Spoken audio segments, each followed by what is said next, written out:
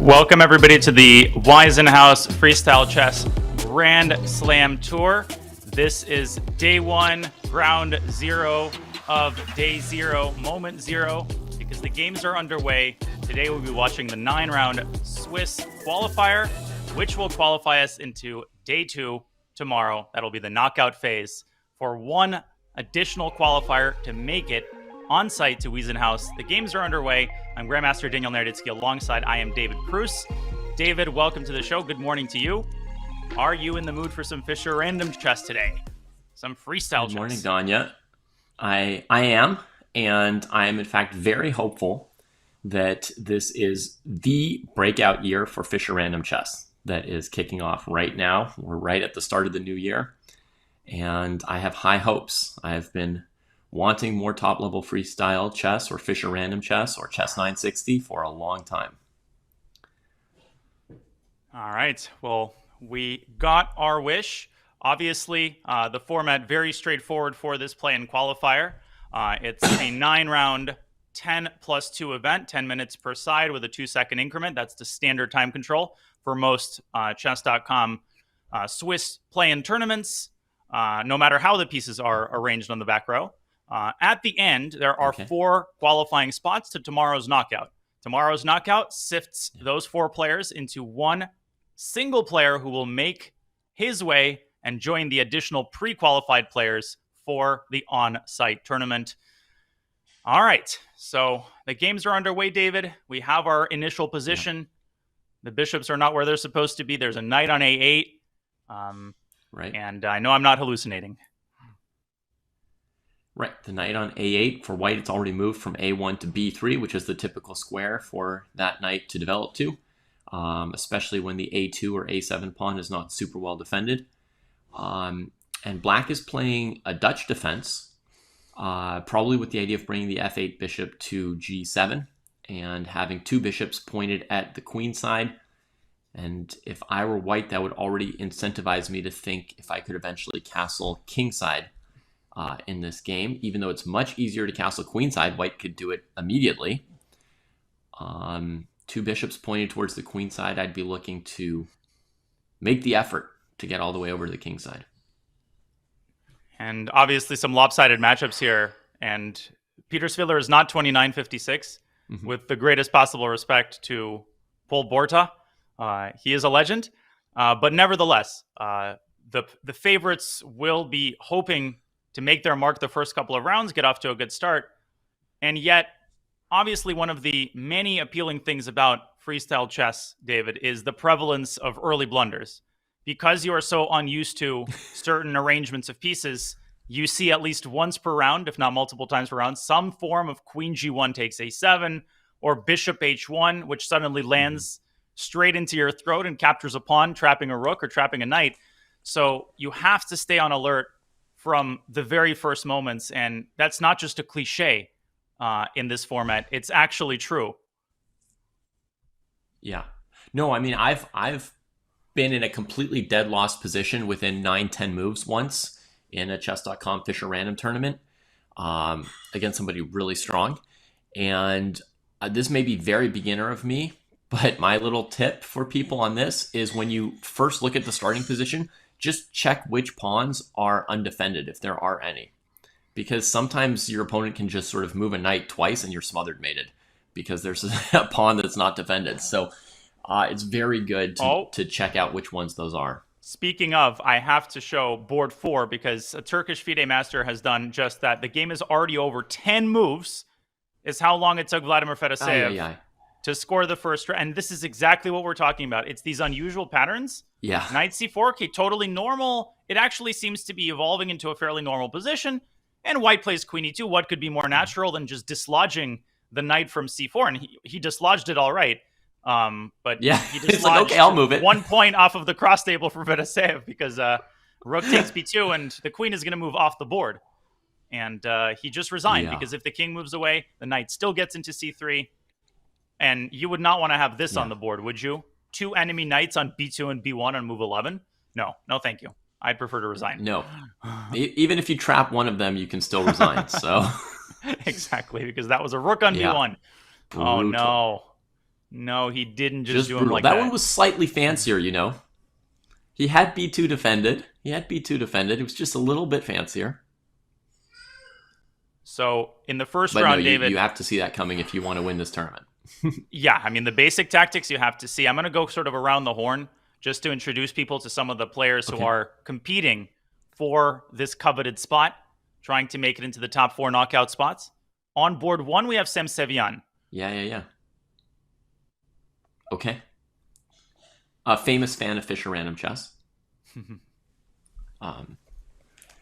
At least I've heard him speak out already many years ago about how he preferred Fischer Random, so it's great to see him participating here. I think he would be a really, really fantastic participant in this series, this Grand Slam series. Yeah, I think for many years, one of the most underrated stars of U.S. chess. Just doesn't get mentioned as often as some of the other shining stars. He's been, in and out of the Super GM club, but unbelievable talent. When you play bullet chess with him over the board, it's just an unbelievable experience. The feel that he has for where the pieces belong, which of course transfers very well to freestyle chess. And I think he's got a pretty big advantage here against a German player. He's got this huge space advantage in the center. Black has a pretty nice blockading knight on d6. Papa Aaron Nimzovich, of course, taught us that the knight is the best blockader, but that doesn't tell the whole story, David, does it? I mean, it's good to have a good blockader, right? Like your position can have several things that are good and still not, you could still have problems. So here Black has to keep the 5 pawn defended, which is a little bit weak, and Black suffers from a lack of space, right? So in general, the f7 bishop and the knight on b6 could be a little bit worse than White's pieces. However, Black did get the dark squared bishop into the game for the moment, and that is often the worst piece if you have a King's Indian structure here. No offense to King's Indian players, but getting that piece out is very important and gives Black decent chances, probably. Yeah, Black showing some good understanding there with the move bishop f4, and an instructive moment for newer players who are often tempted to release the tension. Bishop takes f4 is a very committal move. Now, it might be a good move if you follow it up correctly, maybe following it up with h4 makes some sense, but I'm just going to put this on the board. If you just sort of blindly try to pick up this pawn, you're going to be much worse after g5. Not only does Black have a protected passer, David, but this knight could circle around in the future to e5, which is a really juicy outpost. So you need to tread very carefully if you're Mr. Sevian. Maybe you can take and play h4, but bishop g6 already, and suddenly the e4 pawn is a serious weakness. No, thank you. No, thank you. Yeah. I'm a little concerned for White that the knight on c3 is undefended. The bishop on d3 could be loose if we're trying to play rook e1 or rook f1. So White looks to bully the knight on b6, already Black's worst piece. The danger there is you might improve that piece. Yeah, bully and Sem Sevian. It's like tea and milk. That's just what he does. He bullies his opponent's pieces. Yeah. So we get the doubled pawns. I didn't feel like Black had to release the tension in any way there. I was thinking they could also try to expand on the king side, while White's knights are both on the queen side. I mean, he's just going to suffocate him. Knight e3, a5, b4, and you know how these games tend to go. I'm going to read out some of the other names that we have, with your permission, David. Maybe I'll flip on something a little bit more tactical as I do that. Tuan Min Lee, of course, wonderful time. Here are some of the top seeds. So we saw Svidler, Sevian, Vladislav Kovalyev from Belarus. Fedoseev has already won. Jordan Van Forest, Denis Lazovic, Grishuk. Very weak tournament. Bortnik, Pranav. It's like the World Blitz Championship all over again. Frederick Svein, Sean Sarkisian. So tons and tons of grandmasters to contest these 4 qualifying spots. And II is right. Yeah. Look at this. Crunch. The talent came out. It's going to require a really good performance to top this Swiss today. The name that stood out to me, Danya, in that list was Denis Lazovic. Elaborate. had wondered in advance if he'd be playing in this tournament. And if he is, I consider him one of the top threats to qualify, even though obviously very hard to qualify with that many good players. He's been compared, I think, informally to sort of a young Karpov, and he very much has that boa constrictor style. He defeated this player who recently learned the rules of chess, Magnus Carlsen, in the World Blitz Championship. Maybe a few of the people watching have heard the name. And he defeated him very much in Magnus's own style, just like a positional, clean game, one-sided. Yeah, Lazovic is a threat in any tournament that he plays in. Now, since it's round one and we still don't have any upsets brewing, I think Min is going to coast to victory here. I'll put on Svidler's game because this one seems to be the most combative of the top boards. Could you tell me, David, what is your experience with Freestyle Chess 960? When do you first remember hearing about it? Have you played in any tournaments? Like, what's the David Pruss 960 narrative? Man, it goes so far back that I might not even remember it myself. It's like from the dawnings of time. It's like, do you remember when you learned to speak English or something like that? I've been into it forever. Back when I ran the East Bay Chess Club, I even ran over the board Fischer Random weekend Swiss tournaments for people to come play in. Against me, of course, because I couldn't miss the chance to play as well as tournament directing those ones. So I've been playing it for a long, long time. And normally my problem is finding, venues, right? Because nobody's running Fischer, or very few people are running Fischer Random events. Yeah, it's just been a gap, which hopefully will be set right by Freestyle Chess. It seems that there's this delayed reaction in the chess world where interest is brewing for a long time, but there's the impetus, but it takes a while for someone to actually fill the vacuum. And hopefully that is finally beginning to happen.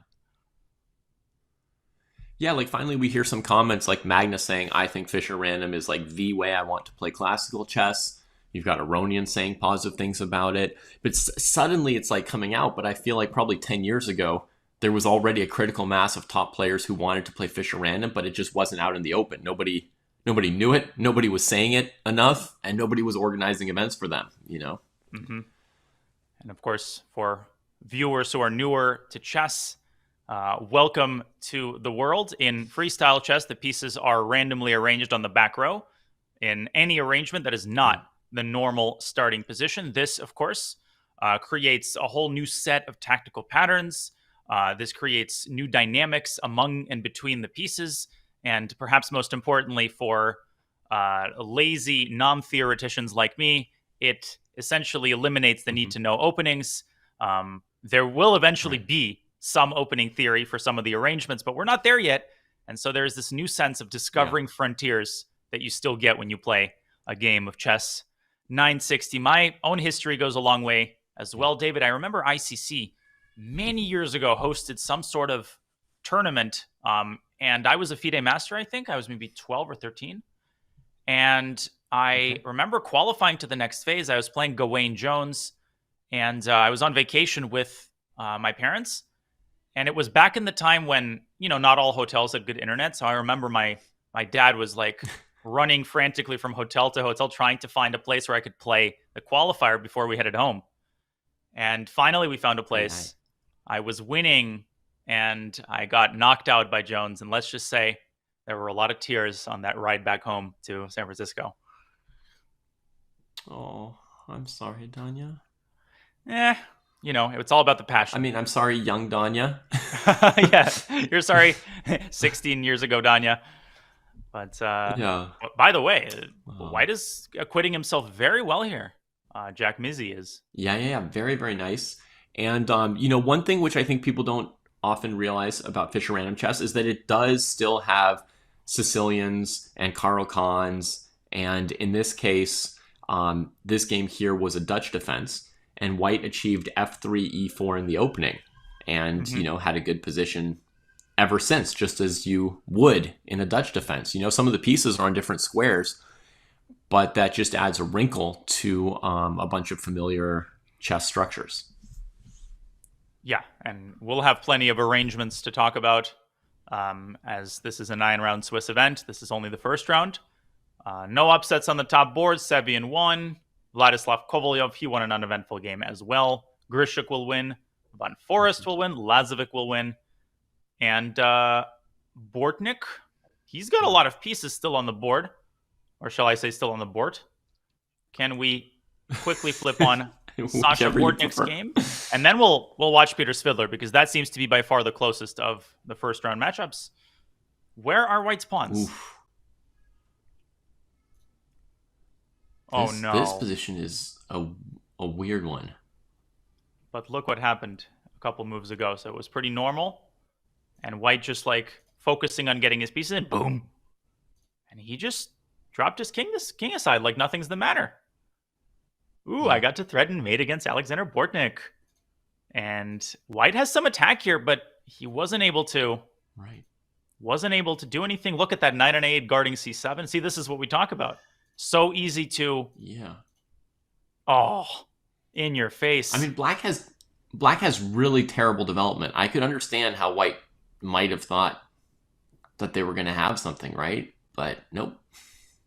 And now what he will not have is a dark squared bishop. Yeah. And that makes a bishop pair. A full bishop pair that he's got not on the board, but dropped. A dance macabre. Of course, castling for folks at home works exactly the same way in Fischer Random. Yes, you can drag your king, assuming none of the files are cut off, as it is here, as White gives up the queen. Yeah. Well, White's king also moved after that queen g4 check, right? Oh, yeah. Forget. Yeah. So scratch that. Otherwise, you could. Uh-huh. Yeah, walk us through how castling works, David, because I sometimes am hazy. Like, no matter where the king is, you can still castle short and long, correct? Yeah, wherever you are, you can castle short and long. And in terms of inputting the moves, you would drag the king onto the rook, like you were saying. And you always end up castled as if in normal chess. So whatever square the rook or king start on, you end up with either a king on c1, rook on d1 if you're going queenside, or a king on g1, rook on f1 if you're going kingside. So... You know, sometimes you castle in some direction and the rook actually doesn't move in that direction because of where it was placed. Like if you had a rook on e1 and a king on d1 and you castled kingside, your rook would move towards the kingside instead of away from h1. Yeah, it's kind of like, artificial into black box. Like you press a button, things happen, and then the end product is the same. So you need to put your king on top of the rook. This is if you're playing freestyle chess on chess.com, you don't put the king on the square. You put the king literally on top of the rook, and it executes the castling motion if the move is legal. And Black has done very well in this game. They've maintained the knights on good light squares. And I was curious if we'd had more time to ask you what you thought would be the plan for White once they had the e4 and d4 pawns, which looked very nice. I was thinking to look for a d5 pawn sack from White's side, and it looks like White has never really gotten control of the light squares, or is gradually losing control of light squares in this game. Can you explain something to me? Slightly unrelated, Maybe. But why was David Navarra playing Javahir Sindarov, who's rated 1738 in 960 chess? They made a draw. I was like, upset alert. No, wait. He had some GM on GM violence further down the boards. Yeah, Sindarov must rely on his openings and just be 1,000 points less good at Fischer Random. That's probably 1,700. What's going on there with that pair. Step up his game. Or he played 5 games a few years ago when he was 11. Exactly. It does seem that Kirill Alexeyenko, former candidates participant, will be held to a draw by candidate master, who is actually on the better side of an endgame. Let's quickly spotlight, I think, potentially the only upset, at least in the top 20 boards, if White can hold his nerves together. What flag is this? Is this Barbados? I think Svidler could also lose the game we've been watching. That would be another big upset. Yep, we'll toggle between the two. Svidler's been in the final phases of previous Fischer Random World Championships when FIDE ran a couple, like in 2019. He was in the final 8. Do you know what flag this is? The white player, Nathaniel Mathurin? No, I cannot tell. I'm going to guess Barbados, but I actually don't know. It is... Let's take a look. St. Lucia. He is, I think, the top player. St. Lucia. He is the second ranked player in the country, the Caribbean country of St. Lucia. Nice. So white takes the c-pawn. And could black not have done the same? Not played rook takes c4?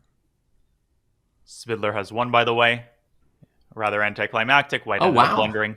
But look at this. Kirill Aleksenko is trying to play for a win. And look how devilishly he's playing. Rook g5, king f6. And look at this line. I'm going to put this very quickly on the board. White drops the rook back, hitting the knight. Black gives the check. You have to go to f2. Black preserves the knight. And if black can preserve the knight, I have a feeling that, Aleksenko will make like a million moves.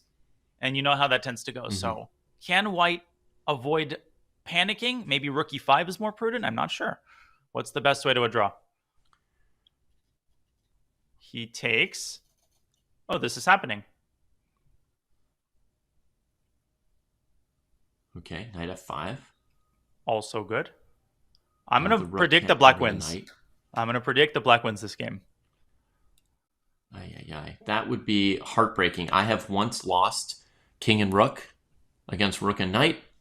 I still remember it, Danya. It is so heartbreaking that it's a heartbreak that will last for your entire life, I think. Yeah, you don't forget those That would be my games. prediction. By the way, if he loses it, he'll never forget it.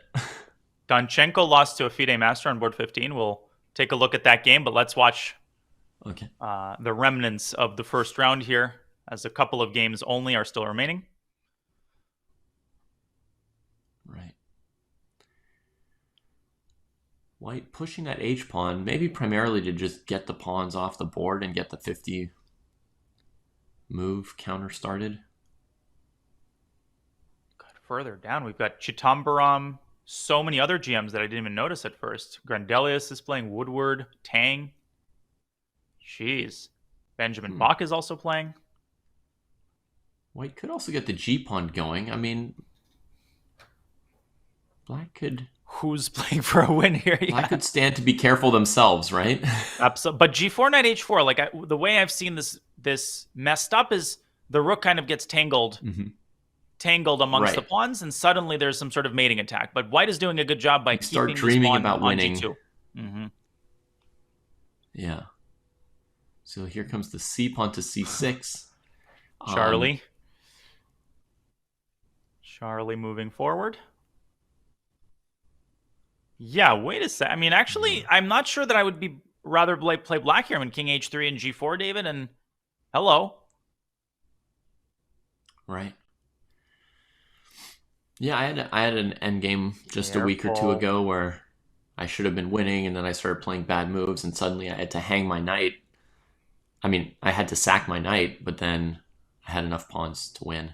So they can suddenly take flight. I won a similar endgame from the Berkeley Chess Club. Checks the king away. White's playing. Sorry, what was that? No, I won a similar endgame against Axel Bachmann in the Pro Chess League from the Berkeley Chess Club. Very similar. I had rook and two pawns against knight, and he let my pawns promote. But go ahead. Sorry to interrupt you. Yeah. I was saying white seems to be playing safety first, right? Because each of these players is dreaming of maybe winning as they're playing this position, right? We know chess players. They're always... give them any chance and they'll start dreaming about winning. And look at White's 53 So they're both dreaming seconds. about winning, but... And White's actually playing as though he's a bullet veteran, but he blundered g2. No!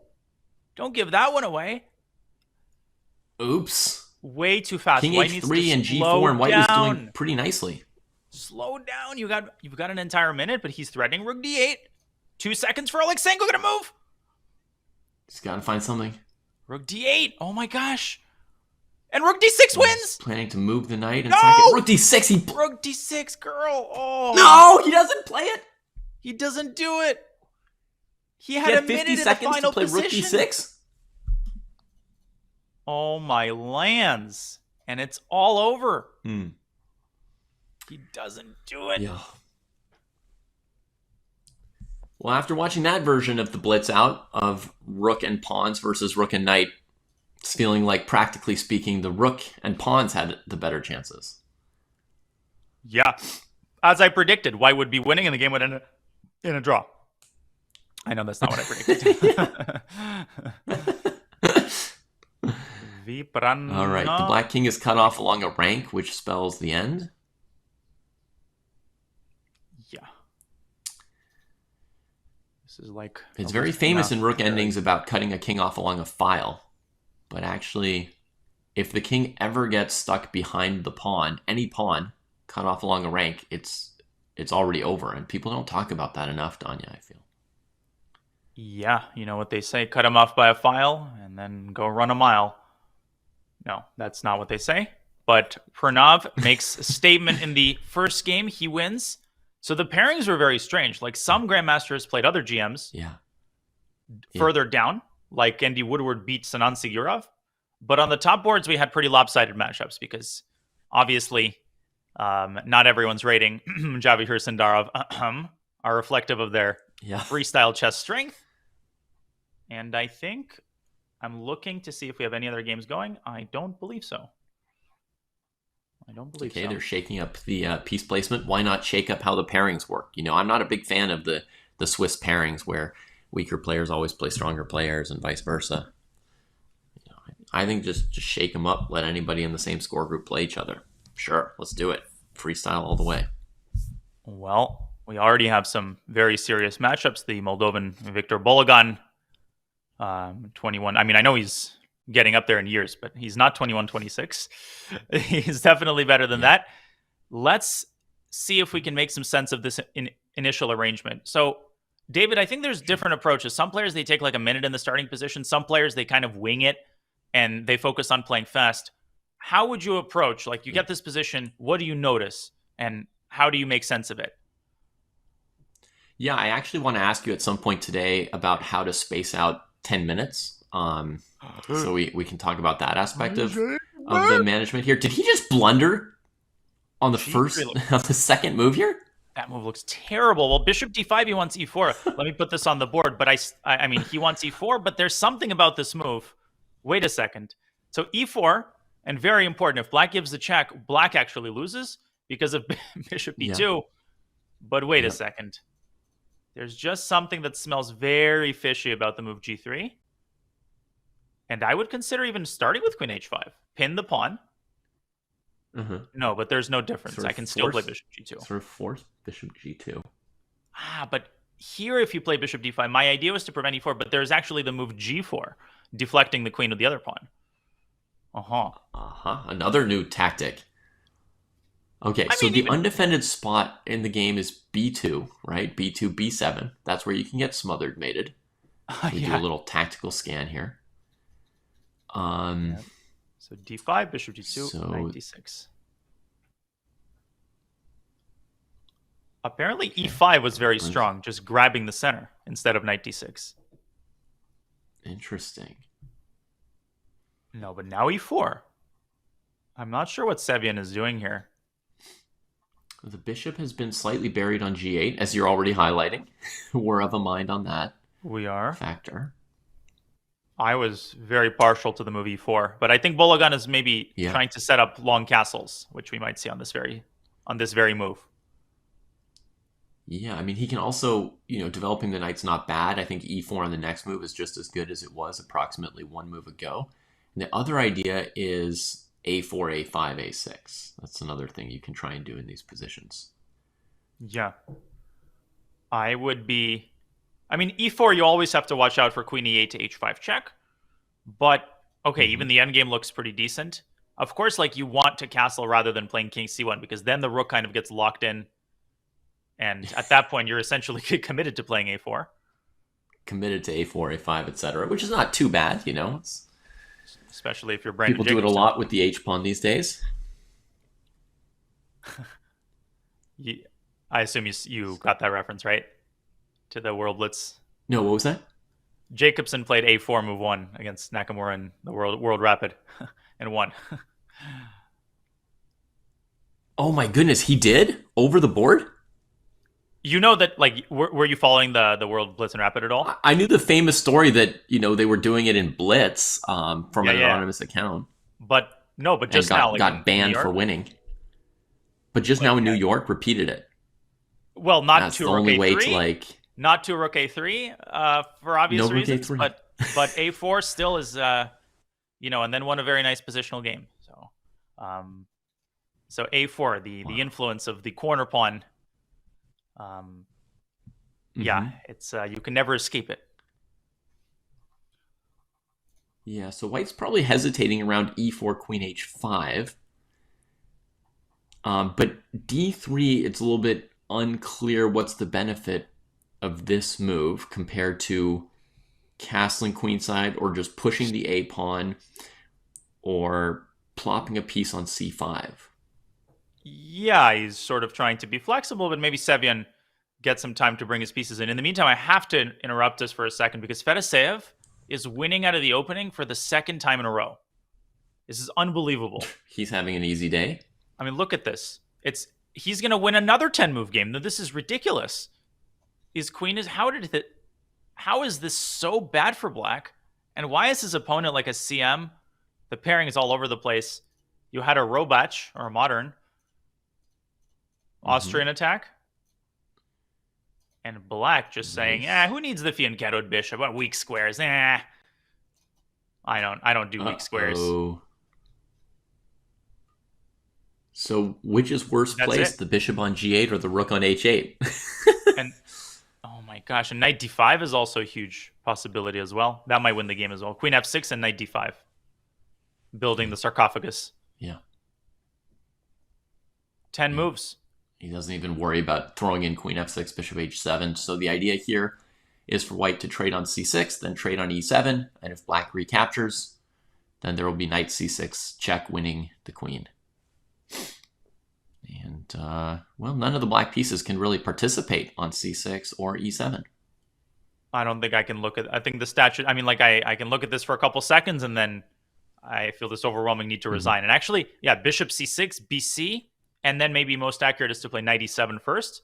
So, for instance, if black tries something like F5, among, I'm sure, many other wins, this will do the trick, of course, because queen must remove itself to capture the knight. And another fork. That's how Fedoseev's first game ended. It was a fork on C3. Can you believe that? On the same square. On the same square. The last move was knight takes B2. Remember, people? The pawn was defending the C3 square. Insane. Okay, king C8 and then sets it up again. 10 moves again. So if he wins this whole tournament with... Are you kidding me? Oh, king C8. That's resigned. Interesting. Okay, but he resigned. Here's a good practice for us. Oh, he just resigned and he didn't even make him find anything. Okay. And look at the top board. Fair enough. Polygon with a disastrous turn of events. Queen comes into A2 after white castles queenside. And how did black's D pawn get to D4? Uh-oh. Big space for black right around white's king. And now you start looking for sacrificial breakthroughs as black, right? Moves like knight D4, moves like knight B5 to A3. And how did this happen? One wonders, because Sevian is not castled. So if we rewind a little bit, A5 was played. Basically, he must have pushed E4 themselves. He did. And A4 forced the knight away. For some reason, he just moved it back instead of moving it to D4. Allowed Sevian to close the center and reopen this diagonal. Yeah.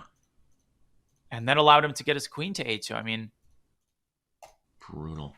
You cannot play... Yeah, that's the risk with castling queenside. Too passive. Is that the opponent plays A4, A5 in those positions. Like as white, there was that moment where he was hesitating before playing D3, and I was thinking, do you want to play A4, A5 yourself? Well, it would be stronger if black castled queenside first, and then you ran your A pawn. If we castle queenside, black could run their A pawn. So it was a weird little moment where it's not clear how you're improving your position. I would even be considering going nuclear in the center with a move like F5. But rook A6, rook B6 looks great. Ooh, yeah. Use your space. But he goes nuclear.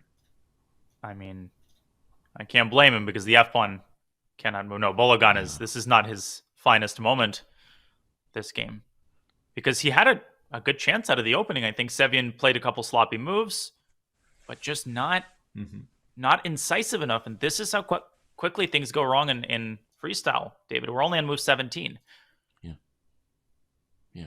It's I mean, to me, it reveals our true strength. Without the shield of our computer preparation, these are the humans that we really are beneath the armor. We had a 2-move game. What did I say? I said at least one per round. Unbelievable. Resigns on move 2. No, but we saw this pattern. And White took White had not played Fischer Random before. I think, Tanya, it's safe to say. And he took they his had time. Not played Fischer Random before. He took his time. He took 25 seconds and still didn't see it. And you're losing an entire rook. You can't even get an exchange. Like, you can't even get the bishop. Yeah, nothing. If you don't know or see certain patterns, thinking for 20 seconds or 1 minute will not necessarily allow you to see them, right? It's just a gap. But this is why, the first order of business, as you pointed out, is to notice the mates and to notice the potential trap pieces and undefended pawns. Like, there's a checklist before the plane takes off, and if you don't go through the checklist, it ain't going to be good. Look at Bortnik, though, putting on the heat. And Black looks to be in some trouble here. They're all playing the same position in each particular round, right? So here we again see this theme of pushing the A-pawn up the board and grabbing space.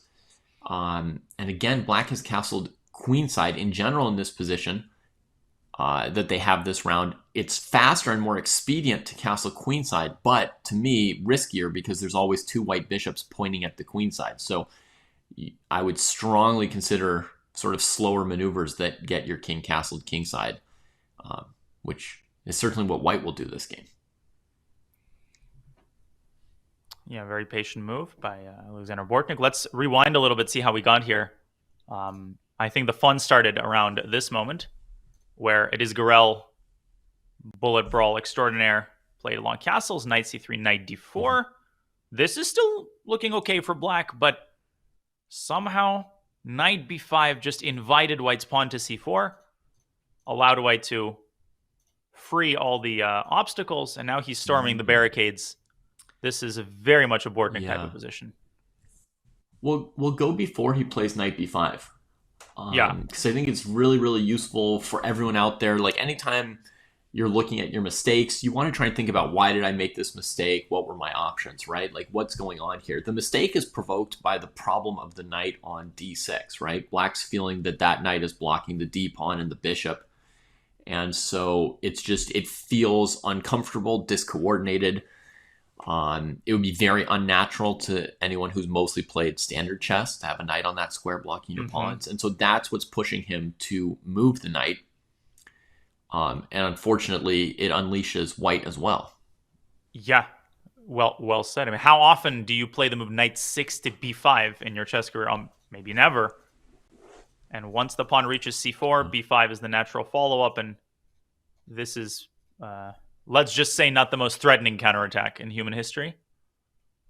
It doesn't make the top 10. It's just slower, right? Opposite side castled positions, we don't get them as much as we used to, but they're basically races, and White is 4 steps ahead. Sorry, I just like doing that. He didn't even play that move. Yeah. He didn't even do it. You just wanted to see the king go. I wanted to see the king, yeah. I would go like, what would I do here?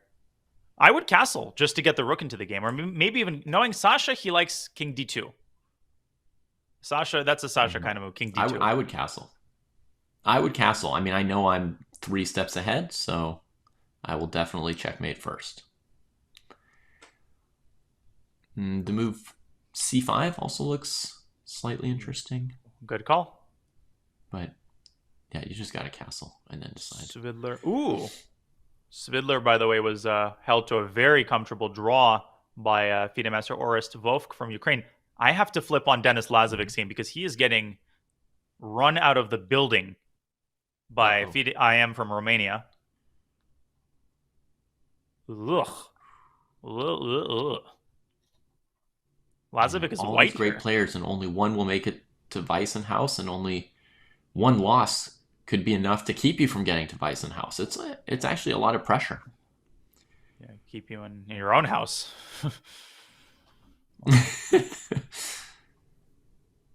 Oof. I mean, I know Very this passive. is the most overused cliche in like chess commentator history, but the position plays itself in many ways. I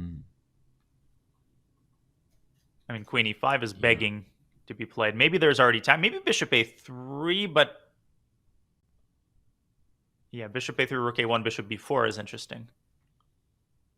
Yeah, Rook C8 was slightly odd. I guess the idea was he wants to play King C7 and not have D6 check, and he wants to be on the correct side of his rook. But Queen E5 would have been another way to deal with it. He plays Queen E5 now. Okay, I liked Rook E1. No, now Bishop A3 and Rook takes C4. Are there tactics? I would have played Rook E1 if I were Lazovic. I'm not sure why he didn't just try to get pieces off. White would have Rook CE1. Mm-hmm. White would have Rook CE1 here, so it's not a knockout. Oh my gosh, there's some really lovely tactics related to like a well-timed Queen E4 check. I can't quite put the puzzle pieces together. Yeah. Where is it? Where's the win? I'm not actually seeing the forced win here. Yeah. Okay, Rook E1. Sometimes there's the move B5. Sometimes there's the move B5, and then if A B5, A4. Like, you assume that white controls the light squares, and then actually there are breakthroughs sometimes.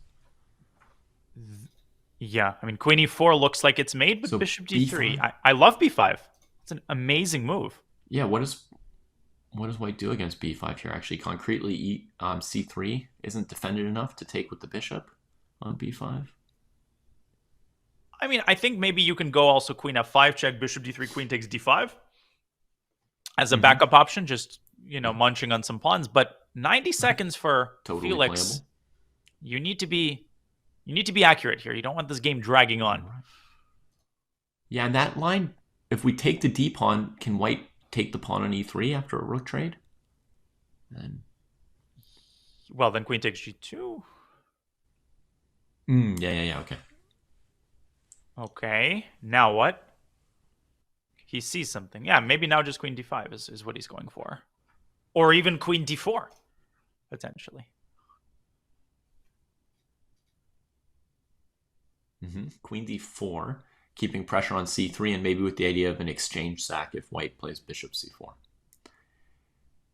Big moment here. 50 seconds for black.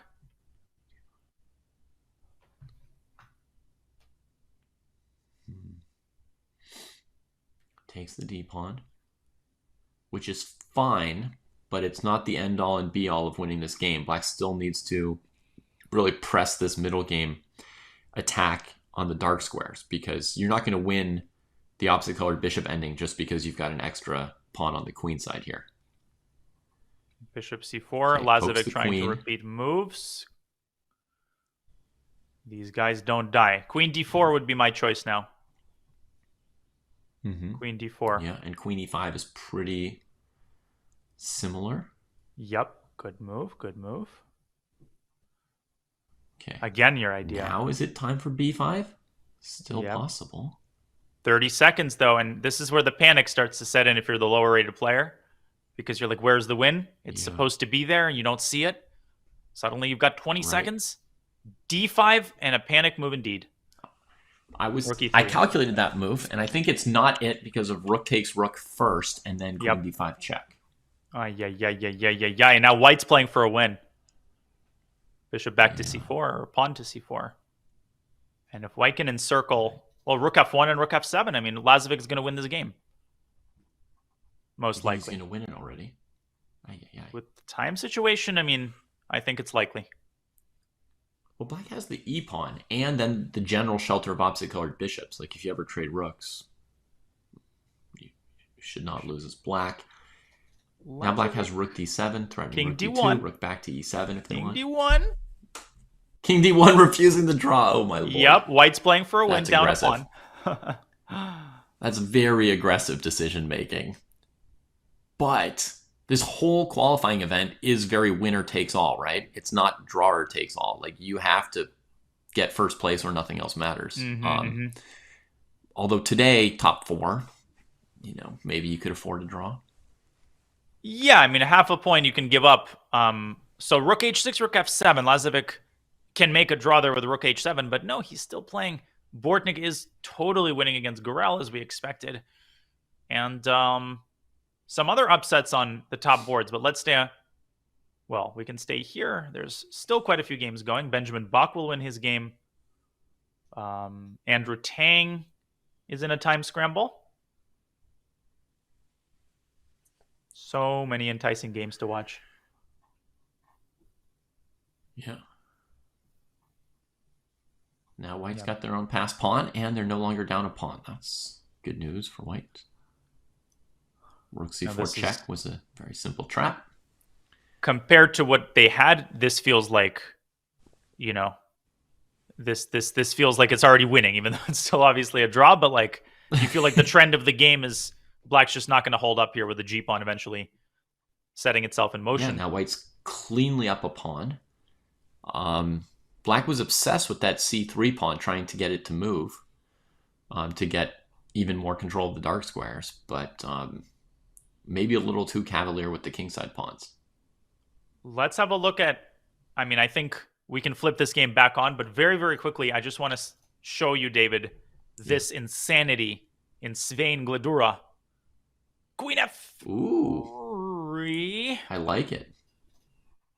Gives a check on d5. I have no idea who's winning and why. Probably white. Right. White's got more mate threats than black. Queen e7 maybe is forced. But rook on a7 is definitely not good. If you want to be dirty, you can play queen e7, queen takes e7, and then rook takes f8. No, he blundered mate in 1! Mate in 1! Mate in 1! That's not good. Do it. I mean, surely white's thinking a while about it. Okay. Yep. Thank God. Okay. Yeah. Back we go to Lazovic. There's also Bortnik's game. Let's see. Bortnik is completely winning. Nothing to see here.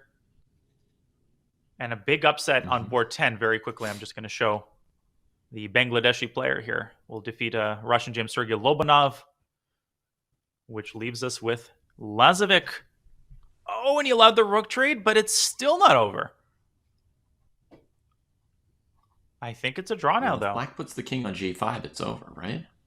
And you just move your bishop on this diagonal forever? Well, he's trying to fake him out, but with the increment, there's no reason black loses this. Yeah. My prediction game is off today. Well, there was a big missed opportunity for black to... Whoa! Lobanov won? What?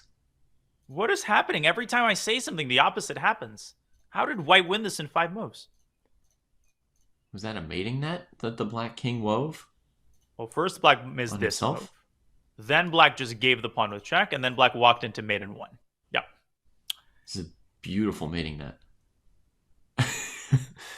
You cannot long ago, folks, there was a kind of chess art that was called the help mate, where you would have the two players conspire together to do something like this. Unbelievable. Unbelievable. Let's get that away from our sensitive eyes. This is a time scramble. Yeah. Musa Zakirov FM against Andrew Tang. Not his first time scramble, as you can see. Yeah. It's over Red Rover. Queen e4, queen e1. This is also good. Okay. No tolerance for that queen. Yeah, rook king g3, rook g2. Oh! Don't do that, Andrew. Ooh. Don't do him like that, Andrew. Every light square. And this is one of the last games. I played Bjerre in the World Blitz. Very strong player from Denmark. Yeah. How'd that go? I won. It was game 3. I lost game 2 against Vakitov. I played an illegal move for the first time in my chess over-the-board career. Blitz, classical. First time ever I played an illegal move. So white has to hide the king against a2, a1. Now rook d2 is forced to stop that pawn. Trying to go the rook to a4. Gets pushed away.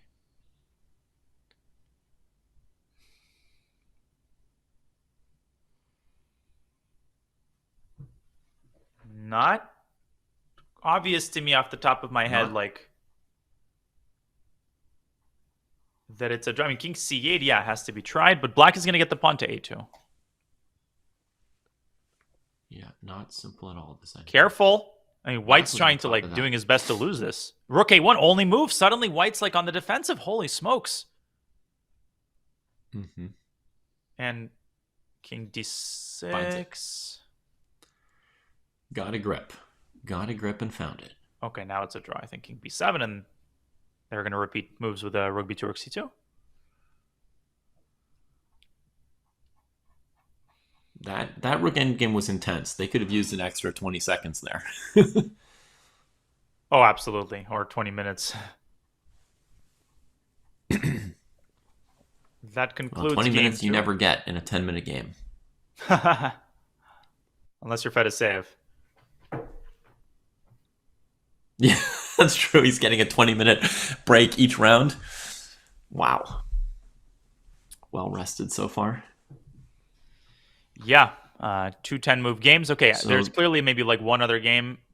I'm just looking to see what it is. Mm-hmm. Because otherwise the next round should be underway. Round 3. Oh, round 3 is underway. Here we go. Okay. And we can look at board 7 2. rounds to go, folks. It's a 9-rounder today. Whew. Marathon. Okay. Fianchettoed bishops and queens here. Oh, no. Yep. Bishops on d1 and c1. Okay, no fianchettoed bishops. Knight e3 attacking the undefended queen pawn. Yeah. And which spots are weak? There's h2 and h7, right? A bishop could get in there and trap a rook. Yeah, b5. Interesting space grabbing move. About a year ago, I did some training, now that I think about it, with Fedoseev. We did a couple training games, 960 training games, and then we did a call and we kind of discussed strategies. And he told me something I hadn't realized, which is that he likes to grab a lot of space on the flanks. He thinks it's very important to play these moves like b5 or g5 early, because the position is so vague that you want to be prepared to attack on either side. So you often see him making these weird looking moves.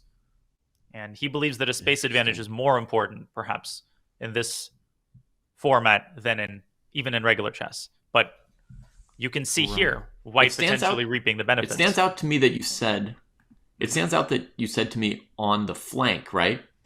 Because central space is famous for giving you that flexibility to attack on either side wherever the opponent goes. Yeah, but here you see more players going with these g5s and h5s early in the game. I mean, I like a5, very much on theme, and bishop a4 becomes a possibility. The knight also can come in. It's a little bit of an unpleasant position for black, I think, for Christopher here. Yeah, I agree. I mean, c4. Okay, black prepares to be able to castle kingside. Also, if both sides castle kingside, h4 then becomes, h4, h5, if white can make it happen, or even f4. For now, neither move is h4 is a candidate right here. Yet. Instead of castling, if white wanted things more crazy, they could have tried for h4 themselves, because they had queen h7. Exactly. Now it'll probably be more positional. Yeah, definitely better for white. as the knight gets to f5. Let's have a look at some of the other top games. Which move is Fedoseev on? Yeah. Okay, it's still move 5. He's got 5 more moves to win. Halfway there. Yep.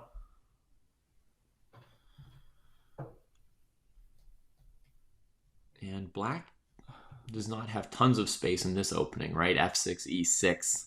A little bit of a hippo kind of feel there. And by the way, b3, f6, and guess what Fedoseev does? b5. So he loves these types of moves. Yeah. Not hanging, Good to know. but still gets the knight involved. And e6 was disapproved of by the computer, but the computer disapproves of everything that is good and holy. It looks at cat videos and downvotes them. So, well, I mean, I disapprove of it as well, Danya, among other things, because it traps the knight on f8 for the moment, which is knight on f8 stops mate once you've castled, but before you've castled, you have to move the knight off of f8. Yep. It's what does Dvoretsky call it? Extra knight in Russian, like superfluous knight, I think. Superfluous is how we translate it normally. Yeah, like extra knight would be 2 knights, nice. 1 square on g6. Yeah, an extra knight would be a good thing. I have this problem. I have an extra knight. Yeah, exactly. So yeah, sorry. in Russian, literally, it's So extra sorry knight. to hear. Extra knight. Bishop e4, bishop e7, so the queen is not trapped. But yeah, I mean, very ambitious play by Fedoseev trying to grab space. White wants to be very careful with the move d4 because the bishop suddenly lands on a5 out of nowhere. These are the types of moves that are so easy to overlook, and they make you feel like you've been playing chess for 2 days rather than 2 decades. Right. Oh, he played it anyway. He's played it. I was thinking of playing the bishop e4 move you mentioned, just try and play for light squares a little bit, castle kingside, and play rather piano. So bishop a5 check, what's the plan? I wouldn't be shocked if it was b4 and an exchange tag, but probably it is king f1. And an exchange stack? Yeah. Yeah, but nothing wrong with king f1 King here. f1 is ugly. Black is, again, you called it, David. I mean, the most important thing is that this knight on f8 prevents black from castling, and most importantly, has no squares. So black is just literally stuck in the center. Yeah, I mean, moving the h-pawn to try and play knight h7, that would hang all your knights. So you're basically playing a full hippo with d6 at some point. Knight d7 won't be easy either. I mean, it doesn't coordinate with anything else. Oh, he gives white knight c4 potentially here. What was that choice? Knight c4 seems like a real coming alive for the white pieces.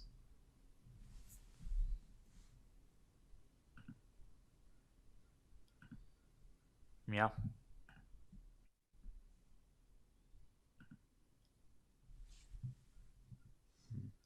Knight takes c4. Yeah. And white plays it. That looks really rough. And bishop e7 perhaps, and white has bishop a3 too.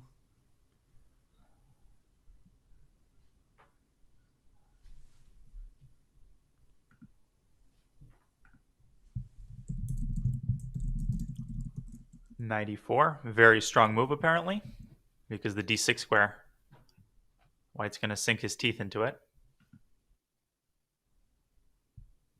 Oh, knight e4 is even better.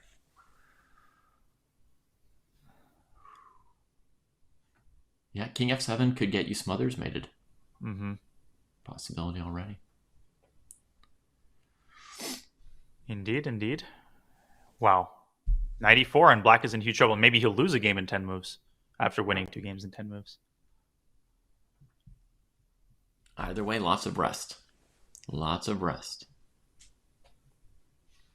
At some point, you have to play a long game and make use of the fact that you're fresher than your opponents.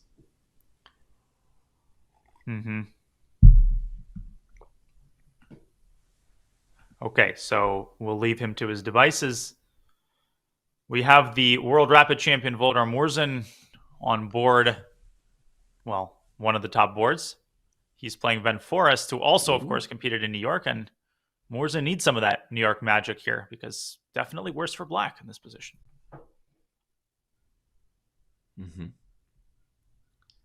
Yeah, he lacks space, I guess. Also has to keep his eyes on unusual tactics around G7 and H6.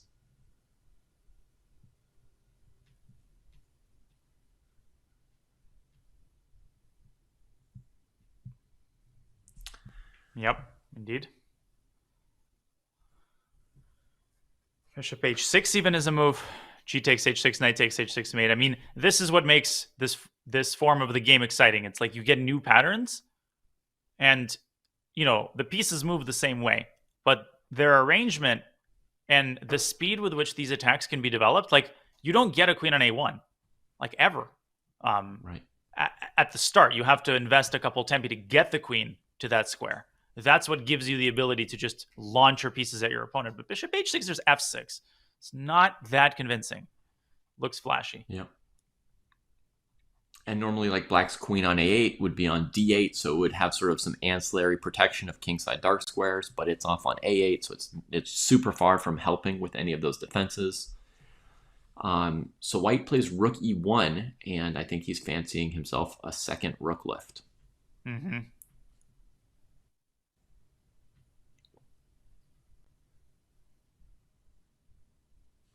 Murzin, another player that I was very excited to see in this event, Danya, after his performance in World Rapid and Blitz. Very interested to see his next steps. But it looks tough right now. Yeah, I mean, that was one of the shock stories of the World Rapid, unfortunately.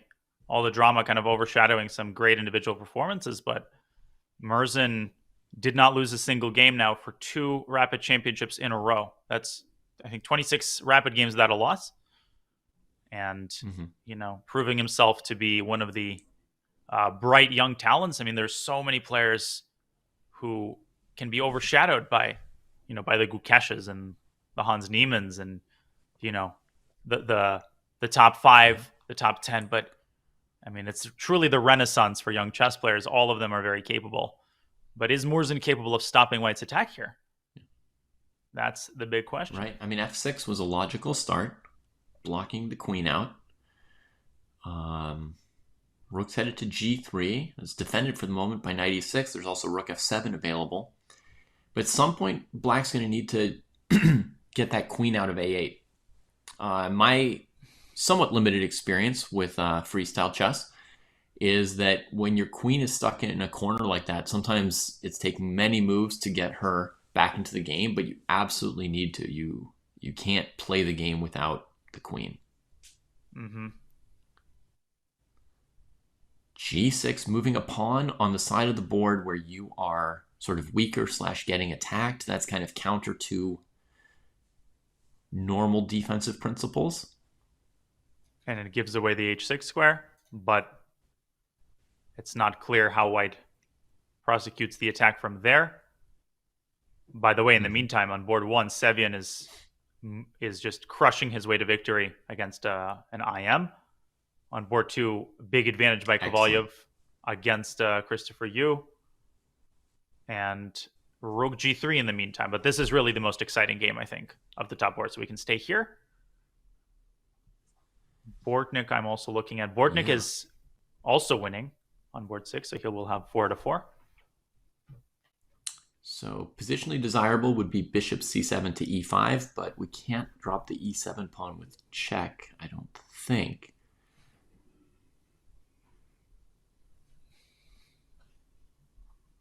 Okay, so logical would be maybe king h8? King h8, yeah. Although maybe there, we should also not forget about this idea of e5. Knight takes e7, king f7 instead of it. Everything hangs. Yeah. I wanted to do this, but I wasn't brave enough to suggest it, even, Danya, even when it wasn't my own pieces. Well, that's why we have a Volodar Murzin to make the moves for us. Yeah. The By the move you way, would normally have wanted to play as black would be d5, right? Exploding the center and trying to get your bishop and queen out, responding to the flank attack with a central action. But d5 would also let the rook on b4 join the kingside attack. So instead he goes for something very concrete here, repositioning the passive bishops, and we're very active while offering material. yeah, rook g4. I mean, I would consider... Okay, rook e8. I was going to say king f7 is a possibility, but now maybe white wants to involve the bishop with bishop b2 or bishop h6. But if white's attack fizzles out, then at the right moment, black will either strike in the center. You will see white's position collapse very, very quickly. So it's like either this works or you lose, most likely. Yeah, the thing I only learned after a really long time was that one of these lifted rooks on, g4, g3, h3, or whatever, is really badly placed in some situations where checkmate becomes no longer likely, let's say. Center opens up, and your problem is that the rook is so badly placed that you just can't fight normally in the middle of the board. I want to flip on very quickly Benjamin Bach's game because he has a very exciting position against Vakirov. Wait, this is only round 3? No, this is round... Open kings. Yeah, we're in round 3. Oh, for some reason I thought it was round 4. Yeah, it's still round 3. Okay, makes sense. Yeah, long way to go. Wow. D3. That c-pawn is really going after it. Knight f6. Why not just take it? Knight f5 is a massive threat. But black is at white's throat here. But yeah, BC... B takes c2. Knight f5. Knight f5 anyway. Knight f5. C takes, and then bishop d1, queen a5. And the king might run away to f1. So like takes here... Take is what I'm looking at. Check. King e1, d2. Oh yeah, d2. And you can even... It's coming through. I mean, you can make a knight, but then king g1. And queen f5. Like a knight here and queen f5. And black will have 3 pieces and a rook for the queen. I think this is not unlikely to happen. Let's see. BC has been played. That's pretty oddball. He's played it. Yeah. Now, why are we hanging white's rook to a pawn, everybody? Why is that our instinct? Well, because if we wait a move, if we don't threaten mate as white here, then black might play a move like rook b8 next, or d2 check next. It just has a feeling of the kind of position where either you're threatening mate or you're being mated. Bishop b3 only move. Well, you don't need a Silicon genius to tell you that. It's the only check available. But the key is to see that the king, like the right moment for queen takes f5. If you play it too early, you don't get enough pieces for the queen. So like if you play d2, king f2, and then queen f5, you actually allow white to take the rook on d8. And white gets some compensation for the minor piece. I think he's going to underpromote. Hold the alt button down.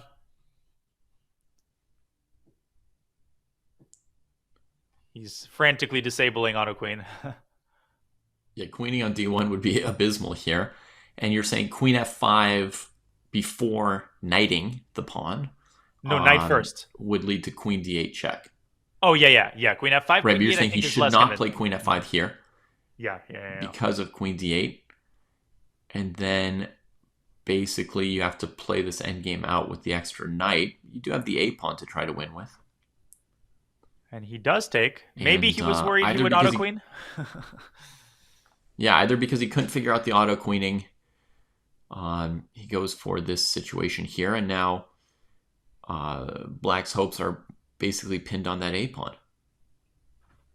Yeah, and obviously this is a 3-result game. Like with 10 seconds, dark squares are weak. Queen a2! You blown a bishop. Queen a2. And Bach will lose. No. Benjamin. Ay. That's how fast it turns. That's how fast the tables turn. Okay, I feel like this game, the time pressure was a big element of how that situation just turned out, Danya. Is this an okay time for me to ask you, with 10 minutes, like, how do you ration it out? Is there any basic rule of thumb for folks out there? Because a lot of people play 10 minutes. That's sort of the most popular time control on all of chess.com, I think. Like, how many minutes should go to the opening, middle game, end game? Well, I mean, with no increment, it's a little bit different, but basically, like, you should not be afraid at least once per game to take like 3-4 minutes even. Like, generally, you can do that exactly once. Like, if you feel that a moment is very important, okay, you like, it's more time than it seems. I felt this way in the Rapid too in New York, where like there were times apparently he Queen H4 maybe. But anyways, I think with 3 seconds, Bach is not going to make it. So you don't want to measure your time by how your opponent is spending it, but you want to like meet your own benchmarks. Right. Which I think is very big, because oftentimes people get very influenced by the speed with which their opponent plays, and they treat this as a dogma. Like, I can't have less time than my opponent. Not really. Like, as long as you have enough time where you're comfortable, it doesn't matter if your opponent's pre-moving the entire game.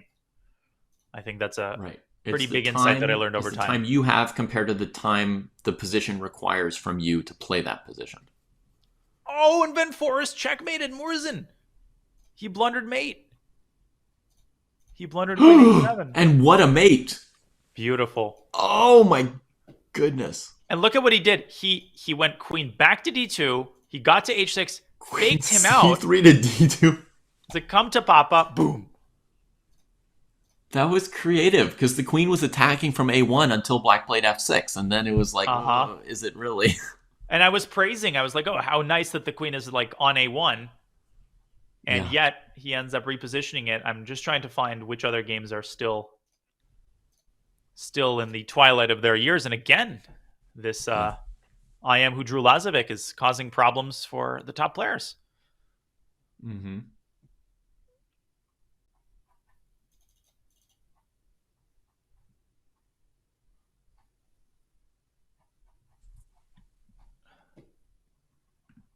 What's going on? Knight g3, queen e3, bishop f4. There's mate, queen e8 and h6. Careful. I think it's a repetition.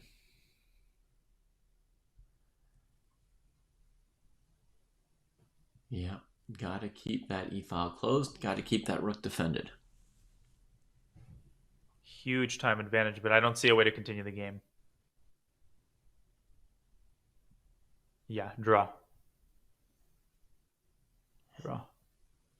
In the meantime, just moments ago, the position looked kind of promising for both of them. I had dreams from both sides. Yeah, fair results. And a little... Oh! White goes for it! Madness! What? Magnus Carlsen with 10 seconds to 2 minutes. No, he's going to pay for that. What's he doing? No, that's a terrible decision. Yeah. Just deflecting the queen, and it's over. Now all the king side has fallen apart. Yeah, no. Bishop back to e5, threatening queen c3. And queen c3 first looked as well. Try defending this with 8 seconds.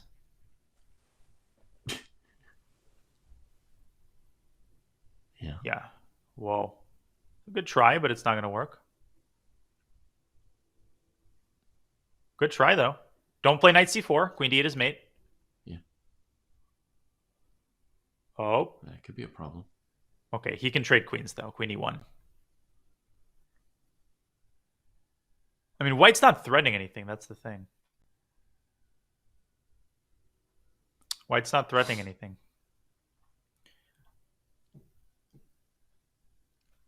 Yeah.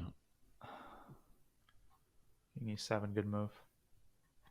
So, yeah, king e7, I like. Navarro's also playing, by the way.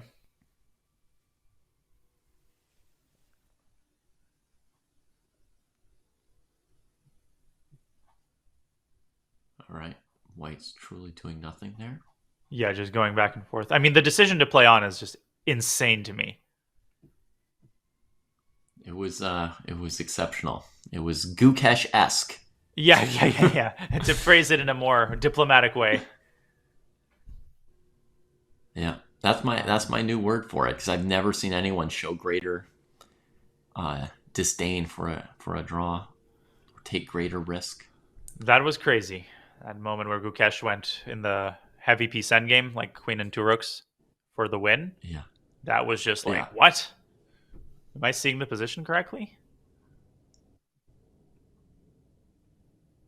I mean, White's not giving up yet, but he's about to because the queen is zigzagging its way, munching on. Oh, queen b6, just queen trade. Yeah, it's over. Yeah. You can still take it. There was always some perpetual hope up to this point. Black can still trade queens right here, right? Or just start pushing the E and F pawns. Yeah, because like basically what's gonna happen is White's gonna stop the pawns, but Black is gonna make waiting moves with his king, and the pawns are gonna keep inching forward. Because White is gonna keep ending up in Zugzwang and will then have to, keep opening the door for the pawns to keep on moving. And there we go. F4, etc. Yeah. Here goes the G pawn. Boom, boom, boom, boom. Boom, boom, boom, boom. It's over. Yeah, this is at the very beginning of the chapter on king and pawn endings in the textbook. And at the end of the chapter is opposite colored bishop endgames, which are drawn, such as this one. Yeah.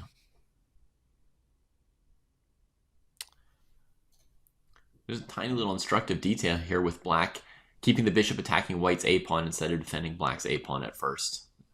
I feel like less experienced players don't know how useful it is to keep your eyes on your opponent's pawns, attacking them from behind. Mm-hmm.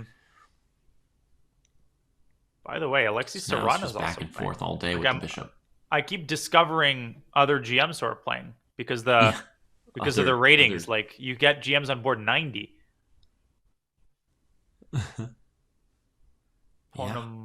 Everybody's turned out.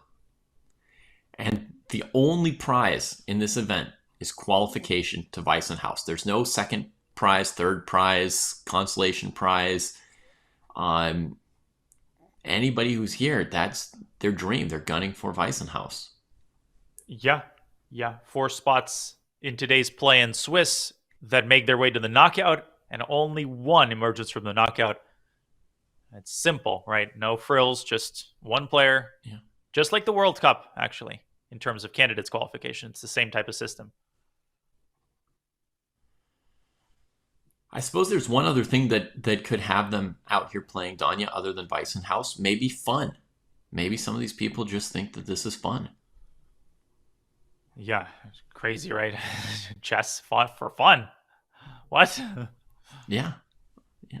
I mean, normally you're like, oh, there's these so many 2,700 players. There must be a big prize fund. What's the stakes? But maybe they're just pumped that there's finally, opportunity to play Fischer Random, Chess 960, Freestyle against other top players.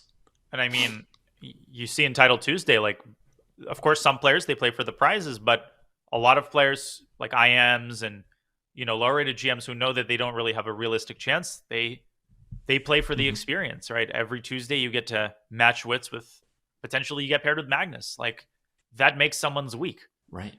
It's like, I'm jaded because I've done it so many times. Right. I've had that privilege. Yeah. But if you're a newer player, if you're a newer title player, imagine playing your first Title Tuesday and playing Wesley in round 2. Like, that means a lot. Same with this tournament. Get a chance to score some upsets. It's fun. It's good that you can remember that despite all your everything that you've already enjoyed. Because I even know some players who told me they're working towards National Master because they want to play in Title Tuesday once. No, that's the new thing. Yeah, it's like the best perk of being titled. It's like the fact that you can join Title Tuesday. I've had the same experience with students. Like, oh my gosh, you've met that before too. Oh yeah. Oh, can you get my title verified quickly so that I can play this next bullet brawl? Yeah. In the old days, it was just sort of like a mystical thing to be a master. You know what I mean? You could maybe go to a brick and mortar chess club, and people be like, "Oh, there's a master there." That might be the perk. Yeah, like NM, you have those letters in front of your name. Now nobody cares as long as you can hit the join button. Yeah. So, okay. Next round underway, round 4 of 9. Yeah. What's on H1 here, Danya? Is it a pin-kettered bishop? Yeah, you've got the pair of bishops raking the queen side. So once again, it's easier to castle queen side, but it might be worth the effort of castling king side. I'll just throw that out there before we see somebody get mated horribly on the queen side. Yeah, it's like it's like how they rescue the Chilean miners. You gotta like get, all of the pieces out of the 8th rank, and then finally it'll be worth it. Yeah. Okay, knight c6, disapproved of by the computer. Of course, bishop c6 should be considered, but I would be too emotionally attached to my light squared bishop to give it away. Yeah, c3, very nice. No, and Marozzi bind. Did at least prevent d4 for a moment, but white says, yeah, my goal is to play d4. That would be a nice positional advantage for white if they achieve it, so you expect e5. Yeah, I was thinking maybe takes in d4 is Fedoseyev's idea, but here there's actually d6 just protecting the pawn. So maybe some other... Like, I'm curious what Fedoseyev is intending in response to e5. Like, why is this so good for white? Could it be some tactic here? I mean, +1. Maybe just f takes e5. Maybe. fe5. f5. What is it? I don't know. Maybe we'll find out. Bishop e5, bishop c6, and d4. Black has bishop f4 check. It's been played, by the way. Another thing that happens in Fischer Random is sometimes you think you see a little tactic and you imagine your opponent blundered it because it was Fischer Random, right? And they weren't familiar with the pattern. And then actually you're blundering a counter at the end of it. Yeah, especially like f5, d5 is one example. Like f5 looks flashy, but d5 dislodges the bishop. See, I wouldn't tell you. I mean, b4 is a very Fedoseyev style move that I kind of had in mind, just trying to set up the flank attack. But okay, it's a hard question. Maybe this bishop should just drop back to g2 right away. So your rook on e1 can start talking to the rook on e8, and you can try and set up d4 just off of the e file. Yeah. Not the worst idea, without question. The knights on d1 and f1 are slightly awkward here. They're not immediately hopping into the attack.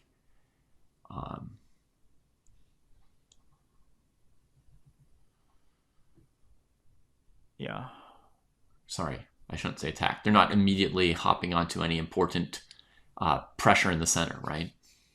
We're so used to the trusty knights on b1 and g1. You just hop them into into c3 or f3, and they start fighting for the center.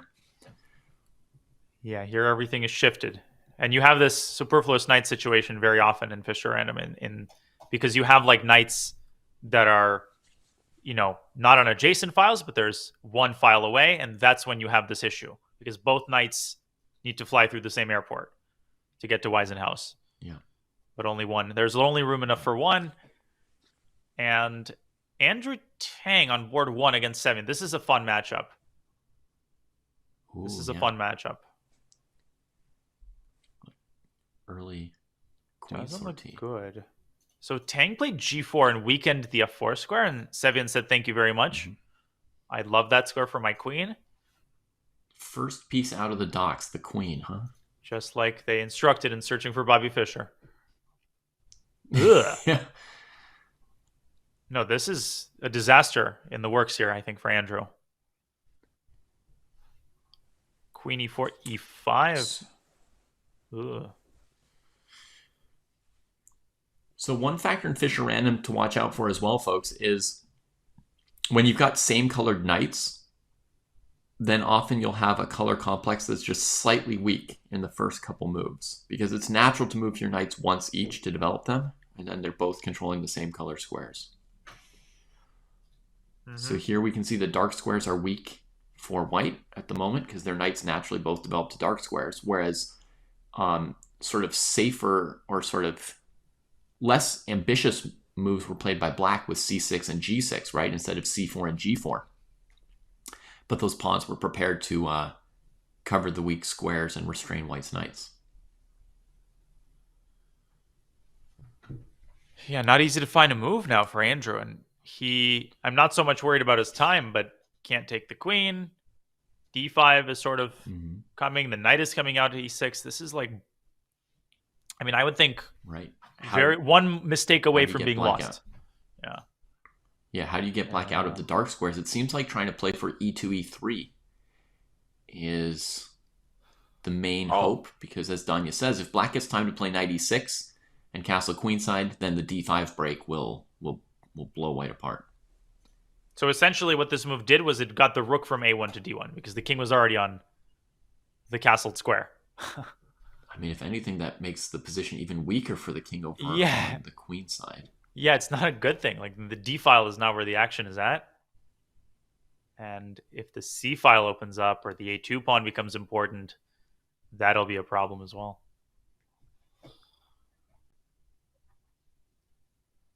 But how does black improve? Perspective, knight E6 is really pleasant. Yeah, or knight F7, knight D6, like one of the knight maneuvers. Right, maybe to D6 instead, so you attack the C pawn with pieces. Even like A5, like black doesn't have to rush. The thing is, I'm not even sure what white's next move is, so black can just make these marginal improvements, and that can be a very effective way of sort of extracting the maximum from the position. Right. A5, A4 is a useful way to develop the rook. Could go perfectly well with everything else in the position for black. Yeah. And this A2 pawn, right, it's hung very often in freestyle chess. Like, you often see players just forgetting about the pawns at the fringes. Just off the top of my head, I'm seeing this game. Look, white castled. Oops, there it is. Whoops, thank you.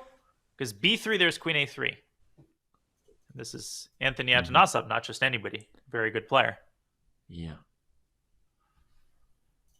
Yeah, and I don't know that white missed queen A3 so much as they just completely forgot about the A pawn being attacked by a bishop on G8. Exactly. Because when is the bishop ever on G8? Yeah. Very rare square for a bishop. Okay, so other game. Okay, this is just going to be over momentarily because white's king is all alone. And there must be some decisive shot here. And white's offering the second rank. Bishop B3. I actually like starting with bishop B3. Just get the bishop taking some back to B3. Yeah, you can't go rook D2. You have to move the rook to the side, and then the white king is at the mercy of all of black's pieces. Right.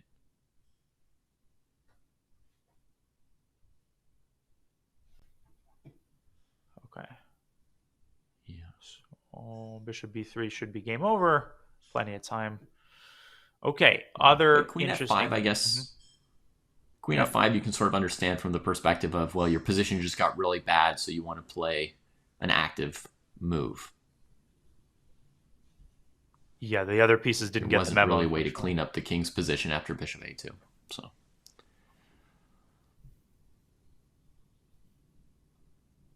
Andy Woodward is losing his game, it appears. How's the top board? How are Sevian and... Not good for Andrew. 96 was played. Okay, I mean, this was perfectly good enough. There's that A5 move. Oh my god. This is not going to go into Andrew Tang's best games collection. White retreated look at this. Queen, huh? Unbelievably better bad. To accept the positional medicine with a queen trade on D4. I know it was terrible, but trapping the queen on G2. I mean, I would have been happy as black when white retreated. this will be... Yeah, this is just over. Queen is coming to A3. No, but this is resigns. Andrew might just resign in this position. Because there's just no moves.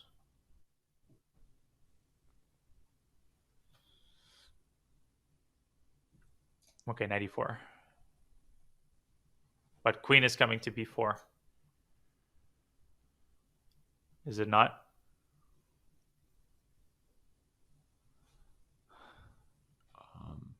I'm thinking black would trade on B2 first. Oh, yeah. To make sure the rook is open. Yeah, because knight D6, I mean, knight D6, king D8, there's always the D8 square for the king. Okay. Andrew's thinking, like, what's he thinking about? Yeah, queen b4, knight d6, king d8 he wants.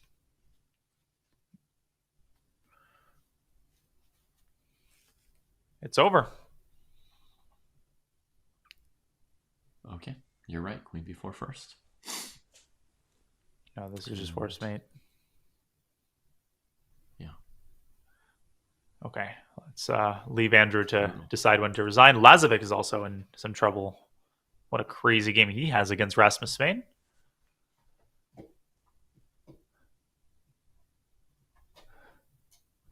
Yeah, exciting. The space on the flank not looking as good for white here.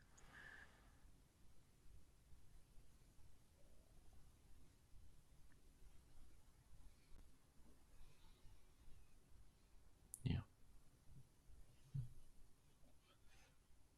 So d5 has to be well timed.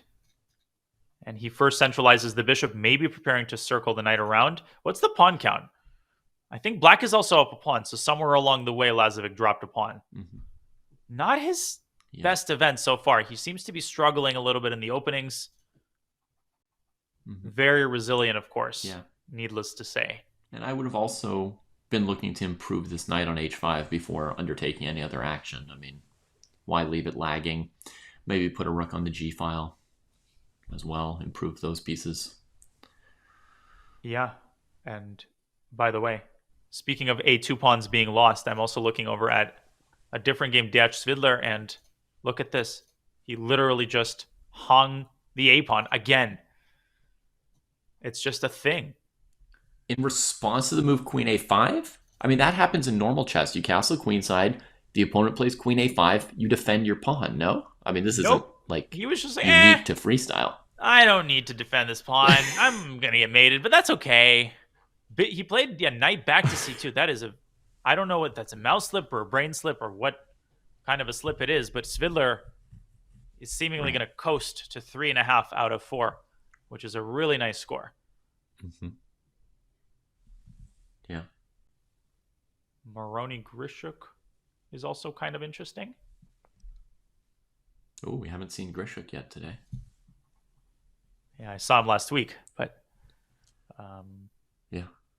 Well, he had a great showing at the World Rapid Championships. So yeah, he's a great rapid player. Obviously. Yeah.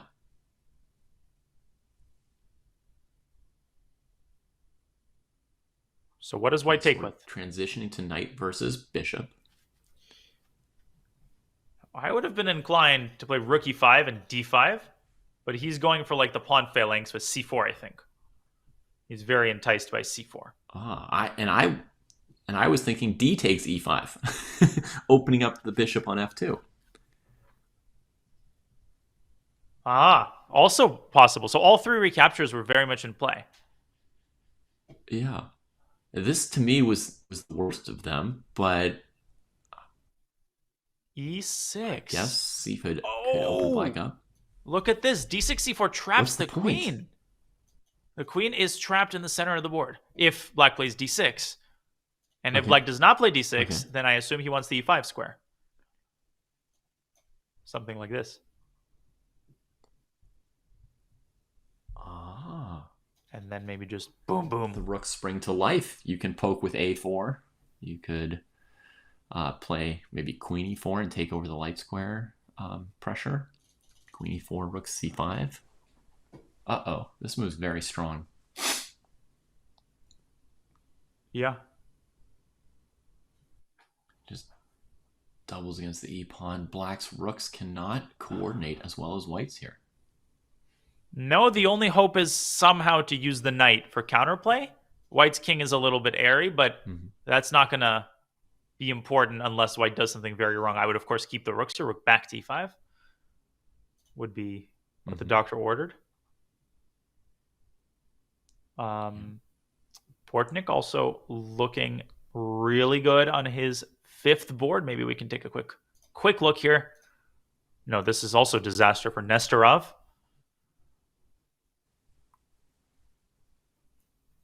Just e4 in this position, I think, for Alexander Bortnik. Mm-hmm. Yeah. Is that truly a bishop on h1 after e4? Yeah. Well, was it a bishop before Barely. White played f4? Yeah, I guess it's like no good choices sometimes in bad positions. e4, bishop e4, actually. Wait a second. Bishop e4? Could that be his idea? Okay. No, there's a even just f takes e4 and rook takes e2 there. Yeah, e4 played. Okay, it is his idea. Mm-hmm. Yeah, I mean, what else are you going to do with that bishop? Might as well. But takes, and get rook something e2 for it, even though black's technically up a little bit of material. I'm trying to figure out, like, what is the best move order here for black? Like, even a move like rook e8 might be more clinical. Rook e8, bishop b7, and then bishop c3, actually. Actually, I think rook e8 might be really strong here. So, and he plays it. Yeah, because, oh, nice. Wow, yeah, good find. Yeah. Both of you. Good find, both of you. Looking for a better move. Yeah, because takes, and here I thought, okay, rook e2, but queen e2, and white is still kicking. White is still kicking. Right. This just puts white out of his misery. Yeah, this just puts white out of his misery, I think. Because bishop, no matter where it moves, you take the knight on c3, and then you also set up a discovered attack against white's queen, and the bishop could drop back to d4. There's like a gazillion discoveries everywhere. Everything is falling apart as the position opens up for white here. The king is exposed, the rook's uncoordinated, and the dark squares are black's. Mm-hmm. Indeed they are. Okay, so if we were to try and struggle on another move or two, what would it be? Maybe Nestorov will tell us. Maybe knight b5, just like... Knight b5, queen d7. Pretend, and then resign. Okay, bishop b7, bishop c3. Bishop c6. Something to that effect. Instead, he's chosen the obvious bishop b7, but rook c1, bishop d4 is very nice because takes. Yeah. Okay, Bortnik will win. Also of note, this game is heating up in a big way, and I think Grishuk is actually developing some counterplay against white's king. Maybe knight g3 in this position. Right, rook on a2 is looking much better than last time we saw this. Grishuk's in time pressure. Who would have thought? A knight e3 maybe. Yeah, I'd go knight e3. I'd go knight e3. Knight e3? Oh, to play bishop e3, queen h3? Oh, he goes knight g3? And I think that was the wrong way to do it. Knight g3. I think that was the wrong way to do it. Because now I can just take. Can he not? Queen h3, rook e2. I don't see the follow-up there. Rook e2. Oh, what a devil. Rook e2. Yeah. Oh, that's his idea. Black the queen wins. needs to cover f1. Aha. So what's wrong with that move then? What's wrong with knight g3? Okay. Well, what would... Rook f2. Rook e8. Or queen g3. No, rook e8. Rook e8 is the problem. Yeah. Rook e8 wins the game. That's what Grishuk missed. Yeah. Oof. Yeah. That's what he missed. The mate threat on g2 is nice. Against queen g3, there was rook g2 with some Yeah, I mean, maybe white is winning there, but rook e8 is just forced mate, I think, unless I'm missing something. Yeah. It's just winning. Okay, Christopher, you beats Lobanov on board 6. Fedoseev defeated Maradli. And Svidler did beat Dach. Once that pawn was blundered on a2, he didn't last much longer. And he plays queen g3. So he goes for this version, but queen f5, I didn't see the forced win there. Yeah, this should not be quite as easy. D6. What is it? Is it D6? Huh. It's not. He plays it. He plays it. Apparently, So Queen Queen G5 is a draw. C2, there's King G1. Queen G5, Queen G3. The point is Rook C7 is not a mate threat because of King D8. That's the problem. Oh, White could lose this. White could absolutely lose this.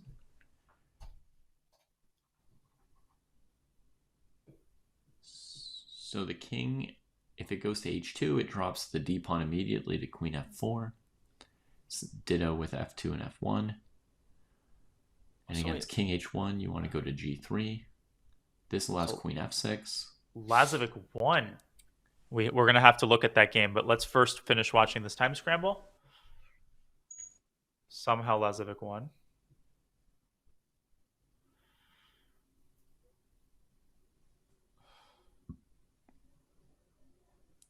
So a draw.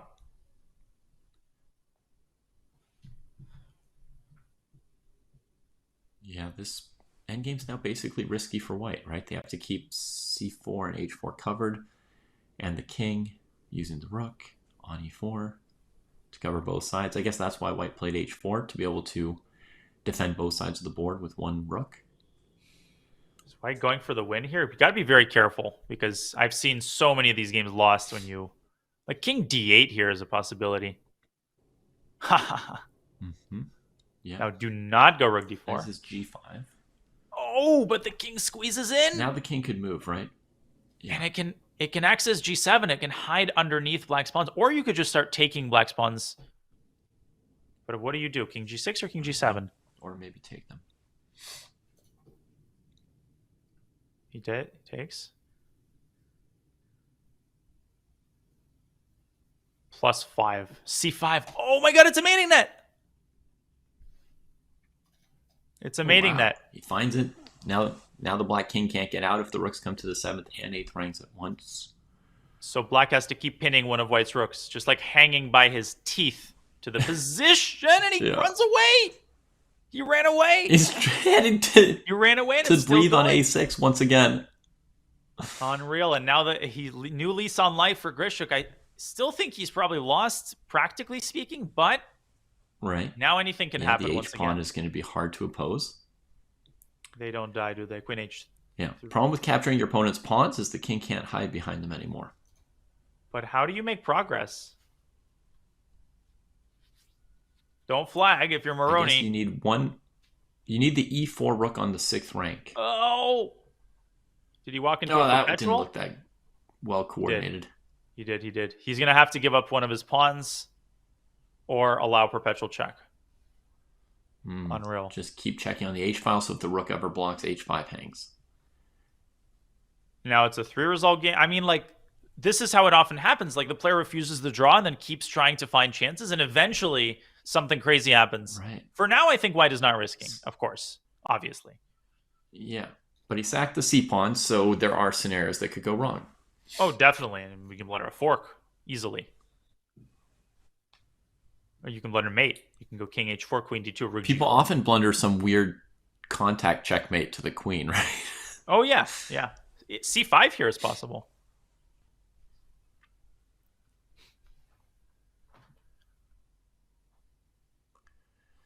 How do you handle these positions, Danyan, when you're playing them? Like, are you looking for tricks? Are you dreaming of winning? Like, what are you doing at this point in a scramble when you've got a complicated but equal-ish endgame? Well, I think if I'm white, I'm basically taking the draw, because I've been in too many of these scenarios where you deny reality and then you just end up blundering a rook. So if I'm black, I'm just focused on giving the right check. Like, that's all I care about, is giving the right check and keeping my eyes peeled for checkmates. Like rook g5, queen c7, or queen d6 can be considered, threatening mate on h2. Always keeping your eyes peeled for a fork or the like, because white is tilted. White's refusing the draw, and you never know. Right. So you're scanning for potential tactical patterns. And Grishuk is potentially playing for a win here. Repositioning to the 5th rank, and then he's just going to keep doing this. Inch by inch, row by row. Yeah. Queen e5. Okay, so now white has Queen the possibility e8. of playing h6, so you're going to keep giving checks for a Oh, while. he blundered the pawn? No, he blundered the pawn. He didn't take it. Oh, he didn't take it! He didn't take it. I mean, it's He was still a committed draw. to giving checks. Yeah. But check and king before. Oh, now he blocks his own pawn, and so Queen black G8 could try to consider king b4. Played. White is trying very hard to like lose this game. Like his absolute utmost. Yeah. Here you can go king a4 because rook c5, there's queen e3 check, and against rook g5, the other rook on b6 hangs. So he manages to advance one more rank. But This the is h-pawn is insane. getting close. But queen e7 check, and So- the king might be forced to step in front of the pawn. Well, that's 3 results now that the h-pawn's on h7. Check, check. Queen h5. This Do can not go put the wrong queen for on everyone. h4. c2 is possible. Like I'm not... Okay, c2 is a draw. Check. Oh, this is close. Yeah. Oh my gosh. Insanity. Gotta take the draw here if you're Moroni. You cannot just give away half a point. There we go. Wow. Very exciting, Danya. Very exciting. Well, Grishik is And how do you feel when you play a time scramble like that? Well, at the end? I think online it feels like you have actually pretty good amount of time over the board. And this is one of the main differences. If you have 4 or 5 seconds, you're not able to gain any time with a 2-second increment because it takes 2 seconds to execute a move. So it feels like you're just like focused on executing the move. Online, you're actually focused on building up a little time, which you saw Grishuk do. So very well done by Grishuk, saving half a point. So like at the OTB tournament, your focus, it's like it's a physical sport instead of a mental sport. You're like, don't drop a piece, don't knock a piece over, like place it on a square in the middle. And personally, for me, like I don't freeze online. Like online, I don't freeze. I automatically will make the move over the board. I had to tell myself, move, because otherwise I was literally paralyzed with indecision. So it's much more of like a visceral, you need to make a move process. Online, you're sort of just thinking about 9 seconds. We've been into time scramble for 50 seconds, no problem. So speaking of problems, no problems for the players with 4 out of 4, David, because we've got quite the pack with a perfect score and 5 more big rounds to play. Before we go on our round 4 break, a quick update that we have some brand new stuff up at the chess.com merch store. Upgrade your closet, your wardrobe, and your home with t-shirts, mouse pads, clocks, and more. Go.chess.com/merch is where you want to go, or exclaim merch in the chat to shop around and upgrade your home. Well, we will have some upgraded matchups for you at the Swiss stage play-in to determine who gets to the knockouts, to determine the one qualifier to the Weissenhaus Freestyle Chess Tournament. David and I will be back with the second half of the event in just a few minutes.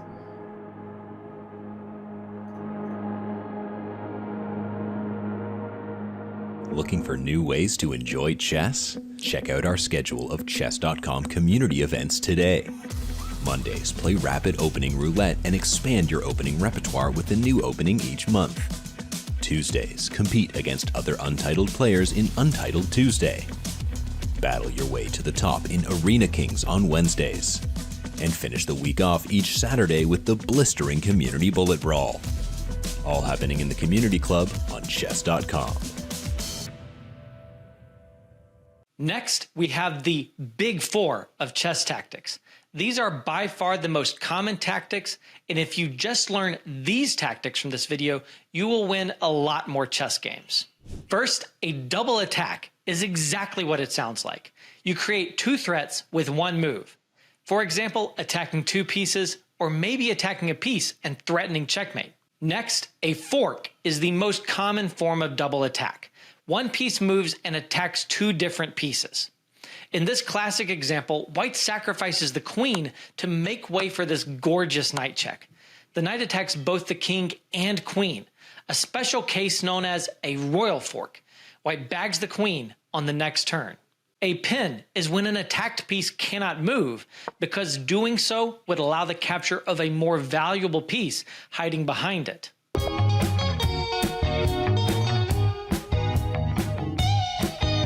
An absolute pin is one where moving the pin piece is illegal, because the piece in hiding is the king, and you are not allowed to make a move that puts the king in check. A relative pin is one where you can move the pin piece. You just don't want to, because you will lose material. Here's a great example from a World Championship challenger, Viktor Korchnoi. He captured this defended pawn because after the queen captured, rook d7 pinned the queen, and white was guaranteed to capture the queen on the next move. You will also see spectacular examples of unpins, tactics that break a pin, like this one where white shocked black by sacrificing the queen to free the pinned rook on f2 to deliver a checkmate on the back rank. Finally, among our big four, we have discoveries, or discovered attacks.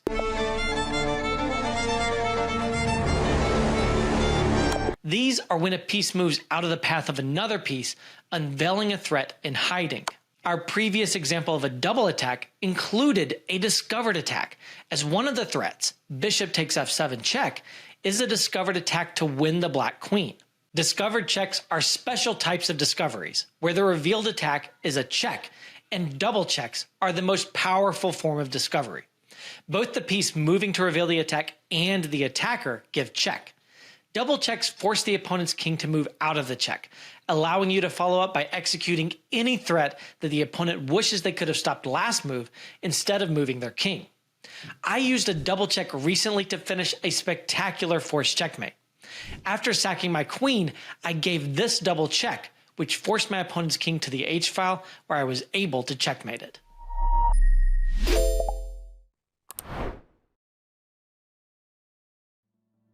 Looking for new ways to enjoy chess? Check out our schedule of chess.com community events today.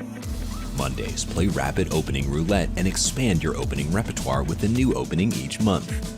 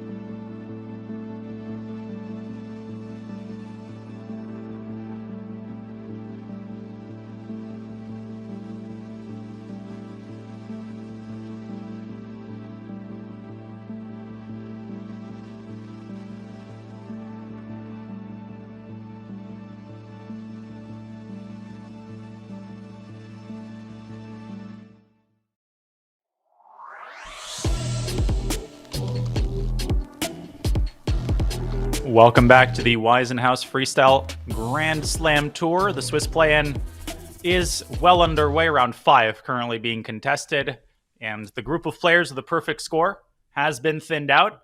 We've got dozens of grandmasters participating for a chance. Top 4 spots make it to the knockout tomorrow, and then only one will advance to the on-site Weissenhaus tournament. I am David Pruz, GM Daniel Naroditsky. We hope you've been enjoying the show. And Sam Sevian has been giving us quite a show thus far, as has Jordan Van Forest. Yeah, both up here on board 1 with perfect scores.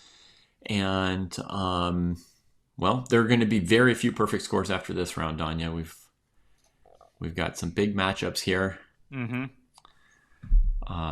as well as Chris Yu and Fedoseev, the other one on board 2. This position here, the black bishop on f8 is a little bit of a problem for the moment. And Jordan's spending some time here. The natural square for it might be g7, but if you go g6, then you have to make sure that the bishop f5 has room against knight e3. So kind of a key moment for Jordan to figure his thing out. Yeah, I mean, again, I would have considered h5. From White's perspective, I would consider even a move like f4.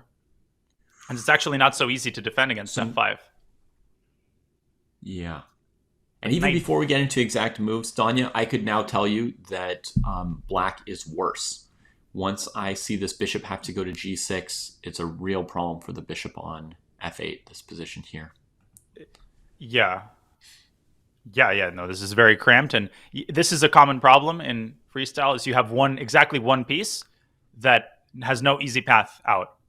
Like whether it's a knight, like on h8, or a bishop, like one piece gets trampled over by the other pieces. And then eventually you pay the price for it when the position opens up. So black might consider removing the knight. Else down. But if you remove the knight and play e6, then the knight is going to have the same problem. So like the pieces are stumbling over each other. Yeah. That's it's very, very hard to play for black. You would expect his clock to bleed a little bit in this situation. Queen c1 from Sevian, that's the move I was also thinking of playing, just slowly inching her towards centralization.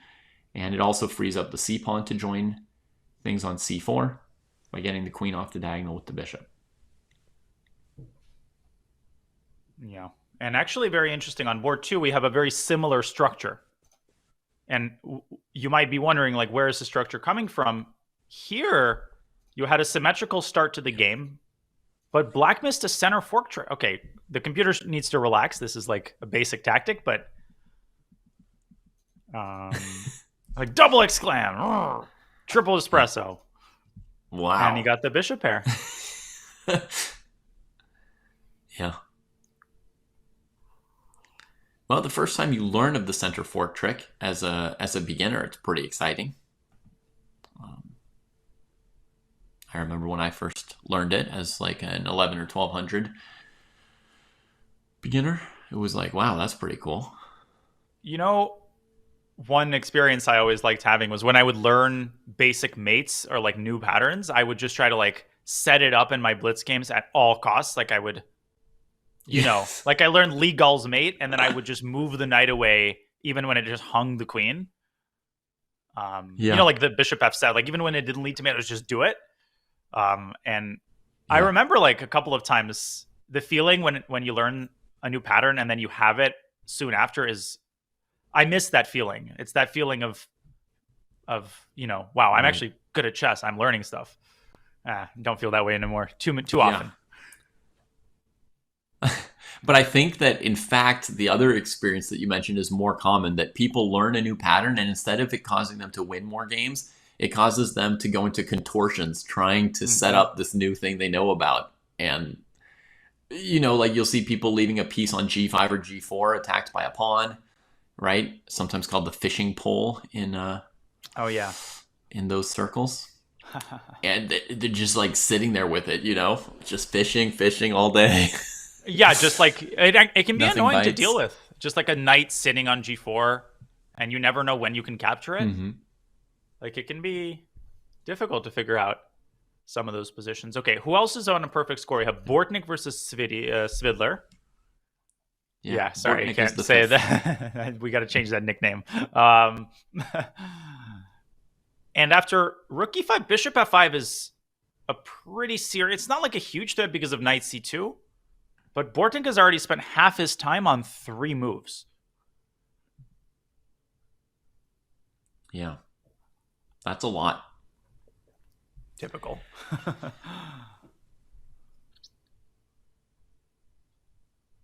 Sasha's probably the best time scrambler that I know. Away here too.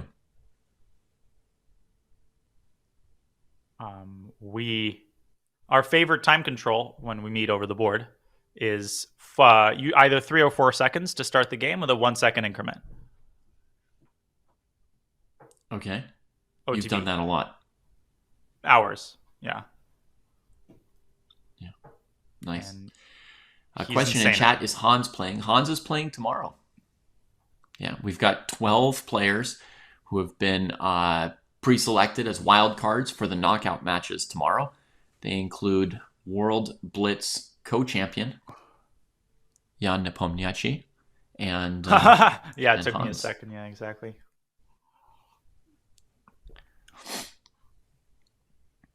Yeah. Yeah, Jan with a fantastic performance in both the Rapid and the Blitz. Yeah, I mean, I think it depends on the player, but some players they're just more comfortable in like the high pressure OTB format. It just depends on the player. Yeah. Is this d-pawn under any real pressure here, Danya, if white plays like rook d1 because you don't have c6 available yet, rook d1, knight b6, and then is there any way to crank up the pressure, or is that the end? It feels like zombies like coming out of the grave slowly, like attacking the d5 pawn, like emerging. Yeah. Rook d1, g3. I would even consider g4, like a la Fedoseev. If you're fianchettoing, you might as well like grab a little bit of space and set up the conditions for a potential kingside attack. So I would consider even in this position g4 or knight b3, knight d4, like more positional. Yeah, especially as g4 allows you to tuck that bishop on g3 as needed. Sorry to cut you off, David. On the top board, it looks like a disaster is unfolding. Jordan Van Forest, what on earth is he doing? Is b4 just... Did he blunder something? Wait, b4, well, queen remember, c6. he waited so long to get that bishop off of f8. I'm trying to figure this out. Does white have a win here? Well, the rook on d8 is not well defended, right? Are you looking at queen to d1 here? My instinct is b4 because queen d1, I think there is e5 maybe. So if we put this on the board, so black has two moves, right? Queen c7. And here, actually, I thought takes in c4, but wait, let's pause for a second. Let's see if we can figure this out.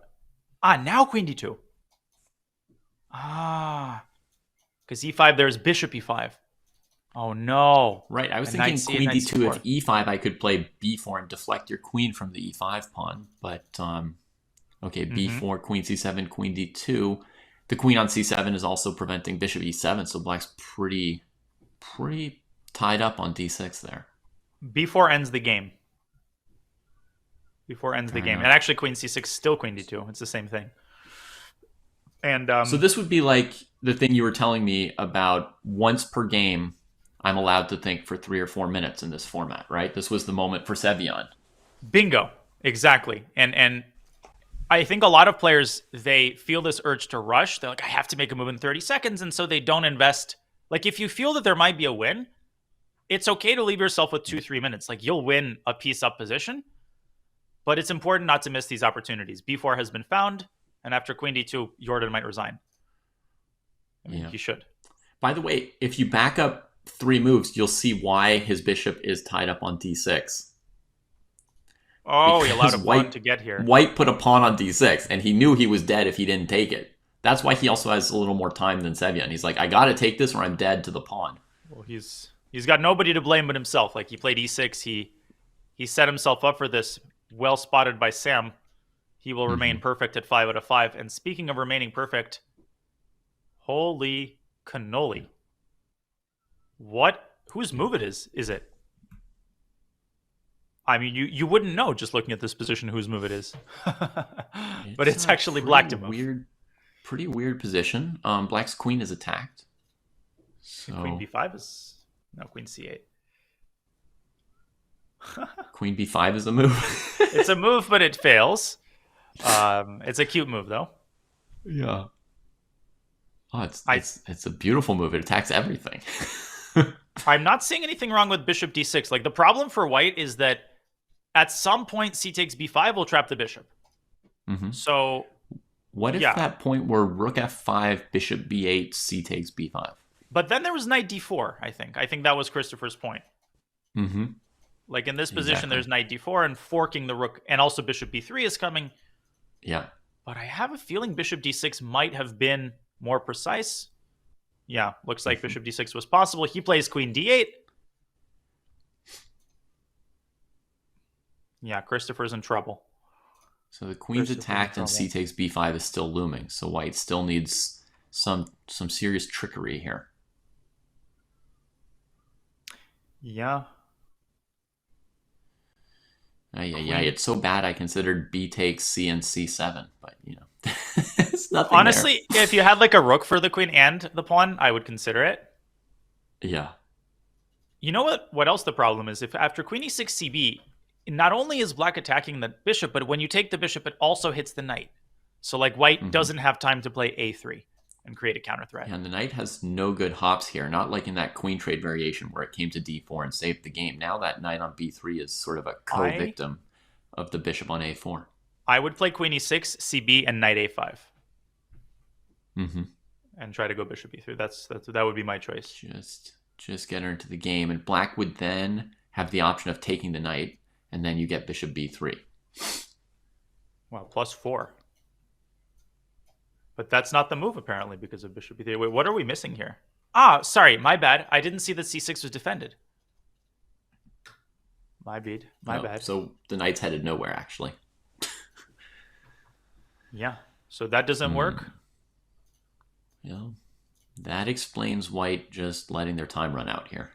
How are Fedosev's pieces always in the right place? Like, this knight is just randomly sitting here, and of course it guards the c6 square, which is exactly what you need it to be doing. Yeah. Well, his choice of queen d8 is looking very good to me right now, Danya. Backing up the rook, controlling d4, controlling a5, defending e7, which was slightly loose.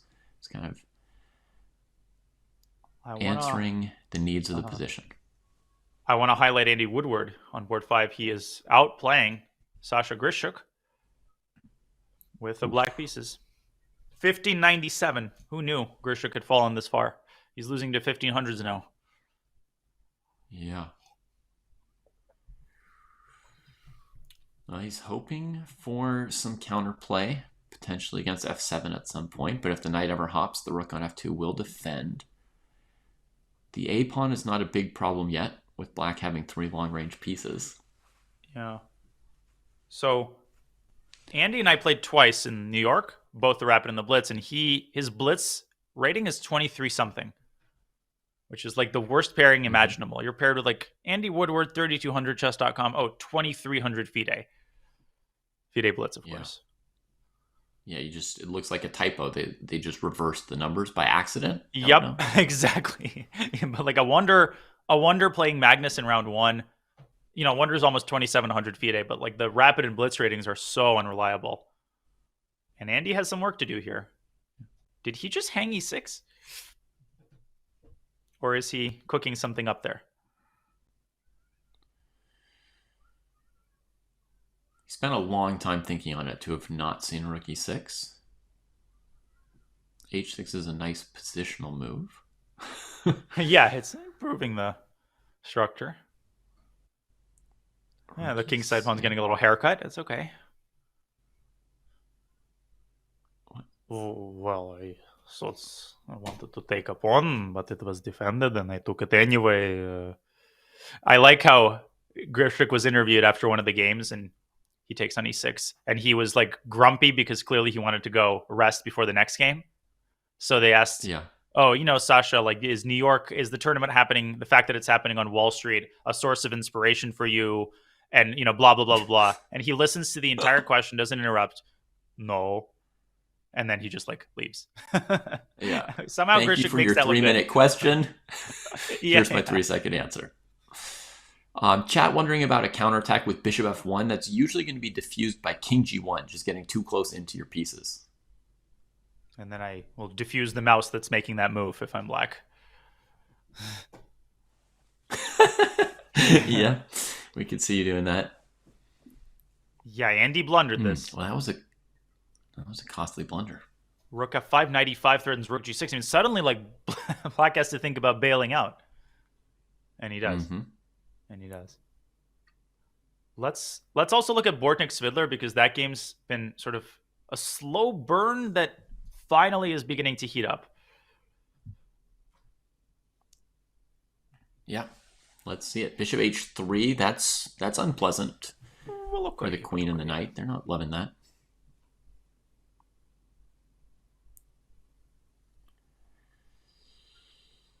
Maybe headed to d6 to diffuse the powerful piece on f5. Favorite piece of young Garry Kasparov. Yep, and he liked to sack that knight on g7. Yeah. All right. White tries to blow it open. There are some things in White's favor, but the king on g1 is not. The rook on e1 is undefended here. Apparently queen d8 only move. Try finding that with 2 minutes on the clock. The only way I could find that is if you told me. Well, the only way I could find it is if the blue arrow told me, and it did. Oh, beautiful. Blue arrow. Chris, you. Well, let's assume he's not going to play that. What would a human play here? Maybe pawn takes e4, maybe knight d6 anyway. Pawn takes e4. There you go. See, he's more of a human than a computer. Wow, who knew Peter Svidler? What a guy. I mean, now I would be thinking of all sorts of sacks. No, but this is over. I mean, Bortnik's going to like launch the avalanche here on the king side. Knight h6. I mean, the problem is I was planning to maybe play knight d6 here to trade pieces after rook e4. And then it appears that maybe rook takes e6 is powerful. Or even, knight takes h6 first and then rook e6 and queen g6. I would try queen. Trying to do something pretty similar. That's exactly what's going to happen. I was thinking of rook e6, f e6, and then playing knight g7, but maybe bishop f6 keeps the game going a little bit. With that move order versus your knight h6 first. Great point. Yep, well spotted by Bortnyk. So it goes this way, and that looks precise. Overpowered. Bortnyk, 5 out of 5. What a combination. Boom. I'll just show the rest. 20 moves. There's many ways to win here, but the easiest is just to pick up the queen like this. And has Fedoseev converted the extra piece? Well, he's likely to.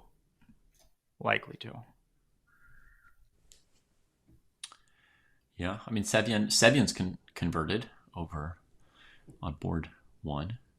So this is the last of the leaders. Yes.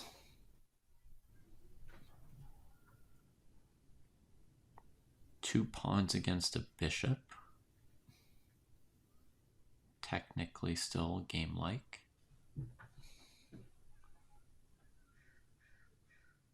Yeah, Lazovic will beat Moroni, I think.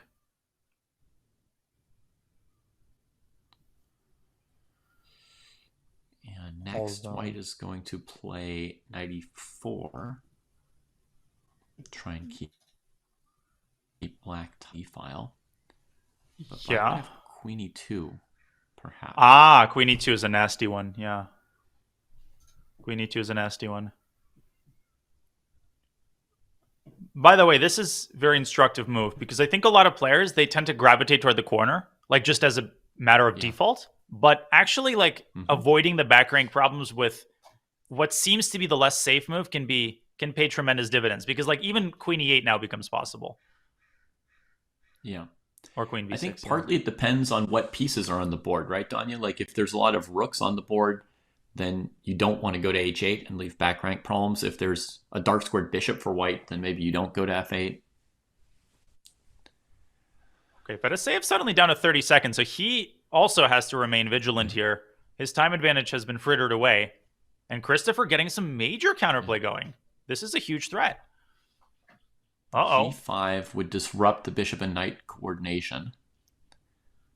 You can't make this up. You can't script it any better. Yeah, okay, gets the knight out of the way so the bishop's freer. Yeah, but takes... Rook d7, he goes king g8.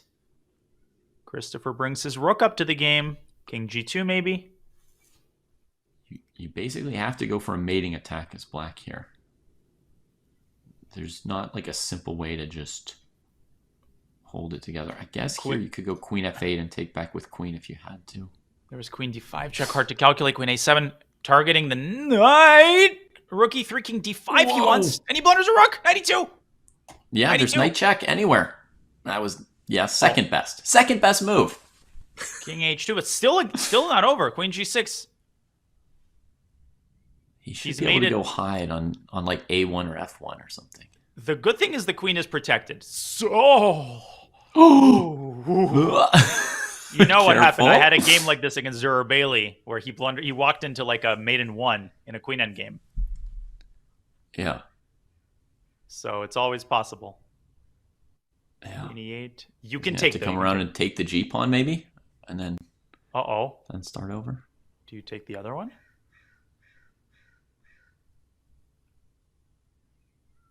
Man, it's not easy. Like, it's actually really hard. Yeah. I mean, rook f7, queen g5 looks like a perpetual, for example, but he could go to h8, I guess. Oh, yeah, and rook blocks with a pin. To try and use the rook block with a pin. But he's finding, like, the hardest possible way to win. He finally gets it done. Yeah. Queen f8, king h8. That's not done yet, but yeah, almost there. There we go. King g3, still a game. 3 pawns against the rook, but the problem is you're using a queen and a rook just to prevent perpetual, and they're not even preventing it anymore, right? With the king on g3, white would have queen h5 again. Yeah, it's like you've got all the boxing gloves with black, and you've got all the equipment, and you're fighting someone who's got like just bare hands, and then you realize like it's Mike Tyson. Like, you got all the equipment, but white's queen is like feral. Yeah, this looks like a draw, Danya. Am I crazy to say that? Absolutely not. Because for now, I don't even see a way to defend against the perpetual. Okay. Oh, without getting mated. Right, you're looking at king g6, queen h4. All right, queen h4, queen h5, king f6, queen f5. Famous pattern for getting oneself mated. Here, there wasn't a rook on e7, luckily. Queen a7. And now it's actually a draw according to the eval bar. Unbelievable. Yeah. Queen d5 and king g6 gets mated. Queen d5, king g6 walks into mate. Because of queen f5, queen h5. That's how it goes. Whew. Okay, he goes through.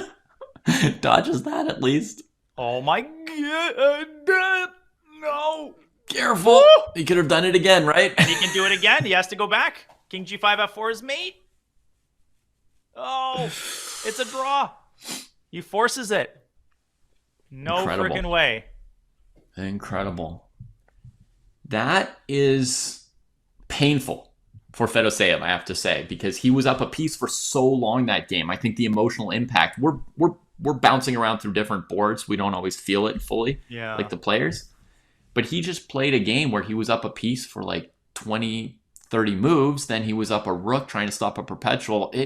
It hurts because he spent a long time thinking that he had that game. Well, and my coach would always say, like, you want to nip this in the bud by finding the most decisive win. So knight e2 check instead of knight f3 would have avoided all of these problems. When you miss that initial convincing win, things get harder and harder. The path gets more and more narrow. And what a save by Christopher. And on the top board, we have Sam Sevian versus Bortnik. I think they're the only 2 5 out of 5s. So that'll be our focus for this very important 6th round. Yeah. And Fedoseev's going to be facing Ruslan Ponomariev, a very, very strong 1500 rated player. One of the toughest 1500s in the whole world, I want to say. Indeed. And David, I have to step away for 15 seconds. I'll do it. I'll be right back. All right, folks, so we get a double king pawn. Will he play the Petrov defense? Not in freestyle chess. No Petrov defense to be found here.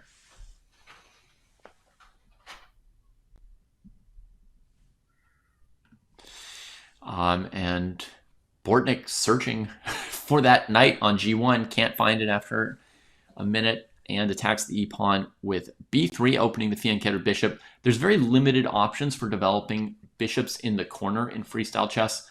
You pretty much have to choose between b3 and b4.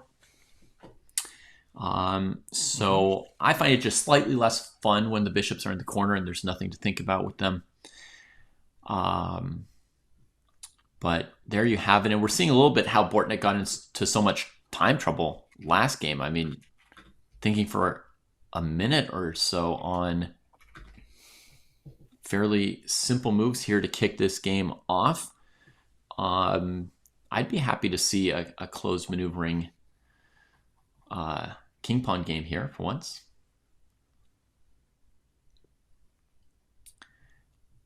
We've seen a lot of hectic and wild and interesting structures. You know, maybe for a moment we could kick back to some structures that we know.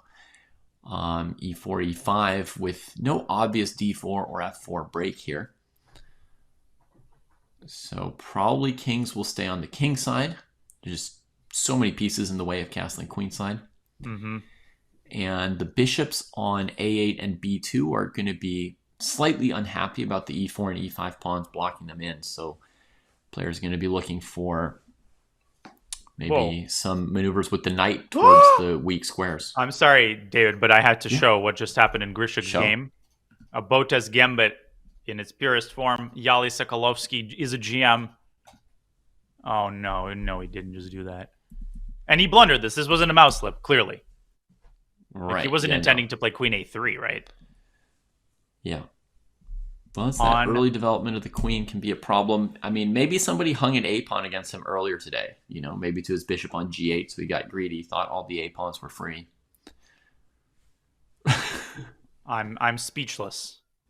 And again, it's because, you know, it's like that famous study that was done in the 60s where I think they tested, do chess players, like, do masters have a better pattern recognition or memory, or is it related to the position on the board has to make sense for memory to kick in. So like they gave two sets of positions. One made sense.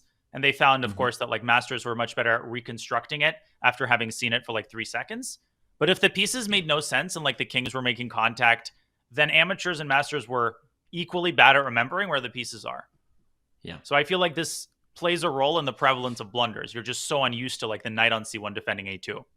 It's not an excuse. Yeah. You shouldn't blunder his queen in one move if you're a GM. I mean, yeah. Or like the game where we saw queen A5 and white didn't defend the A-pawn and then black played queen takes A2. There have been some blunders today which actually surprised me, even though I anticipated a certain number of them, right? There's some unfamiliarity, but some of this is just too much.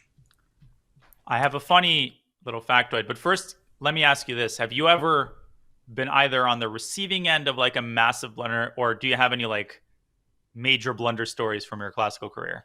I know against me, you one time you blundered a rook, and you were after completely outplaying me in 10 moves.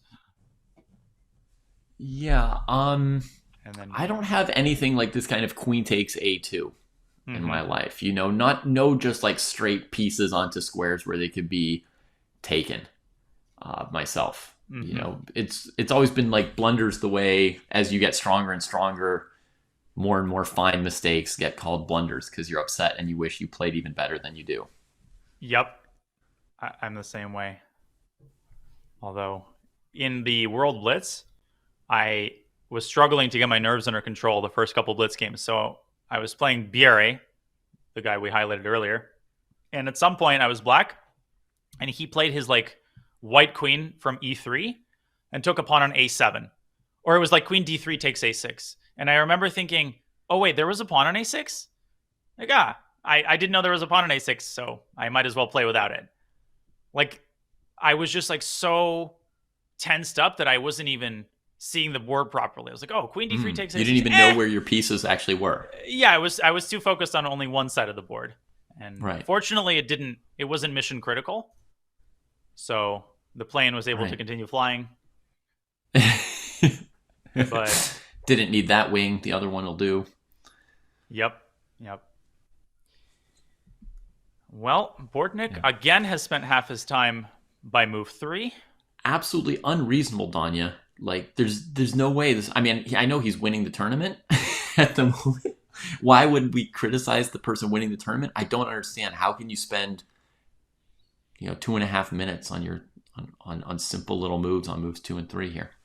Especially against Sevian, who is such a tricky player and such a good blitz and bullet player and very, very good at exploiting and, making the position sharper as his opponent's clock gets lower, which is exactly what he's doing. Like D5 instantly, trusting his intuition, and I'm very worried for Bortnik here as well. He needs to Bortnik's advantage is the bishops, right? Like he's made an effort that the bishop A1 can get out, whereas the bishop A8 cannot, for example, if he rolls with C4 at some point.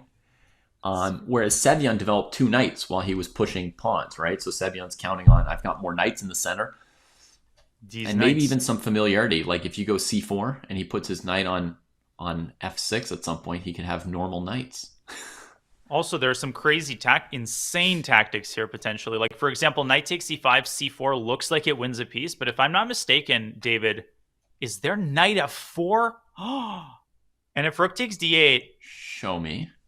There is... Okay, first of all, there's knight F3 check, which is obvious. But there's also this beautiful idea. Knight H3 smothering. Yep, check. Taking with check. And then time to recapture on D8. Absolutely unbelievable. Yeah, so we got to watch out for that F3 square because, we've got 2 knights over on the queen side that aren't developed, right? Got to be a bit careful. And if white gets this position, like black is going to open up the light squared bishop, and this is going to be really, really nasty. I mean, H5 is going to happen to get the rook involved. So, yeah, Bortnik... There's a lot of tactical potential against white's king there. And he's calculating it right now. Like, exactly what Sevian is trying to figure out, and that is, can he get away with knight e5? And the answer is yes. Yeah. Sevian's time usage makes more sense to me. He's thought about 2 moves, one early on in the opening about where he wanted his pieces, and a second one here on an important little calculation. I would play knight d3 here. I think, and Bortnik is very good at this. He's good at, making an objective decision and not panicking. I would try to get some trades, simplify the game, and knight d3 maybe does the trick. Yeah, I mean, black's knights look a lot better than white's, so trading such pieces, very logical. But if he spends 2 or 3 minutes calculating c4, that's going to hurt him later, right? You have to know when to give up on a variation.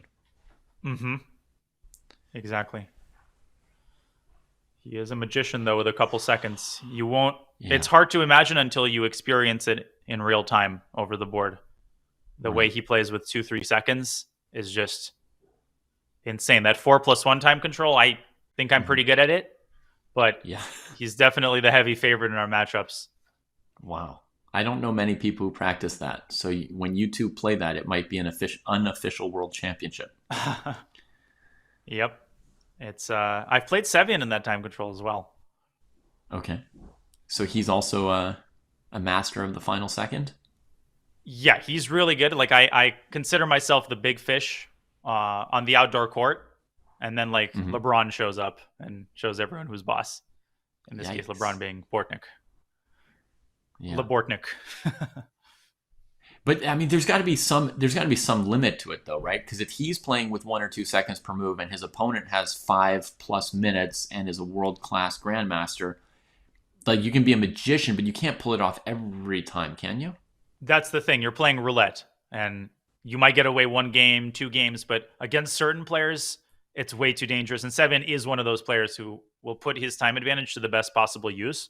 2 minutes now. No, this is paralysis. Analysis paralysis.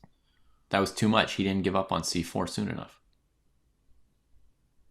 In the meantime, Fedoseev has a big advantage. Well, just judging by the eval bar, I haven't looked at the position carefully. He's playing Ponomarev, who we haven't spotlighted. Former FIDE world champion, by the way. Yeah,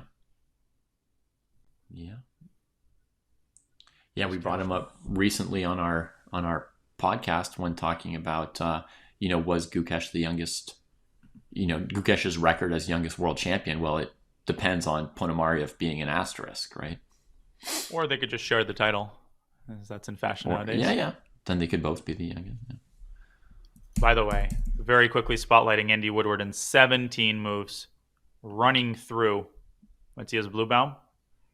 Just demolition. And look at this beautiful knight sack to set up the attack in the middle game. Ooh. All the pieces just beautifully coordinating. Nice pattern. That knight get. Oh, look at that maneuver. Queen D1, Rook F1 is winning. Breaking down the blockade for the E pawn. So, if he can't win with just pieces, he could always play E7. And the bishop on F8 is defending the mate on Rook G7 F8. as It's well. mate in 3. It stopped doing it for a moment. Yeah. Stunning. That was brutal. If it wasn't freestyle chess, I would think it's some like Steinitz Zukertort game, or like Blackburn versus, some who is like a random 19th century player who is always on the receiving end of brilliance. C4 was played after 3.5 minutes. Okay, if he so saw that means something he great saw for white, then it will justify everything, all the time he put into it, right? Yeah, so knight F4, what is the move? And it might be as simple as like H4, just defending the H3 square. If you call that simple, you're on quite the level. No, but okay, I mean, very simple moves, yeah. No, but okay, we can defend H3 square. What's his problem? It's like Dubov's. One Yeah, last yeah, thing but to say okay, about it's like very simple, yeah. Yeah. One last thing to say about the Woodward game. That's actually something I love about freestyle chess, Danya, is that like every now and then you get a game that feels like 150 years old. Mm-hmm. Right? Because you're immediately saying, Blackburn, Steinitz, right? You're going back 150 years to try or 160 years to think of somebody who could have played a game that looked like that. Whoa. So, wow. Pump fake. Savian leads him into a different area. He says, you're low on time. I'll play like some move you weren't expecting. Like, yeah, I'll fly out of LaGuardia rather than JFK. And that forces, this is why it's so dangerous to have a minute here, because you have to readapt. You have to consider what this move does. Presumably wasn't on Bordnik's radar at all. Yeah. Oh, look at the time. But supposedly you can figure it out in 1 second, right? So Rook D8, there's just straight up Knight F3 check, I guess, is the intention. Straight up. It's like this Firouzja Nepo game, remember, in the, what was it, CCT finals, where Firouzja saved the game with like 10 seconds to 10 minutes. Mm-hmm.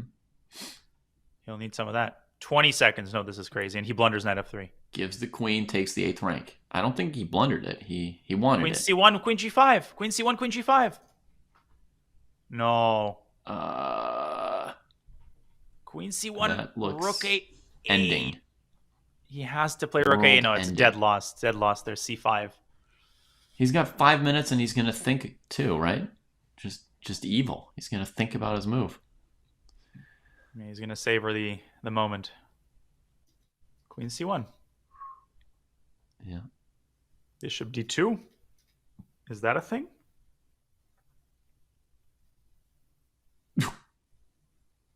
No. Queen C1, Bishop D2. There's even Queen B1. Queen D1. I don't know if there's other options, but yeah, Queen D1. Oh, Queen D1 too, yeah. Knight C3? Queen takes F3 because then the bishop is blocked. Yeah. Lured you into developing a piece. Oops. It's like Pac-Man, where you just start, or Breakout, that old game where you have the ball and the paddle and you go around the blocks. I don't know who gets that reference. Did you ever play that game? In theory, Breakout? even if white got bishop b4, black could just play h6 and keep playing, right? I mean, there's not really a scenario here where white's doing great. Yeah. Not good. 10 moves in. Can you believe we're on move 10? This was a wild fight. It didn't need to be this wild, but they were up for it. Yeah. Queen c1, bishop d2 immediately, back to d1. We're going to get the line. Tie him up. King g2 maybe should be tried. Okay, knight c3 played. Bordnik's tricky. Bordnik's very tricky. He's going to fight till the end here. So I would play queen c2 here probably. That's my first thought. Yeah. Knight e4.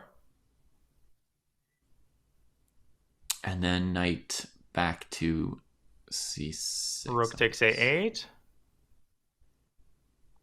And then f5, c5. Maybe I move my h-pawn or something. Yep.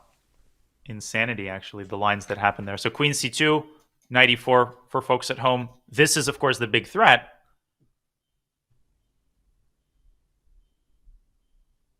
Okay. And Man. yeah, this c5 and just h6 at the end. What a line. And the king hides away, and white loses a minor piece. Or bishop d5, actually?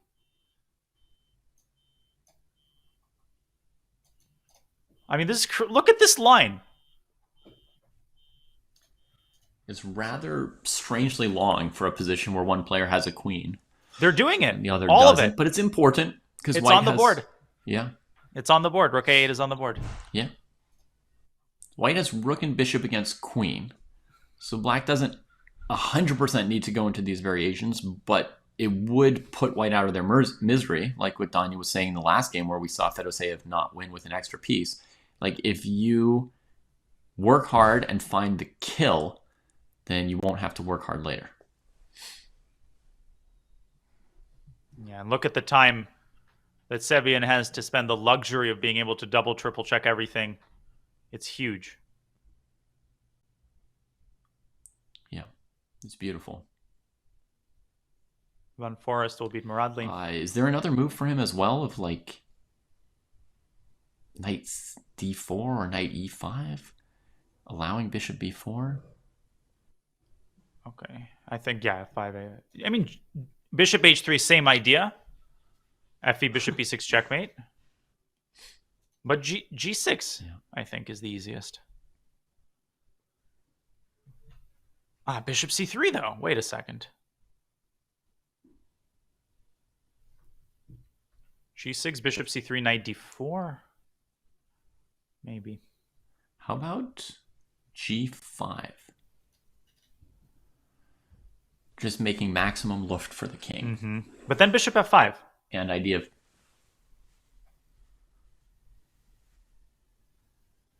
Then bishop f5. oh yeah, it's not exactly what I want either. I would play knight d4. Okay. And he played. Which he Because queen does. d1, queen And then f3 is a bishop huge threat. b4.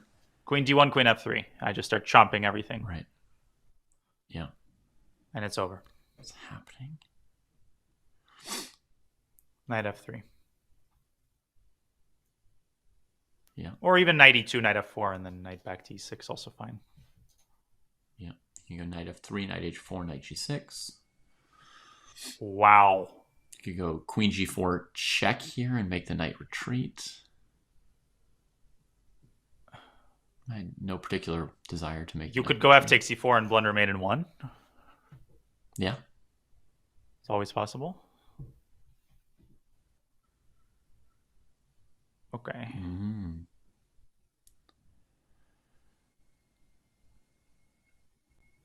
He's going to go knight f3 first.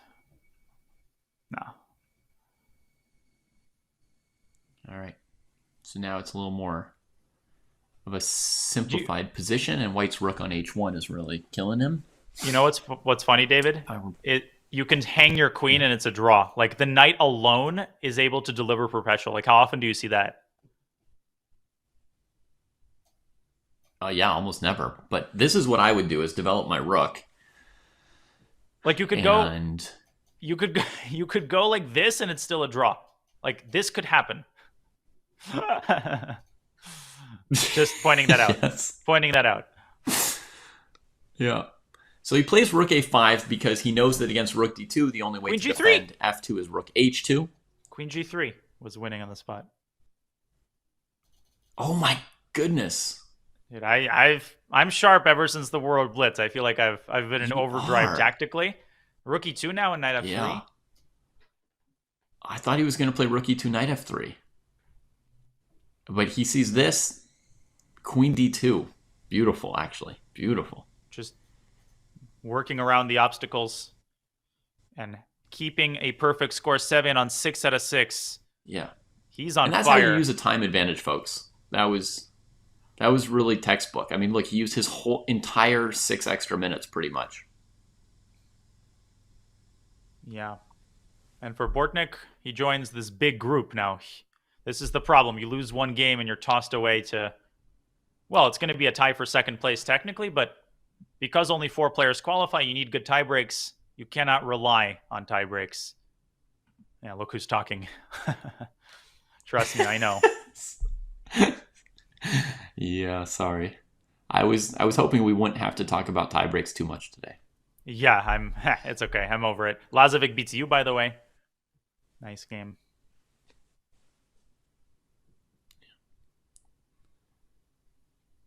I mean, I wasn't too upset even at the moment, like when it was happening, because I was happy. Oh, look at this move by Jordan. Oh my God. And he swindled him.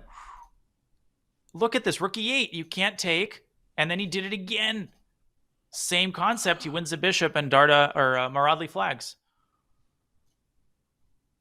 That's shocking. Wow. And that is quite the conclusion to this 6th round. You want to hear something crazy? Tell me So something if you look at the standings in the first 9 spots, do you notice anything that looks like a typo in one of the players' names? Look at number 9. Volodar Murtazin. Oh yeah, Murzin Murtazin. So it's a typo, but it's not a typo. It's actually an FM whose last name is Murtazin, and he is doing better than Murzin, and he just defeated Danchenko. It's a real person. And so he's in the huge tie here with 5 out of 6. Bulat Murtazin. Imagine if it was Murzin Murtazin for the World Rapid Championship. If they played each other in the final round. That'd be great. Zins around the world would be cheering. That would be a lot of fun. Good Sorry. job. It's okay. Easy. I think you did one by accident earlier today where you said, and he does. Oh, when Andy. Andy was going for a draw against Grishuk, you're like, it's the moment where he has to realize that it's time to try and bail out for a draw, and he does. Those are the best puns. Bojan. Booyah. No.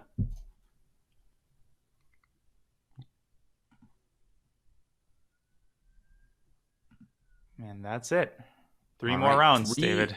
3 rounds to go, and it's looking like they're going to need 7.5 to 8 out of 9. Mm-hmm. But then again, in the World Rapid, I looked up the previous 5 years after 13 rounds, and in each year, 9.5 was more than enough to qualify into the top 8. Yeah. So before the tournament, I told myself, that's the goal. And you never know how the final standings will look when you have so many, such a big group on 5 out of 6. Yeah. Artina Shroff, too. Yeah. Where did he come from? But you did what you could, right? You played great games. That's the part you control. You played well. Mm-hmm. So. Yeah, I came back. It was a really rough start, and then at some point you just got to find the inner strength to launch the comeback.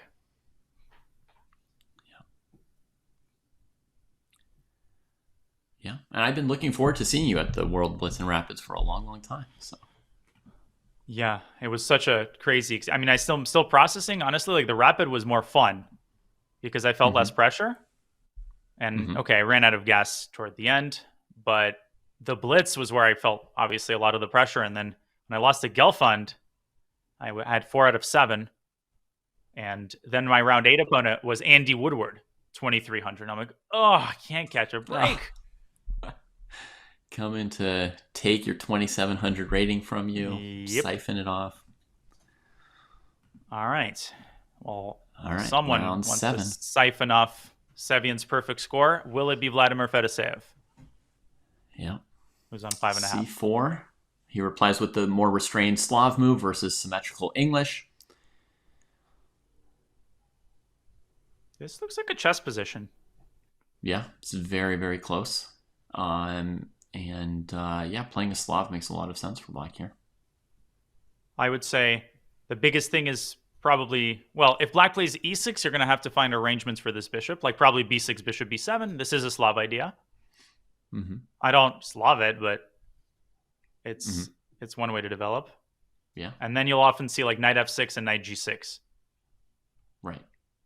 By I think both players. Here, without a bishop on f8 to deal with, you really don't need e6, so you can just keep things open for bishop on c8.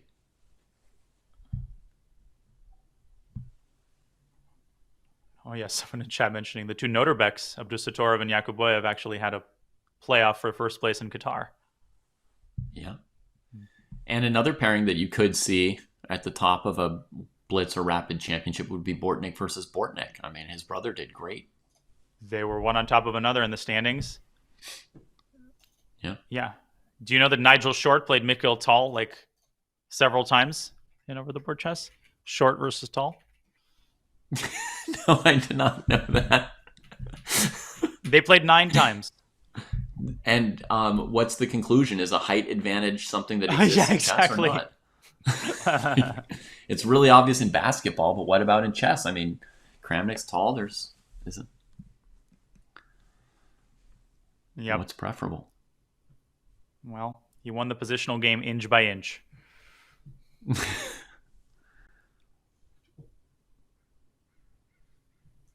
He's head and shoulders above the rest of the playing field. Is Vladimir Fedoseev here. So 2 players on 5.5 out of 6. Fedosev's one of them. And he doesn't need to go all out with black against Sevian.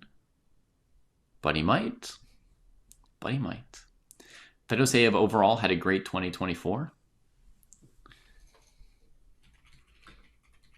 Yeah, So. I'm just looking up his FIDE rating. He's 27-17. So back to the world elite is Vladimir Fedoseev, who's had so many twists and turns in his career. Yeah. First crossing. I had the great honor of playing him last year. Oh. I know you've played a lot of these guys, but for me, it's much more rare. I had the great honor of playing him at a tournament. He was super friendly, chatting with me before the game and telling me that, telling me about a resurgence, which was to come. It was before his rating had shot up in the second half of the year. But he was telling me, he was enjoying playing again and putting in a lot of time and effort. So. Yeah, he's one of my oldest friends in the chess world. I've known him since 2009. A lot of good Fedoseev stories. His nickname in the Russian chess world is Slesar, the plumber. No one knows how he got it, but that's what he's known as. He's the plumber. Wait, how could nobody know? It's just like one of those things that nobody knows the etymology of it, but that's how he's referred to. He's Slesar. Interesting. Yeah. I mean, Man, now it's like my life goal to figure out where that came from. I had a piece of paper that had the etymology, but I accidentally flushed it down the toilet. No. Before I could call the plumber. Just kidding. Yeah. That I didn't actually. Yeah.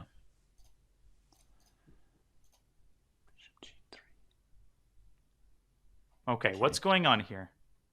Yeah, I mean f5 was optional by black. So he's wanting to do this. Yeah. Black should have considered not playing it.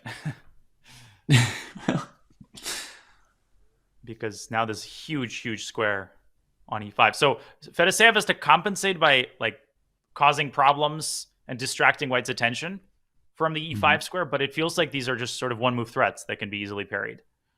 Right. I was thinking maybe that f4 and playing knight takes f4 because it livens up the bishop on c8, which I've also hurt with the move f5. Oh, look at this. Bishop b8, queen b2 threatens mate actually on f2.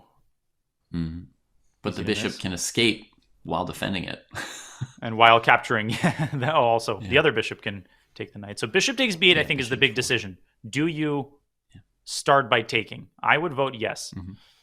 I would vote yes. An alternative is something like queen e2. But Or then your queen idea maybe c1. f4, like even knight takes g3 is an option that I would be uncomfortable allowing, and then e5. Okay. He could have done that last move if he really wanted to, Fedoseev, right? Yeah. Sevian's kind of pulling a Bortnik here.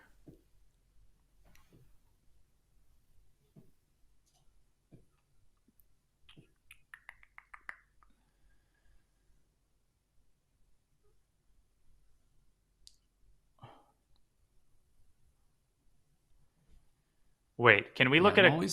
Uh-huh. Yeah. There was a miniature also, but please, sorry, go ahead, David. I was just going to say, I'm always inclined to just play bishop d3, develop a piece, sack the b pawn. But I don't love the move here, but that's always something I consider. You want to look at the miniature? I do. Oh, and apparently queen b2 is the move. Brutal. And he doesn't play it. This is the miniature. 13 moves. Also a Slav. It starts out so peacefully. Oh! This is an example of those patterns, Danya, Like you find out about bishop takes h6 or bishop takes h3, then you're trying to play it every single game, right? Bishop d2, queen c1. And your opponent couldn't have been more cooperative. He's like, yep, h3, there you go. I'm going to give this one up too, and I'm just... No, this is... I think Nestorov's like cat took over the computer or something. It's like this was not a GM level move. Bishop f4 is just wild to me. Like knight h2 is knight h2 is a very common move in these situations because after knight h4 you have rook g1, so the game continues. Anybody's game. Wow, what a win. Well, I mean, I would say like if you walk yourself into this, then you should not just quickly play bishop f4. You can't. This is where like your coach complains not only about the final position, but you had like 7-8 minutes on the clock. Like, why didn't you try to defend? If my coach saw me play bishop f4, he probably would stop being my coach. Okay. I'm kidding. For just one lesson.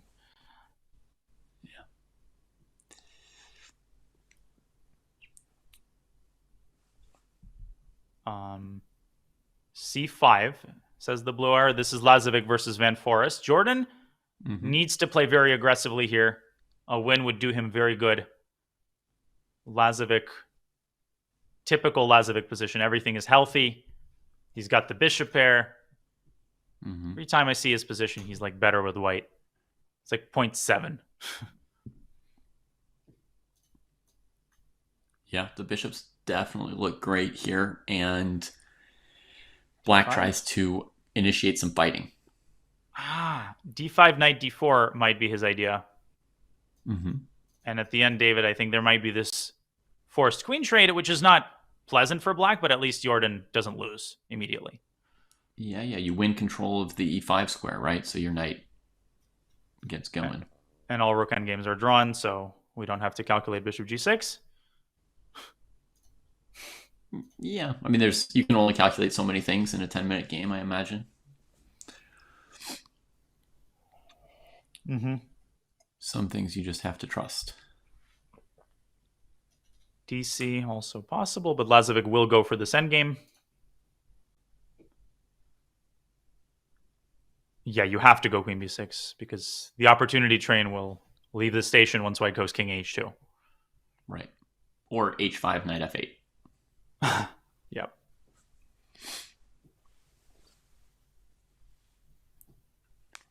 Indeed. We will get... I mean, e6 looks good. E6, yeah. Knight Better f8, than no EF. pawn on e6. Oh, castles! Oh, what a cute move. Also a bad move, apparently. The highly unnecessary castles is being condemned. Maybe a problem is pawn takes f7, rook f7, bishop f5. Oh, yeah. Well spotted. Just knifing his way into these incredibly weak light squares.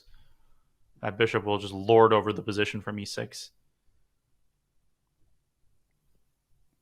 Okay, so by the way, top board is very balanced. I mean, looks like Sevian maybe has a smidge of an advantage here because of the e5 square, but I don't think it's anything unmanageable for Fedoseev. I think he should be able to hold a draw. Okay.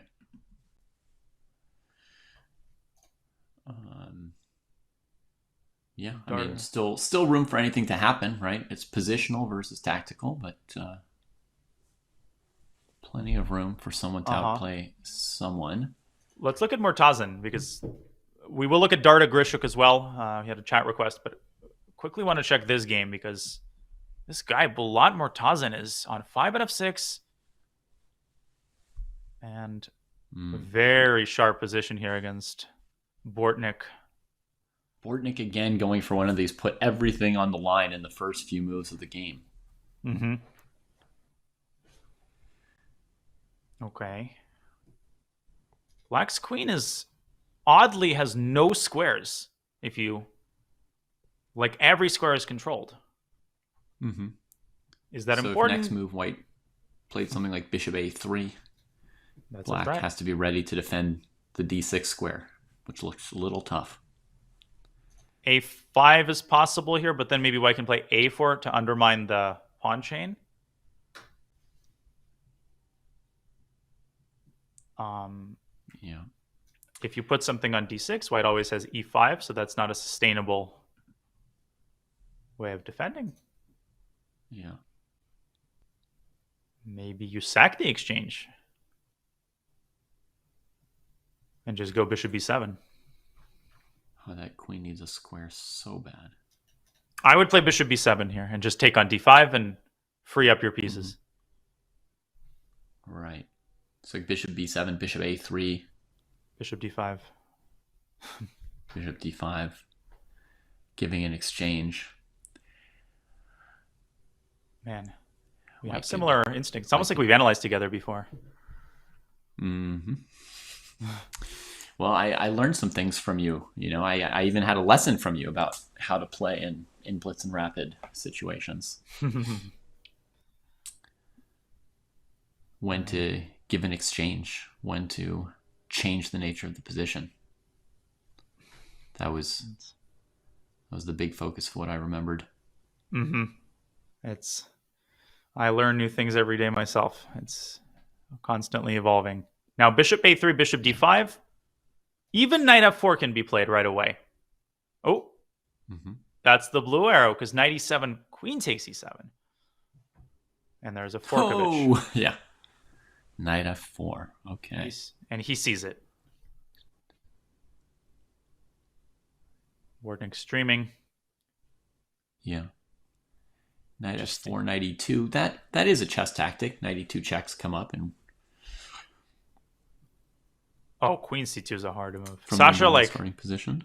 He'll find 6 brilliant moves during a game, and then he'll come out and he's like, I don't see anything. I just don't see anything anymore. Something's wrong with me. Not seeing anything. And yeah. I'm the same. He'll find 3 double exclam moves. Yeah. The issue with bishop b2 for white is that the knight on e8 is covering g7 for now. Mm-hmm. I mean, in addition to knight e2, but somebody was asking from an earlier position. Queen c2 is a very difficult move. So, yeah. I mean, you would be looking here at moving your queen, I think. Mm-hmm. So that gives you some, you're kind of looking at queen c2.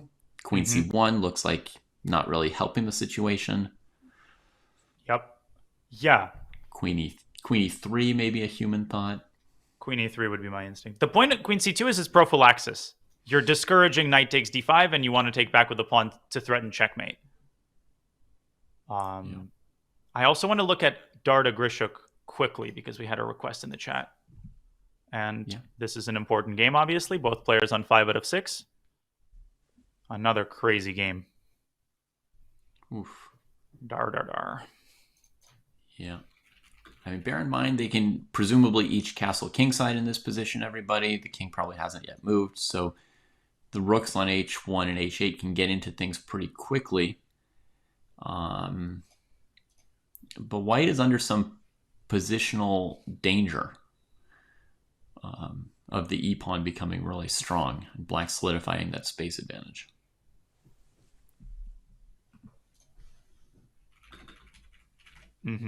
Actually, Darda means pear in Albanian. That is his Hair or pear? Pear, like the fruit. P-E-A-R. Like the fruit. Darda, very, very strong player from Belgium, of course. His chess playing family from Albania. His father, I think, is titled. Very, very hard worker. He's at 2650 now. The highest rated Daniel. I have to begrudging. Oh, no. I guess Dubov, if you count it. Dubov, if you, yeah. Okay, so black defends the e-pawn with the f-pawn, which gives white the e5 square for the knight. Don't like that move. It helps black do what he wanted to do anyway.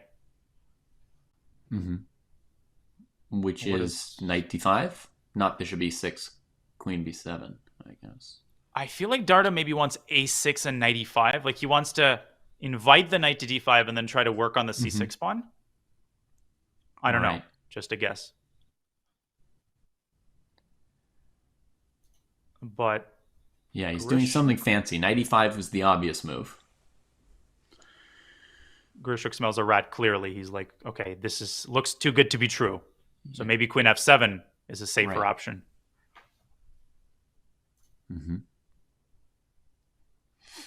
Sevian. Yeah, although then trades and knight e5 to c4 might even be slightly annoying, as you have to keep your eyes on b6 and d6 and you don't collect the a pawn. Immediately, at least. Yeah. Status update. Top board, Sevian down to 15 seconds in a rook endgame. Suddenly, it feels like he's the one who has to be vigilant, but I think he will hold the draw. So I think top board will be a peaceful result. And so will Lazovic Van Forest.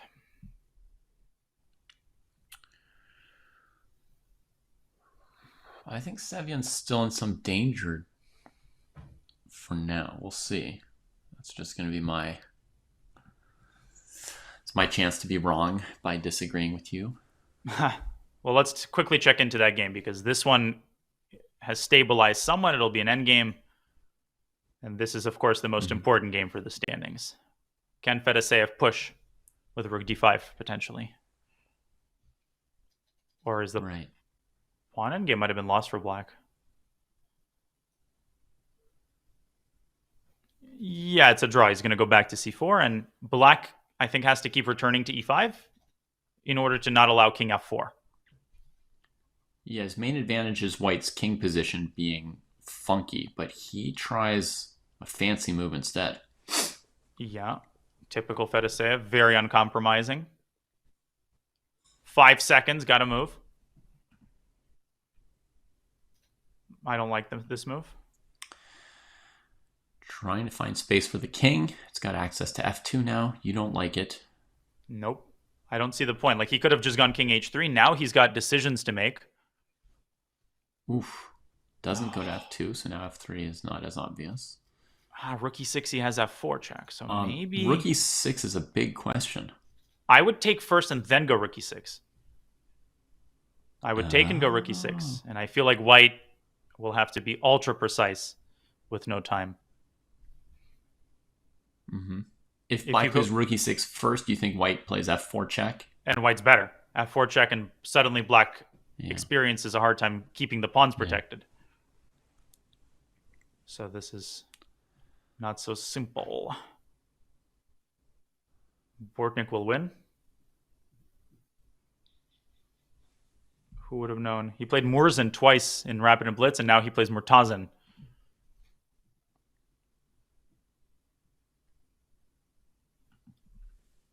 Yep. Oh, plays like you. And a quick follow-up, pressure. King h5. Rook backs up. And rook g6.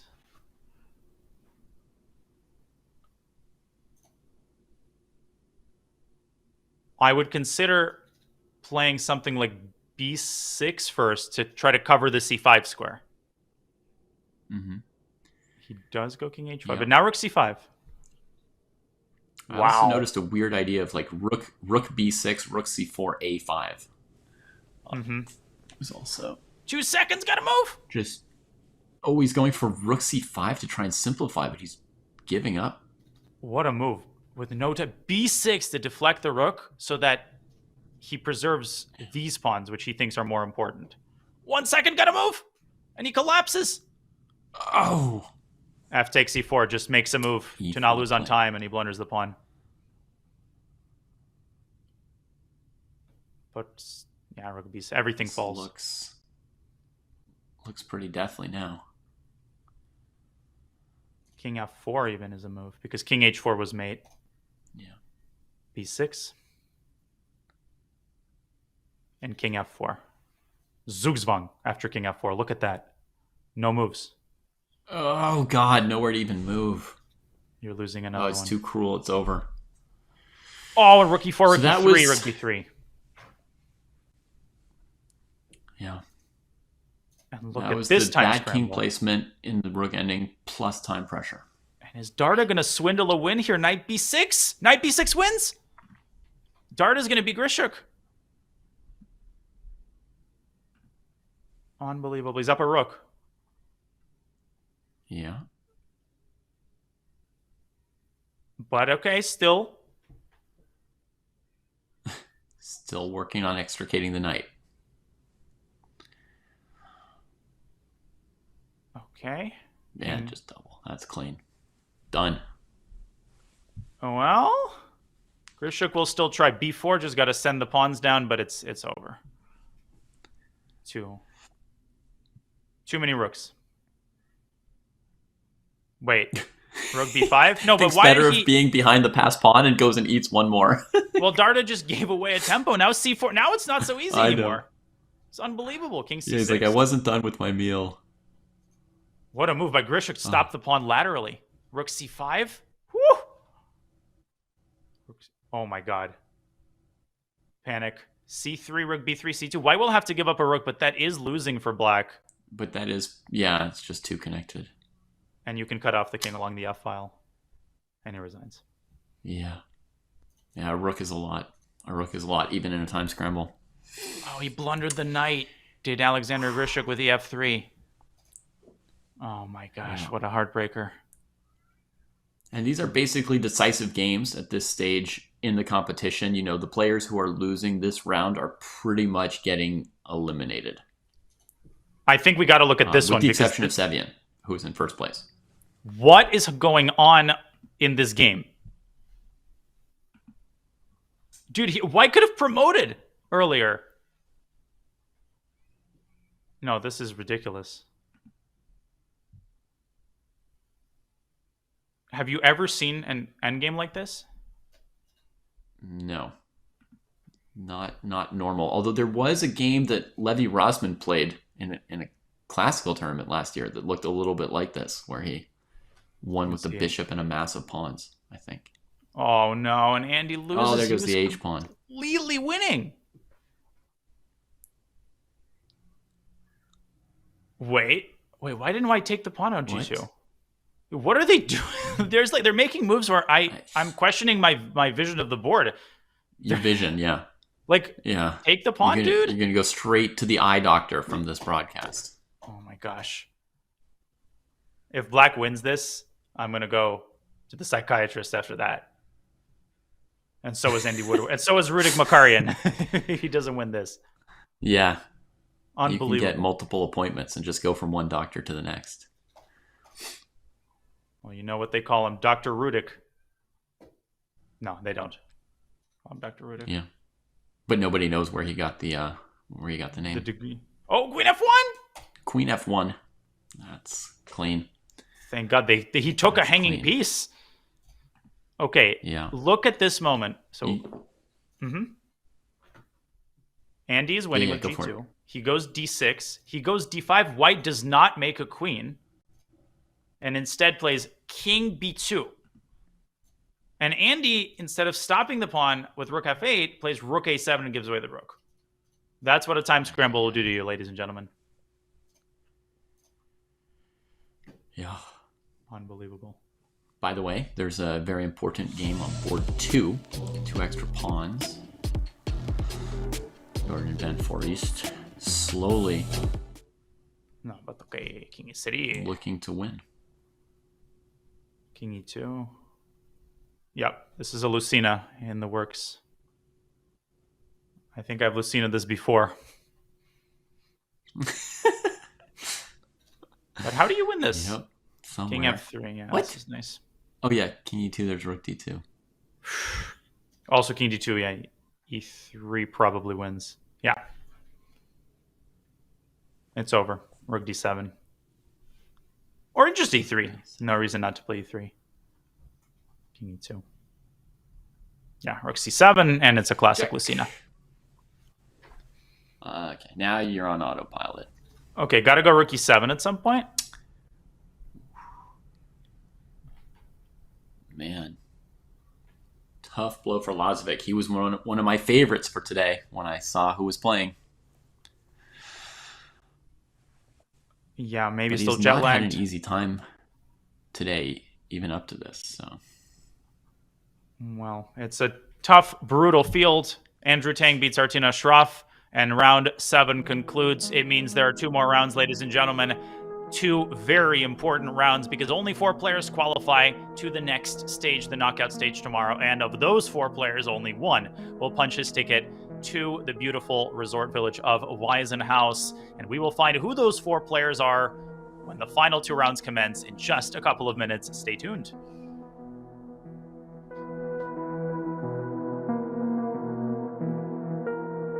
This next batch of tactics is all about lines, setting up threats to pieces arranged on the same rink, file, or diagonal on the board. Pins and discoveries are already examples of linear tactics, but these are a bit more sophisticated and rare. First, a cross pin is the most satisfying of all pins. You pin a piece in 2 directions. These seem visually impossible and can be hard to spot. Here, black cross-pinned with queen to d7. Queen c8 also worked. This led to a winning attack after white captured, and the queen leapt in to assault the white king. A skewer is the opposite of a pin. You threaten a less valuable piece, forcing it to move, but then you capture a piece hiding behind it. Many skewers are checks, where you force the king out of the way so that you can snack on a piece behind it. In this classic combination, white sacrificed a rook to set up a pawn fork and draw the black king into a skewer. A final rook fork concluded this crushing tactical sequence. Interference is my favorite chess tactic, and it's likely the prettiest of all tactics. In interference, you sacrifice a piece to disrupt a defensive line for your opponent. One of the most beautiful moves of all time, Queen G6 check, forced checkmate in 2 because the queen sacrifice disrupted the rook's defense. As a result, white was able to capture with the knight and give checkmate on the next turn. A relatively uncommon pattern is the X-ray. This happens when an attacker sees through a defender to a square behind it. This particularly often happens in cases of back rank checkmates. Former FIDE world champion Rustam Kazimjanov used an X-ray from this rook to sacrifice his queen on d8, creating back rank tricks that won back the queen with extra material. Finally, the windmill is a glorious tactic, rare but exceptionally deadly. A windmill happens when a player plays a sequence of discovered attacks, moving a piece back and forth to check the king and then discover a check while picking off a piece. An effective windmill can consume an opponent's entire army, devastating them like a buzzsaw. White leaps in with the rook here and sacrifices an entire queen, but then the rook is able to alternate checks with the bishop on a3 and capture a bishop, pawn, and queen in turn.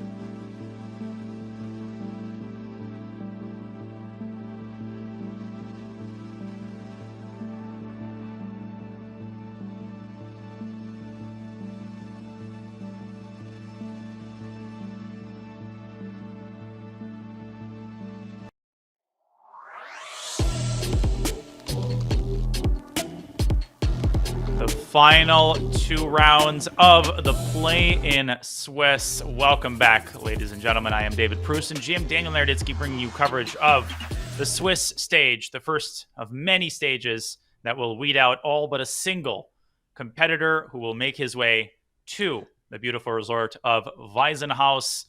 And the 2 decisive rounds are underway. David, this is where you got to keep your nerves in check.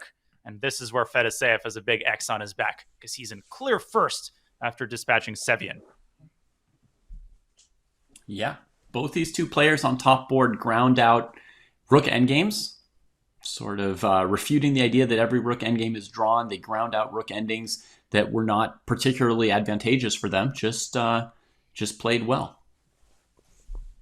Yeah, and Sevian seemed unstoppable, but took a little too much time, and Fedoseev was able to squeeze a win from an equal rook endgame. Then Forrest gave us a masterclass of the Lucena position.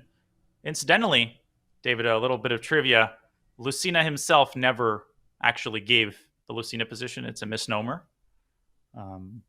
Lucena is the author of the oldest chess book in existence, and he wrote his book in 1497. But the Lucena position was never featured in it. It was a misattribution. The Lucena position was actually discovered in 1634 by Alessandro Salvio. It was one of Ruy Lopez's, like the person, one of Ruy Lopez's rivals.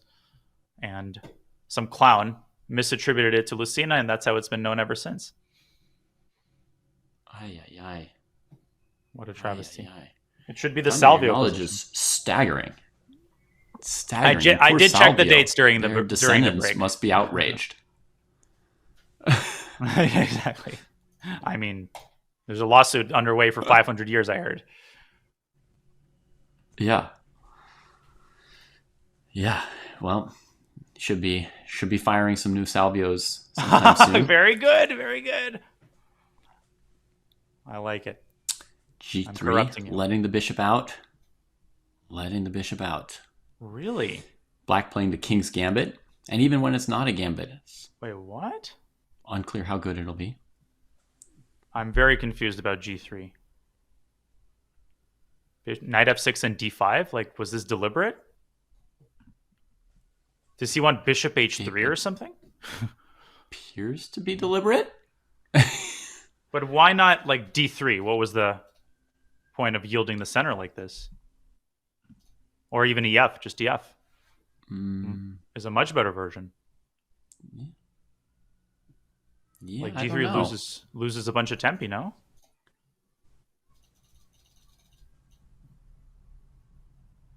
No, he's definitely does worse look now. pleasant for black immediately.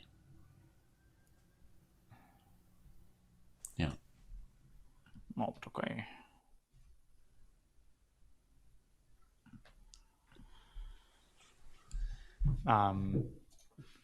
Yeah, can you castle? So it shifts the king? Is that what you're telling me? The rook moves to D8 and the king to C8? No, at the moment the rook on C8 is in the way of black castling queenside, for example. Oh, that's the If short black wanted castle. to castle. Yeah, if black wanted to castle short side or king side, they'd have to move the bishop out, as done, then the queen, and then you could play king G8, rook F8 as one move. But if you want to castle queen side, if you want to get your king closer to the queen side, you first have to move the rook on C8 at least to E8, and then you can castle queen side to C8. Do you remember the castling controversy between Nepo and Wesley? Yes. That even and it should be comforting to anyone who has ever made a mistake in castling in freestyle chess that, you know, even in the world championship, the players were not clear on it. Yeah, it was crazy. Nepo delivered. Then again, there's also the famous Korchnoi story. Mm-hmm. Right? Korchnoi also wasn't sure about castling in standard chess. And what happened? I forget how that story goes. He had, like, I think his rook was on H1, attacked by a bishop on E4, and he went and checked with the arbiter, am I allowed to castle kingside? And yeah, that's hilarious. And he was like playing Karpov for the world championship. Oh wow! So this was in some village tournament. Yeah, no, it was like hopefully he had the rule right because he'd played some moves leading up to that position, right? So On he kind on of needed to castle. stream a couple months ago, I had a game where I like walked my king around the center. It was like, and then it came back to e1, and I actually unironically tried to castle, having completely like pushed the first part of the game out of my memory. And yeah, sometimes you just forget if the king is moved. But in Wesley's case, Nepo gave a back rank check, which was winning on the spot. Like he went queen a8 check, and Wesley had a king on g8, and Wesley had a rook on h8, and he tried to play rook h8 to f8.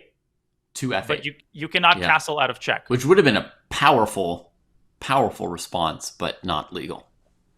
Yeah, that would have that response would have, Nepo would have just left the country after a move like that. And the video has like Nepo telling Wesley like, that would be great, but you can't do that. Like, I'm sorry, but you got to resign. Huh. I was like, yes, I thought I could do it, but then I realized I could not, and so I resigned.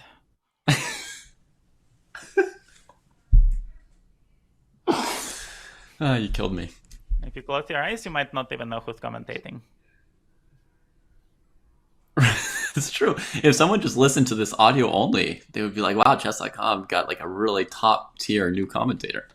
Well, I have a crazy story I've never revealed to on commentary on stream, but maybe I should save it because we do have a decisive game underway. Yeah. And you just gave everybody so much with that impression already. And not that anybody would leave with 2 decisive games left, right? But I just gave people another reason to stay. All right. Stick around after the break. Somebody will make it to Weissenhaus to play with Magnus, and we get to hear from Danya. F4, fighting back. A weird position. Let's quickly check into the other top 2 boards because they are also very important for the standings. We have Rudik Makarian with a close center against Sam Sevian, and if we rewind a few moves, knight g2 was disapproved of by the computer, but it makes sense. He's getting his knight to a good square. Like disapprove? They'll disapprove of anything. I mean, that knight on h4 needed to go to f4. No. Okay. Yeah, it was like the only move. It was forced. Yeah. Everything he's doing looks great. Okay.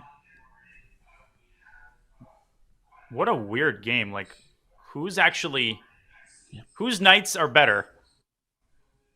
Yeah. Sevian's position looks like something out of a rapport film. A rapport film. I'm trying to understand if that's a pun or there's a movie director by the name of Rapport. No. Just the rapport that you know. He plays positions like this with far Richard pawns and strange versions of the Dutch and so forth. Of the Dutch or the Grob. Right. Or combination thereof. C4, G4. Yeah. So queen C5. Clearly, knight takes C6 at the very least. Yeah. But knight E4 looks good enough. No, black looks better. Black looks better here. Yeah. I agree. You know what I finally noticed during the break? We were noticing earlier how there were some grandmasters with ratings of 1,500. What I noticed during the break finally was Sam Sevian's rating. And I did a double take and I went and checked. It is like outside of the stratosphere of any of the other players here. Mm-hmm. Yeah. You did a double take. 2980. Magnus did a double take. And yeah. Sevian is rolling with these light squares. Let's also look at Bortnik Darda because Sasha is struggling again right out of the opening. Sure. And he gives us some of the most exciting starts to the games. Yeah. Knight e4. I mean, but look how many moves he allowed Darda to make. Like, he lost a bunch of tempi with his queen.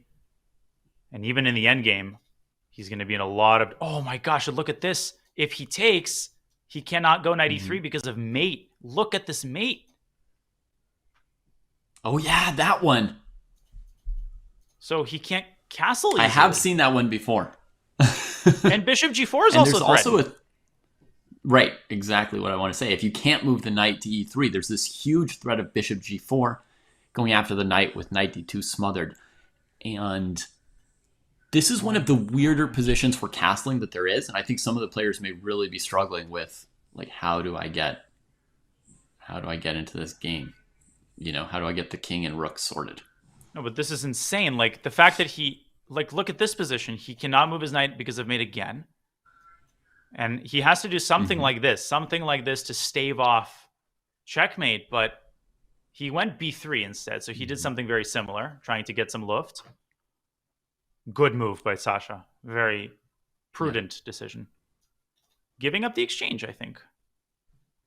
Bishop g4 wins the exchange. There's bishop d1, knight c3 now, compared to your suggestion, which wasn't giving anything up. He wants knight g5, actually. Very tricky. Like bishop g4, boom. Yeah. So Darda should probably not go bishop g4. And should maybe go something like c5. Is it so bad for him? Bishop g4, knight g5, if he just trades... I would even go knight g5, e3. Takes the f-file first? Oh, man. I mean, here there was knight f3, but you don't have to. Just fg. Yeah. And it's on the board. Okay, they've gone for this. And so he went for the e-file instead of the f-file to avoid knight e3, I suppose. But now knight c3 would prevent infiltration, and then king b2. I think Bordnik's untangling. Mm-hmm. Oh, and Fedoseyev's going to win. He's up a piece. Oh, Fedoseyev won. Well, that was fast. Venfor has blundered a piece. Look at this tactic. Queen e5, boom. Venfor saw that queen a7 is impossible, but he forgot that he opens up the h3 c8 diagonal. Oops. Goodbye. So that queen e5 move was imprudent. I mean, he was over pushing. He knew he had the advantage at that point in the game, and he was unwilling to trade queens and let white kind of untangle. This was a phenomenal move, using the g5 pawn as leverage and then setting up this devilish fork. What an instructive combination for people to see. Even GMs miss LPDO tactics, especially when there's a pawn capture. Failing to process what diagonals open up is very, very common. Yeah, that was pretty unusual. Also, with white giving up the light squared bishop, you feel you're not worrying about light squared diagonals. Mm-hmm. Well, that puts Fedoseyev in excellent position with one game to go. Yeah.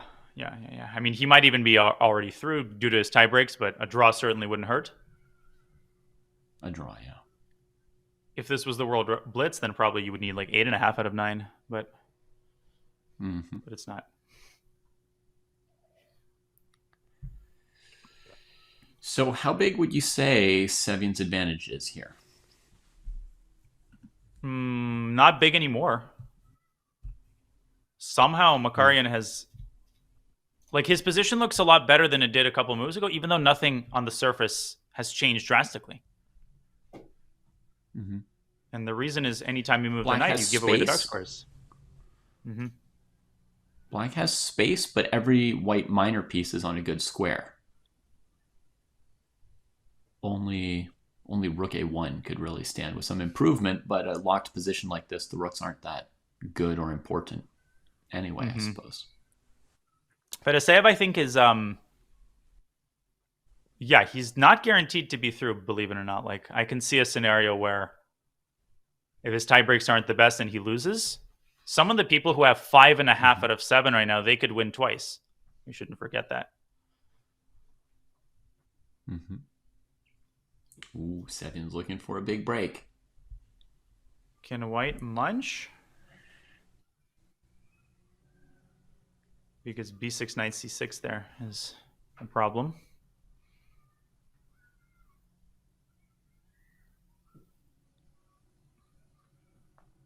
Okay, bishop d4, trying to lock that down. I have no idea why he didn't one way take. Black could... Sorry. Yeah. Well, Would you want to pursue it? Nah, that ship has sailed. Bishop a5? No. Okay. I was thinking, like, broad strokes, one way black could try to press the position would be to look for an exchange sack. Like rook a6, b6, or something. Yeah, absolutely. White would also kill for an exchange sack. Like, if you could exchange the rook on c2 for the knight on e5, and you can imagine, like, Nimzovich's dream, knights on f4 and d4. So both sides can use their rooks in order to effectuate positive changes. Makarian really asking for it. He's like provoking knight f3. I love your idea, David, of preparing b6. Maybe even playing it immediately. b6 right here. He's going to do it. Very Sevian style move. b6 and knight c4. Never mind. But he's preparing it. Back and believes in the bishops, and that b6 is more or less inevitable with white no longer having a bishop. Yes. b6 is almost a pre-move. And I think Makarian should think very carefully about how to discourage it with a move like queen a3. Because the floodgates will open. I would also be inclined to, like, I'd be inclined to go rook a3 to b3 as well. Just that rook on a1 being so bad. Excellent idea. If you go queen a3, maybe black plays bishop f8 and continues preparing. Then maybe you can, like, b-pawn. Pump fake back to c3. Something to that effect. Status update. In Bortnik's game, it's a very sharp endgame, and Sasha definitely feels happy to have a 3-result game, honestly. Yeah. He is down a doubled pawn at the moment, right? Yep. True. So, yeah, he's got all the pieces in the game. But presumably, black would still be pressing. a4 is very committal. After b4, will he just go c5? Yeah, I feel like you should get the knight into d4 while you have a chance. Because otherwise, the knight will be restricted. I mean, c5, there is knight f4, knight d5, so maybe Bortnik... Okay, he does play b4. c5, there is also a check on g8. We should not forget. And then take b8, take c5, and knight c3 at the end picks up the a-pawn. And white's playing for a win. Look at that a-pawn. Look at it go. Amazing endgame player is Bortnik. Look at how he faked black out, making him think he's going to attack the king. No, suddenly he trades rooks. Misdirection. And yeah, black's in some trouble. Yeah, it's unpleasant now. The bishop doesn't have a clearly defined role. There's no pass pawn for black anywhere, no pawn majority for black anywhere. Oh, and he's starting off with the big questions right away. Do you want a rook trade? Well, rook a8 is good here, I think, because if you can provoke a4, the rook will have the b4 square as a parking spot. Darda trying to get pawns off the board, also good. I would even consider g4. g4, bishop g4, rook e4.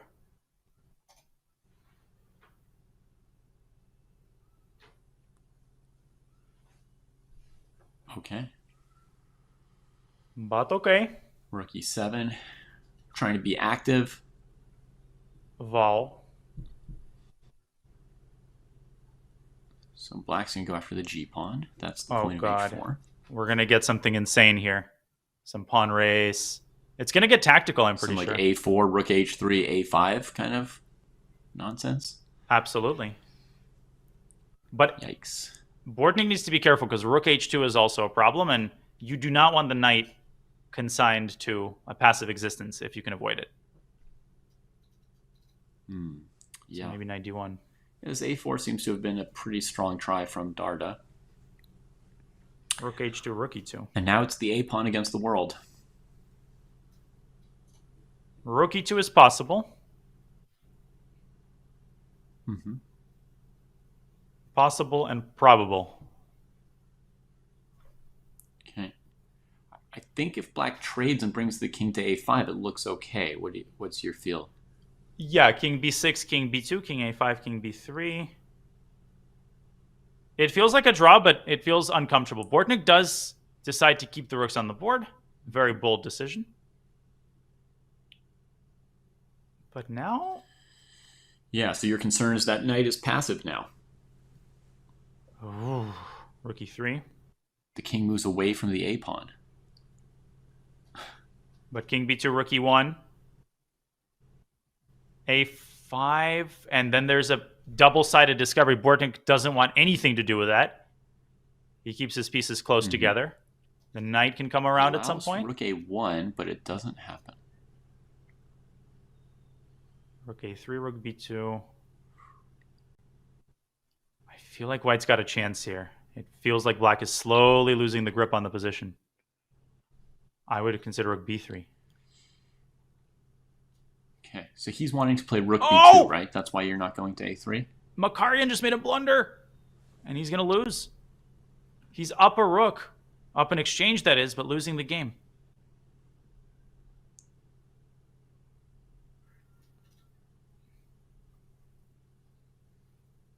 And he is still trying, though. Oh, his king has come a long way. Knight g1 blunders the... Oh! Where's the clincher? Bishop c8 at some point, maybe? Much better than what I was thinking. It's still knight g1. Amazing defensive play by Makarian, and he's still in the game. King g2, he'll evacuate. Whoa! Yes, queen h1. fe3, rook e3, queen f2, rook f3. Be careful. How is he doing this? Check. King. Uh-oh. No, take it. There's no perpetual. King g7 and king f7. The king will zigzag his way out of the checks.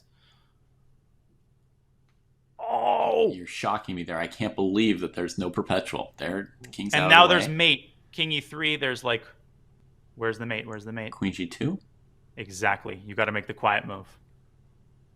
Excellent. Great call, Knight David. e2, forestalling it briefly. Maybe bishop h6. The king could get away. White's still fighting. Queen f4 check, and the knight will be lost. But there's a queen takes f8. You got to be careful. Exactly. Defends it. Only like this. Wow. Phenomenal. Phenomenal play in time pressure. Bishop b4, rook e3 is winning. Boom! Rook e3. And Bortnik's winning too. Bortnik's also winning. Oh, he's centralized, collected a pawn. a6 is too easy. And rook a5 is on deck. Nice. Rook a5, see you later. Rook e1 is white's idea, right? Yeah, then I thought king d2, but that was too close too close for comfort. I agree. Careful. There goes the knight anyway. Gotta move. Gotta move. Knight f3 maybe, and he's gonna win. Bishop e4 here. Well, the rook was hanging on g5 because rook on a5. Yeah. Bortnik barely got that off, and he's gonna win. Wait, rook b5 he should have played, but it's still winning. No, this is easy. Easy for you to say. For most of us, this will be tricky. Oh, trust me, I'd find a way Okay, so to give some fans a heart attack for sure. walking the king. I mean, I would have just gone to b8, but So Bortnik's going to be up there at the top. he's savoring this game. Okay, time to Let resign. it last as long as possible. Oh man, he's having too much fun, Daniel. You can't let him do that. How did You he can't let him do that? You have to resign at some point. I mean, look at the position he had. Like, it looked like he was mated. That's a familiar Yeah. sound. That position was grim. Yeah, he really had to clinch that game. And now, Danya, the question that comes to my mind is, are any of these people at the top, the players with 7 to 7.5 points, are they going to be making 3-move draws now and praying to the tiebreak gods? Yeah. Or are games Mr. going to be played out? Mr. Buchholz himself is going to make an appearance. When you're in a chess.com tournament and you see the order in which the players are in the standings and you're playing the tournament yourself, can you be confident that that means you have the higher tie breaks if you're above somebody else? Well, in Title Tuesday, they list the tie breaks. In the World Blitz Championship, basically, like, I wasn't aware of the numbers because I was, like, getting some air outside because I had such a nerve-wracking game against Dominguez. So I was, like, aware that I was the last of the players with, I guess, 9 out of 12. But somehow it didn't occur to me that some of the players with 8.5 could have better tie breaks than me. So usually you're aware of what the situation is. If you're playing an online tournament, it updates before every round begins. Generally. There's a game still going, by the way. Yeah. So, like, for now, for example, Ponomarev would have better tie breaks than Denis Lazovic. Yeah, but we should wait until all the games are finished. Comparing yourselves. Right. I would have tried a Rosentrap. King H1 before you give up. So Fedoseyev's, I would imagine, happy with the draw. Yeah, 8 out of 9 will guarantee qualification. Yes, it will, I think. Right. And Sasha, it depends on his tie breaks. I actually don't see the numbers here in terms of who's, like, Bortnik is last out of the players with 7, but it doesn't mean he's got the worst tie breaks. Right. But it also doesn't guarantee he has better tie breaks than the players with 6.5. It's hard for them to compare with each other on the fly. And they're good. So they kind of have to guess and play. Yeah, I'm going to see if we can find out what the tiebreak situation is. Okay. Meanwhile, Bortnik opens with 1F3, 37 seconds, as usual, spending his time in the opening. Maybe spending his time looking at the standings. Oh, yeah, maybe that was very important for him to check. I noticed that most of the other boards began with E4 in this round. Most of the players chose E4 for this starting position. It's logical to stake out the center with what's actually your queen pawn, as well as your E pawn. But that pawn is defended by the queen when you put it in the middle. I will say, and it's important, Sevian and Tang are not playing each other. They've already played. So they're actually playing the two players with 6.5. And the math is making my head hurt. Like, if these games end in a draw, yeah, I have no idea what happens. Bortnik has very bad tie breaks. Bortnik has worse tie breaks than everybody with 6.5. So I don't think he's happy with a draw. Okay. I guess with the way that it's paired, it actually makes it a little bit more clear when a player with 7 plays a player with 6.5. Of course, the player with 7 would take a draw because it means the player with 6.5 is not catching up, and the players with 6.5 have no reason to take any draws. So okay, so Ponomarev is actually a huge game.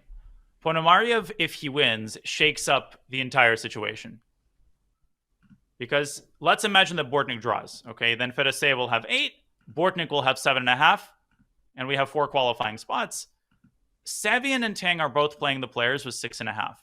So no matter how that game goes, all of them have better tie breaks than Bortnik, which means, like, if Ponomarev wins, he might displace Bortnik if he draws. So it's like a crazy situation.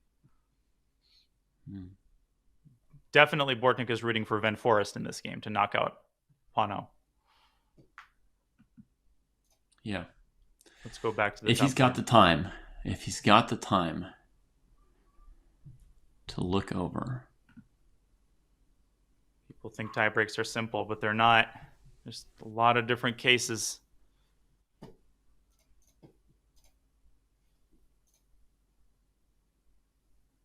Yeah, the players with 6.5. Obviously, they need to win as a necessary but potentially not sufficient condition to qualify. A draw is unacceptable.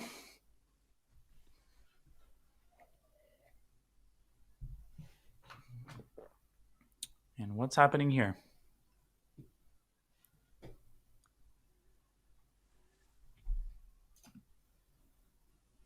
We have a Caro-Kann. Again, Bortnik is spending a ton of time, David, and it's concerning. Yeah. C3. All right, C3. Preparing to set up the center with D4. Black's also able to play E5 themselves right now. The good thing about being Bortnik here is if he feels that the position is getting out of control, he can offer a draw. Like Fedoseev would only turn down a draw if he's completely winning. And even then, right, it would be, he would have to be completely sure that he will win. So there's no rush for Bortnik. He can play, take some risks, and he has that in his pocket, I think. Yeah.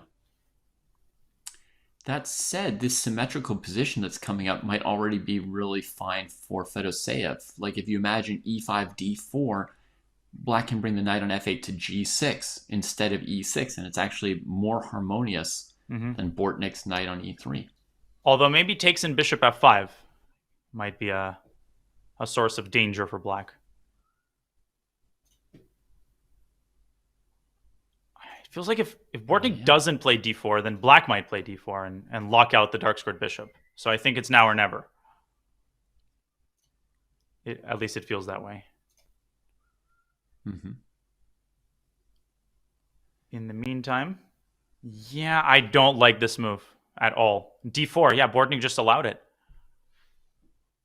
Yeah. He allows D4 and C5. And maybe...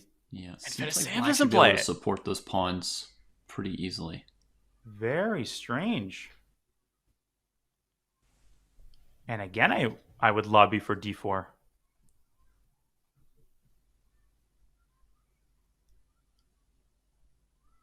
Huh.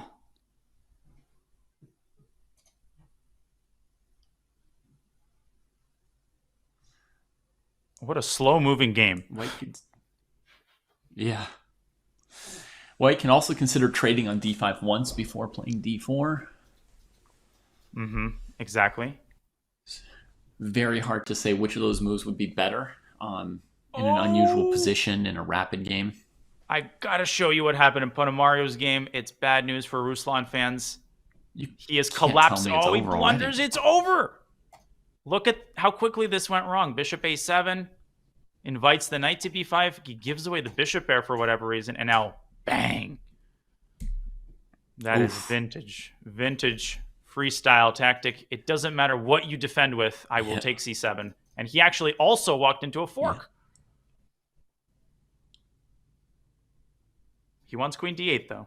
Yeah, I mean he can take with the knight right here, right? Or the bishop. Is there any complication there? Yeah, queen D8 I think he wants. Bishop takes is easier. Yeah, queen. That's crazy. Look at this idea. Like I thought he walked into a fork. Actually, Black turns the tables here. You don't become the FIDE world champion. Is really weird. For no reason. What an idea by Ponomario, but Van Forest wasn't born yesterday. Yeah. Although being born yesterday might be an advantage in chess nowadays. Exactly. Yeah. Like Anish Sarkar would find bishop c7 instantly. Yeah. The 3-year-old. So what's next? I mean, the bishop is a little bit weird, so he focuses on fixing it. So, but I just don't see Black winning this game. And for Ponomarev, a draw is tantamount to a loss. Van Forest is just playing spoiler. And another important game, Sindarov in a must-win against Andrew Tang, doing great so far.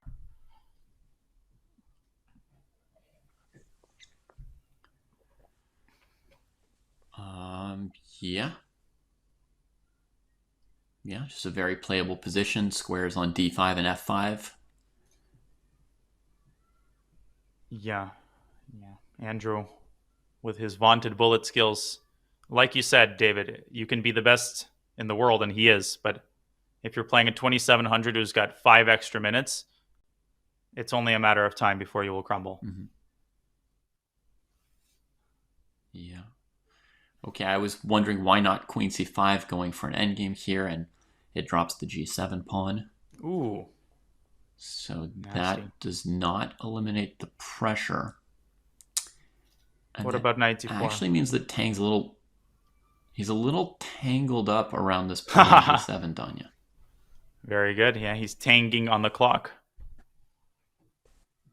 Yeah, that's what happens. It would be nice if you could go knight d4, Andrew. But Sindarov looking to win. 5 extra minutes. This is bad news for Tang.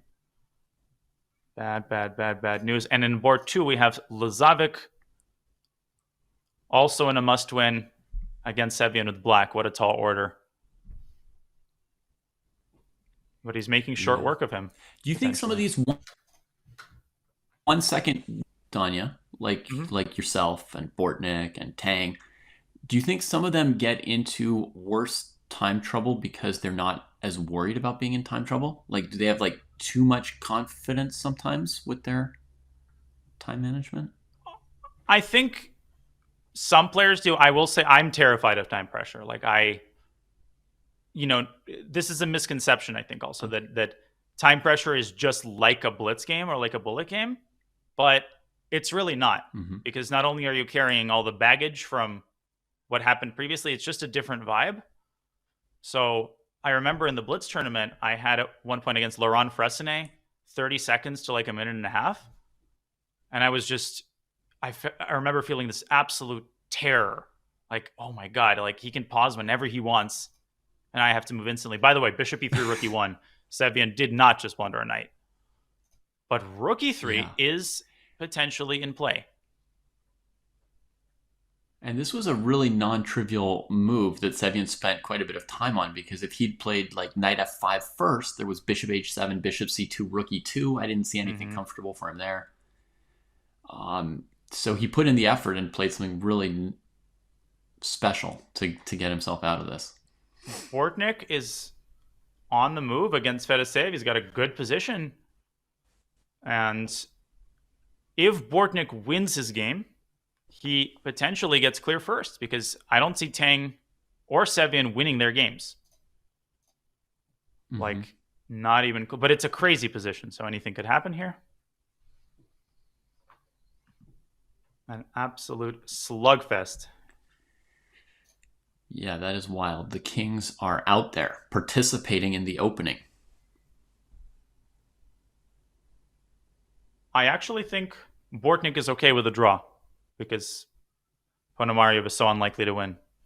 But he doesn't know that. Yeah.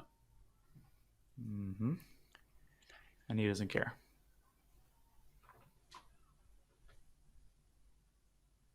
f5, bishop f5, of course. That was the point of knight d3, by the way. So that queen f5 does not come with the check.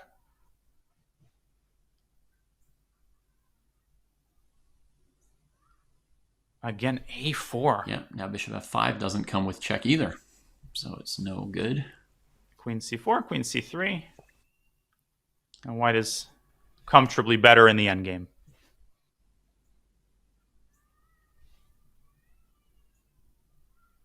Yeah, black's got a lot of work to do to get those two queenside pieces onto good squares, and white's getting ready to pressure on the king side with an expansion there probably. I think black is okay here, but it's definitely a little dicey. And knight e7 is a tricky little move, threatening f5. So he's not saying that against bishop h7 he'll trap you with g6. He's saying against bishop h7 he'll play rook h8, bishop e4, f5. Kind of an inverted idea, because normally you trap the bishop here, you force the bishop out and then trap it. Yeah. Again, f5 is threatened.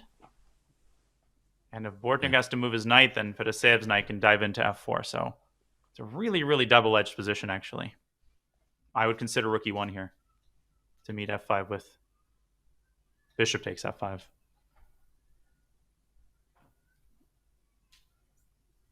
Clever. Very clever. He goes for the knight move. Great move. Great so move. The bishop can escape. What a move. Lengthening the diagonal for the bishop. Yeah, and he had the idea of bishop d4, but Fedoseev sees it coming. Gladly both players in great form today. The two trapped queenside pieces. Just a high-level game so far.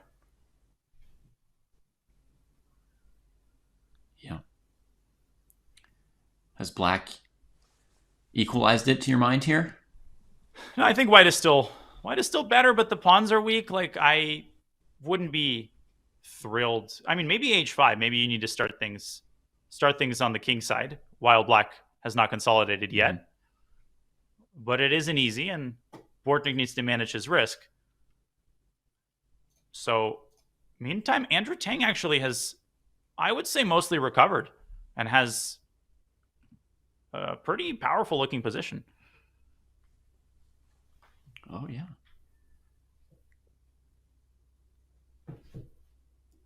Is Andrew playing from well, he's playing from some sort of a moving vehicle. That's wild. I would not be able to play one game in a moving train. I would be throwing out. Like, you would not want to be anywhere near that train car if I had to do something like that. Not only is he playing, he's also winning the tournament potentially. Right. Which is internet that's that good? Maybe in Europe, maybe in Japan. He was just in New York. This is the most Andrew Tang thing ever. Although I did almost win Title Tuesday from a plane once. See, you are part of it. You are one of those people. The train mafia. That's right. You can probably play bullet games on a tiny phone. Yeah. While on a treadmill. Exactly. Like rubbing your stomach with standing on one foot. Yeah. I believe. All right. So Black says, I'm going to play f5. White puts every piece there, saying, I'll be ready when you play f5. Oh, yeah. And then Black plays it anyway. But Java here is like, make it rain. Or shall I say, make it train. Trying to derail Black's attack. EF4, knight f5. EF4, knight f5 is complicated. Mm-hmm. Queen g5 then. Trying to station the knight on e6.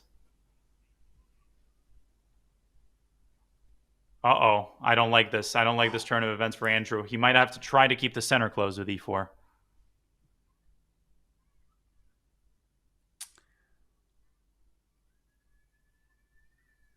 That would be fairly drawish, and he goes for the madness.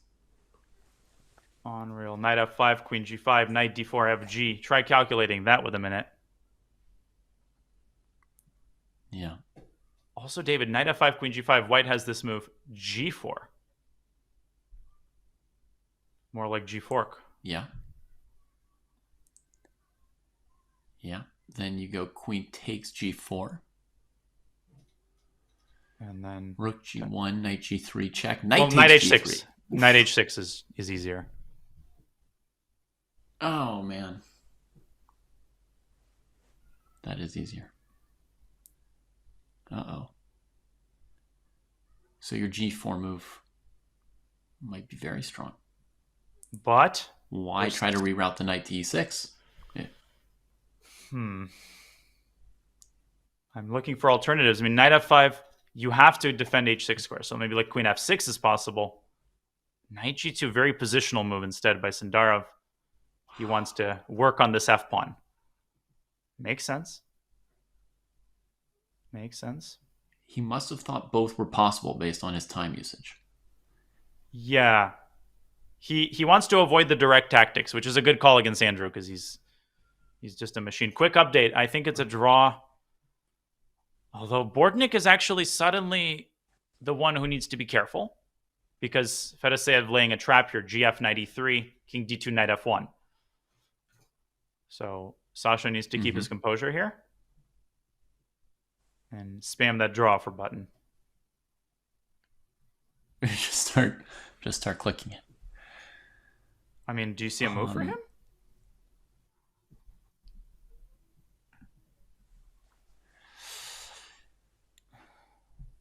King b3, yeah. Good. King b3. Get out of that forking zone of the knight. Bishop Fedoseev. b1. Fedosev's going to make him sweat, though. Part of that fight. Going to make him sweat. Yeah, I mean, at this point, maybe black is declining a draw. It depends on how friendly he's feeling.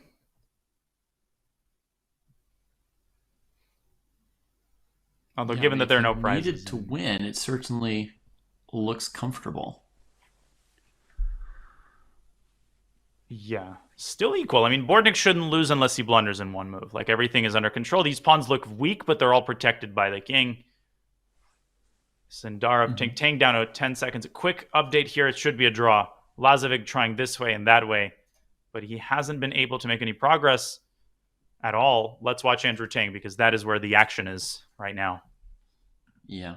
That is where the action is. Ponomarev has lost in the meantime, and last time we were on the Sindarov game, he was just setting up this move G4, which looked really, really good for him. Bortnik's going to be buying Jordan Van Forest a steak dinner tonight, because Ponomarev had better tiebreaks than him. And Forest plays spoiler. And where's the clincher here? Where's the clincher? I mean, what you want to do is play, d6, d7 while black's taking your f pawn, but what about rook e4? It doesn't look sound. Wow, the timing. It's over. The queen has no squares. The queen has no squares. It's going to get chased around by the renegade rook here, and d6 also good. Andrew is not going to hold this. Andrew is not going to hold this. Done now that he. No, it's lost. The train has left the station here. Wow. We're getting some real flipping in the standings here in the last round. What a run by Andrew. 7 out of 8, but he gets shredded by Sindarov, and he will let his time run out. What a clutch win! And Bortnik with a clutch hold. I think he has done the hard work, now just has to hold it together. And Fedoseev pretending to try. But Fedoseev will clinch the ticket, and it's all down to this game. It's all down to this game. So far it seems like Sindarov, Bortnik, and Fedoseev, very good chances that they have qualified. Guaranteed, because if Lazovic wins, he displaces Sevian. Otherwise, like, Lazovic needs to win this with black, otherwise Sevian is through. But I think he's very, very close. I think the worst is behind him. Although, maybe not. At that exact moment. He waited for me to say that. He then allows the knight into d3, which makes it more interesting. God. What about b4? Check. Oh my god. If Lazovic wins this on demand with black, nothing's going to happen. I'm just going to be impressive. Yeah. I think he's going for rook b7 potentially. My instinct is king c6. I feel like it's good to keep the king close to these pawns. Yeah. And then go after b2. Right. Okay. Give the f pawn as needed. Take the b pawn. Much scarier for white. I would still vouch for b4. I feel like if you can freeze the pawns, it'll be easier to defend. But who knows? b4, c takes b3 is really scary as well. He's calculating it. I can guarantee you b3 or b4. So the line is c takes b3, king takes d3, rook f3 check. Yeah, king d2. And then rook to f1. And he's done it, and it loses! And why does it lose? Oh, rook f1 at the end, and there's no way to stop the pawn. takes, king takes, rook f3, king d2, and then rook f1, like you said, David. Oh my gosh, and the pawn will promote. Oh no, he's found it! Rook f1, rook f1, yeah. Rook f1.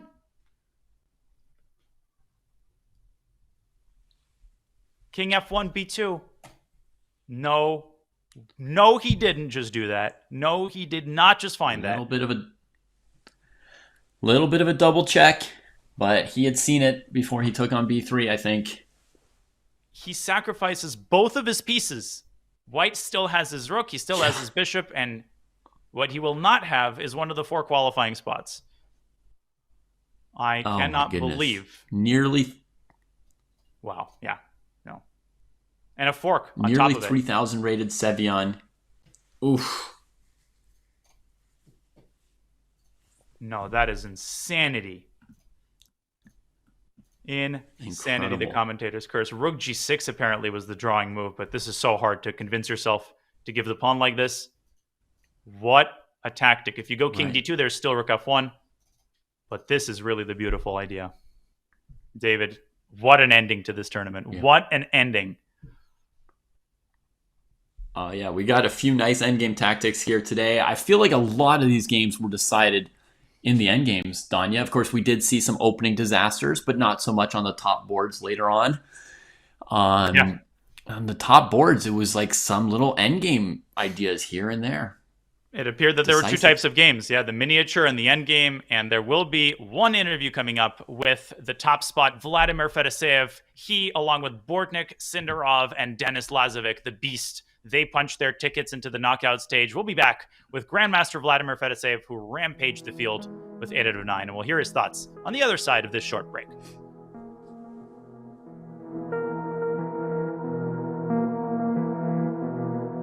Want more chess on the go? Check out all of our essential chess apps. Turn your phone into a chess clock. Learn with Dr. Wolf. Tackle new chess challenges. Entertain your kids with Chess Kid, and level up with fun and adventure. Download them all at chess.com/apps.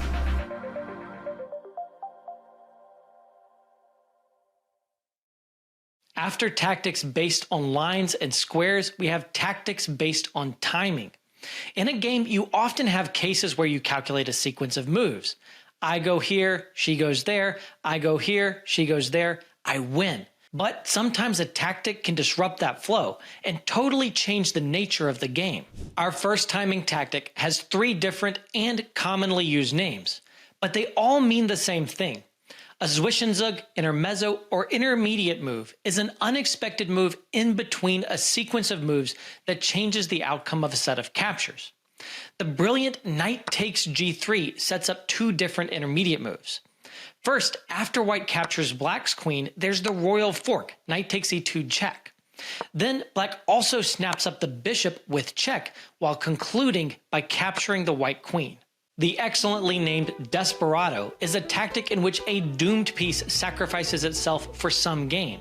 The piece is still lost, but the game may be won. Black expects white to capture the black queen, when black can also capture white's queen.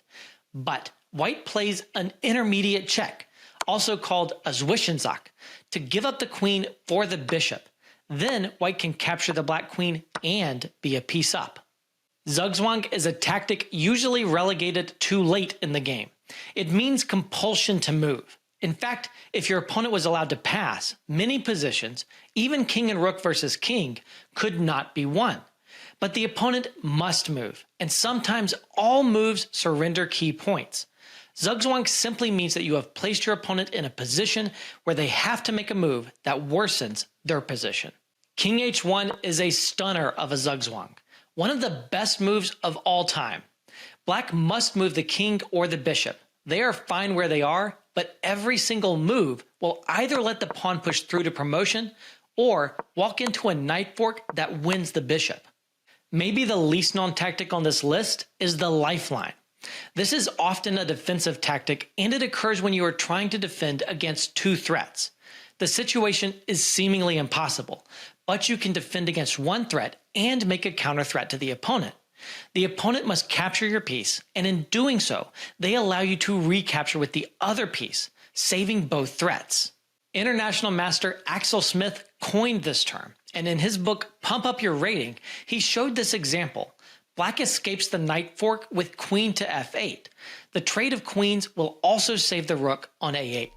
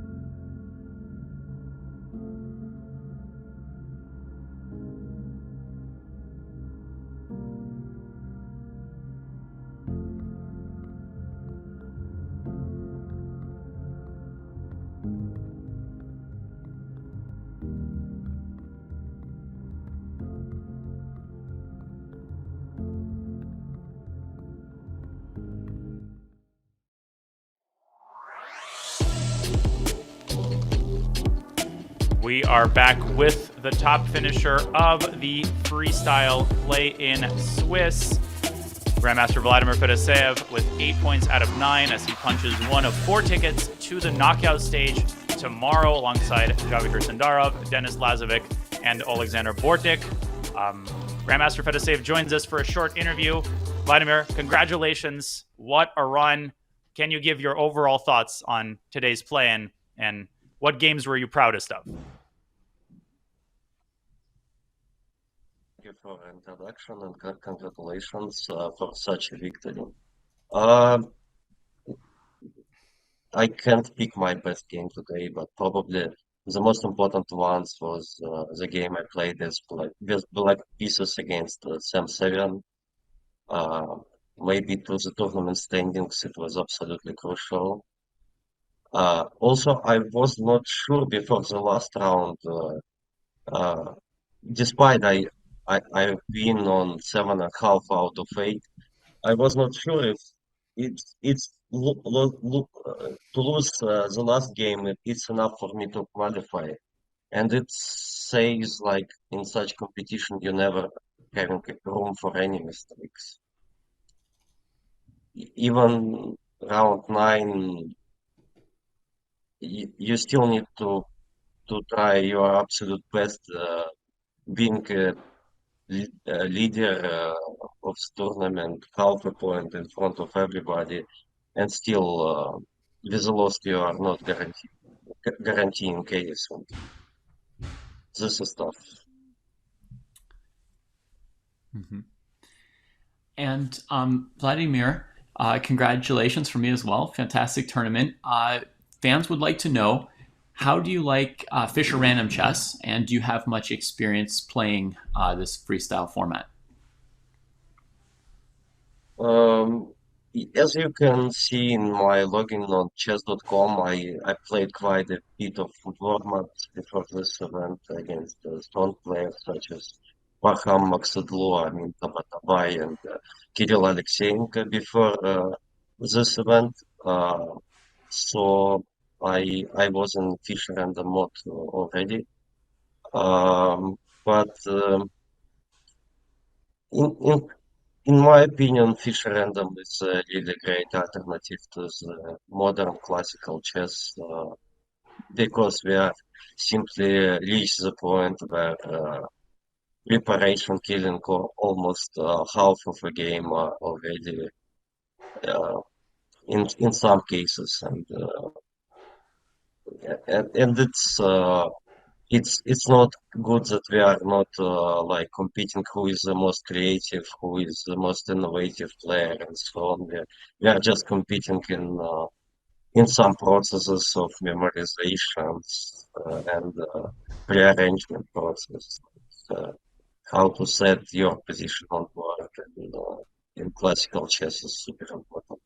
And in Fischer Random, you can choose your way to play from the move 1, yeah. And it's always interesting to play those first moves in Fischer random, in my opinion.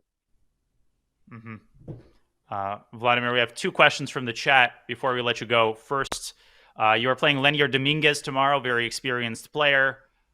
He is fresh from the World Rapid and Blitz. How do you feel your chances stand? Have you faced Lenier in any format? And how would you characterize that match going into it? As I checked the regulation, and I understood that it's only 2 games in the matches, like 15 plus 3, and we are playing only 2 games. So the cost of one move will be increasing, will be incredibly high, and just because of it, I think there wouldn't be any favorite in any matchup tomorrow between 16 players, because the cost of move is insane, and it's hard to claim that on the distance of 2 games you can be favorite to any decent player in the world. Yeah. And another question from chat: how did you prepare for this event, for freestyle qualifiers? Yeah, I told you that I played those warm-up matches quite a bit, but Yeah. I do have a lot of experience in Fischer random, and I'm probably one of the players who is using Fischer random as practice, even in a regular chess process without any needs in it. So I played a lot of positions already, and I think I'm getting familiar with openings somehow already. I'm feeling better than it was before. Uh, I I can manage to play with some harmonious setups in the opening because of my experience. So yeah, I will rely. Well, Grandmaster Vladimir Fedoseev, you've earned your rest. Best of luck tomorrow against Lenier Dominguez, and it was a pleasure watching you run through the field at the play. And congratulations and good luck. Thank you, Danya. Thank you, David. Goodbye. Bye. Grandmaster Vladimir Fedoseev, 8 out of 9, one of 4 tickets to tomorrow's knockout bracket, along with players that were pre-invited. So, David, don't be surprised for people watching to see these names. Where did they come from? I didn't see Hans Niemann play today. Did we forget to look at his games? No. Yeah. He's already invited. Look at these matchups. Yeah, we didn't miss them. 12 Super Grandmasters already invited in advance for tomorrow. And as Grandmaster Fedoseev was just telling us, nobody's going to be a clear favorite in any of these 2-game matches tomorrow. It's going to come down to, one little mistake, one move in these 2-game matches. And Bortnik, Nepo. Ooh, I know Sasha's going to be looking forward to that match. Jan is in fantastic form that he demonstrated in New York. But Bortnik today, what he was able to do, even with all his pieces on the back row, that game with Darda, he will want more of that magic. Praggnanandh Davidit, All India matchup there. Sindara versus Wei Yi. China and Uzbekistan had a big matchup in the Olympiad. You've got storylines all over the place. Denis Lazovic, can you believe that he won on demand with black against Sev? And his reward? Well, his reward is to, I will try my best to crush him, but it'll be fascinating matchups all around. David, your thoughts before we conclude today's show? Yeah, I came into this thinking that Lazovic might be a favorite. I'm excited by the dramatic comeback that he made here in the last round to make it to tomorrow. And so I'll have my eyes on him again tomorrow in a field of established super GMs. Very exciting to see him make his run. Well, Javahir Sindarov, Alexander Bortnik, of course, Vladimir Fedoseev and Denis Lazovic, the 4 play-in qualifiers. We heartily congratulate them. It has been a great pleasure watching the Swiss portion, just the first stage of many.